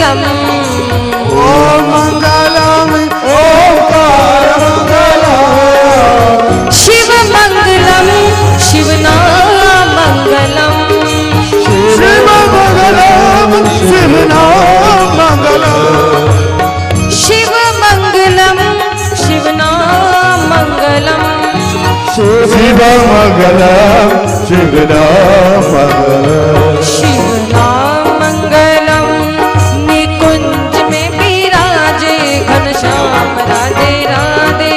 निकुंज में विराजे घनश्याम राधे राधे निकुंज में विराजे घनश्याम राधे राधे। निकुंज में विराजे घनश्याम राधे राधे निकुंज में विराजे घनश्याम राधे राधे। निकुंज में विराजे घनश्याम राधे राधे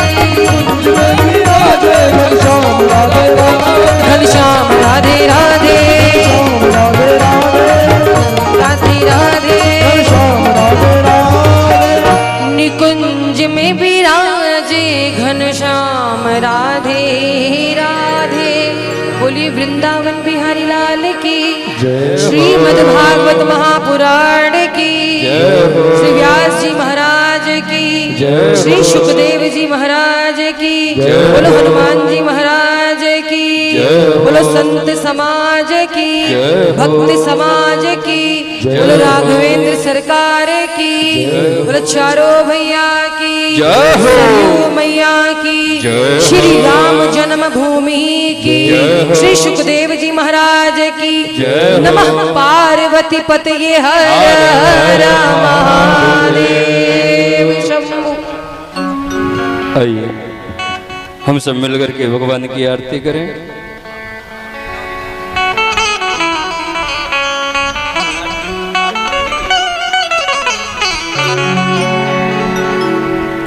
हरि ओम ज्वालामाल्यै नमः रत्नेश्वर्यै नमः। हरिः ओम मा अगनर्ज्योतिर्ज्योतिरगणेः स्वाहा सूर्योज्योतिर्ज्योतिर्ज्योतिः स्वाहा अग्निर्वर्चो ज्योतिर्वर्चः स्वाहा ज्योतिर्ज्योतिः सूर्यो ज्योतिः स्वाहा।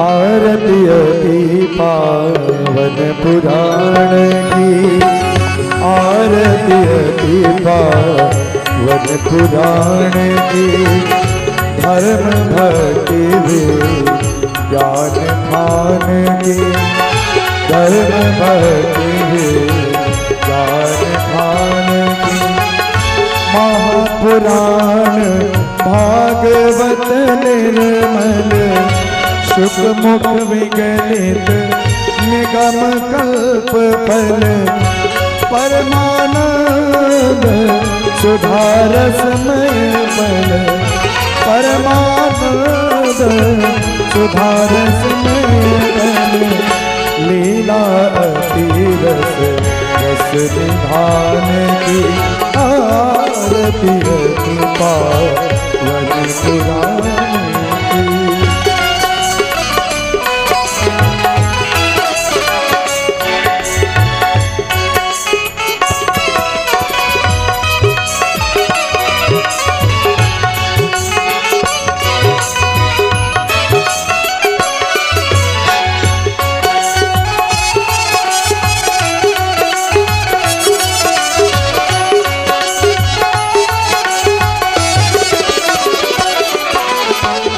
कलिमन मथनी त्रिताप निवारिणी कलिमन मथनी त्रिताप निवारिणी जन्म मृत्यु में भव भय हारिणी सेवक सतत सकल सुखकारिणी सेवक सतत सकल सुखकारिणी सुमहोषधि हरि चरित गान की आरती करिय मन पुराण की।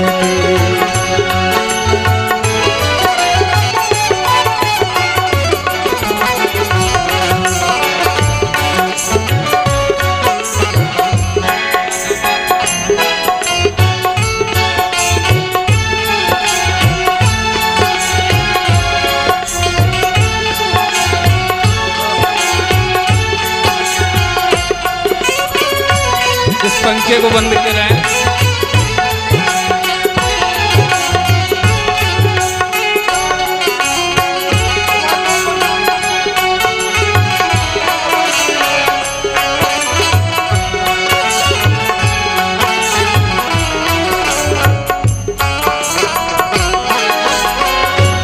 विषय विलास विमोह विनाशिनी विमल विराग विवेक विकाशिनी भगवत तत्व रहस्य प्रकाशिनी भगवत तत्व रहस्य प्रकाशिनी परम ज्योति पर मात्म ज्ञान की आरती अति पावन पुराण सी।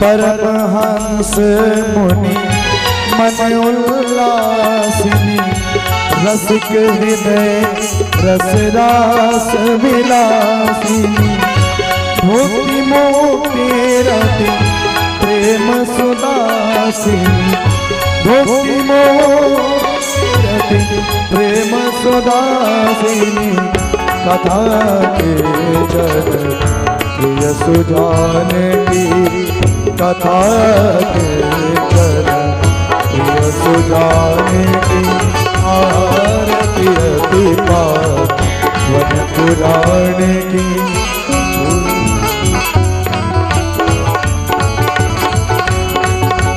कर्पूर गौरम करुणावतार संसार सारम भुजगेन्द्रहार सदा वसंतम दयारविंद भवं भवानी सेतुं नमामि त्वमेव माता पिता त्वमेव त्वमेव बन्धु पुष्का त्वमेव त्वमेव वेद्यं पूर्णं त्वमेव त्वमेव सर्वं त्वमेव देवं हरे राम राम राम हरे हरे हरे कृष्णा कृष्ण कृष्ण हरे हरे घट घट घट शिवा गोकुल के राजा मेरी अखियाँ तरस गए अब तो आजा घट घट बंशी वाले गोकुल के राजा मेरी अखियाँ तरस गए अब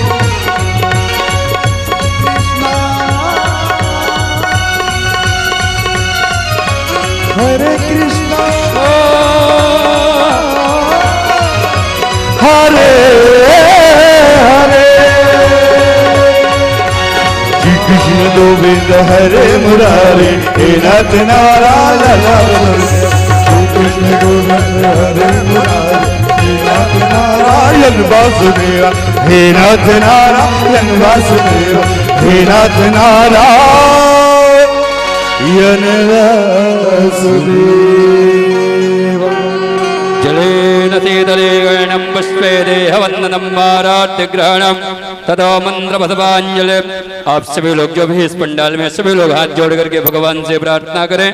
ओम हरि ओम जगेन जग्यामया देवादानि धर्माणि वर्धमान् संज्ञादेहनागं महिमानः सचन्दो यत्रपूर्वे साध्या सन्ति देवा।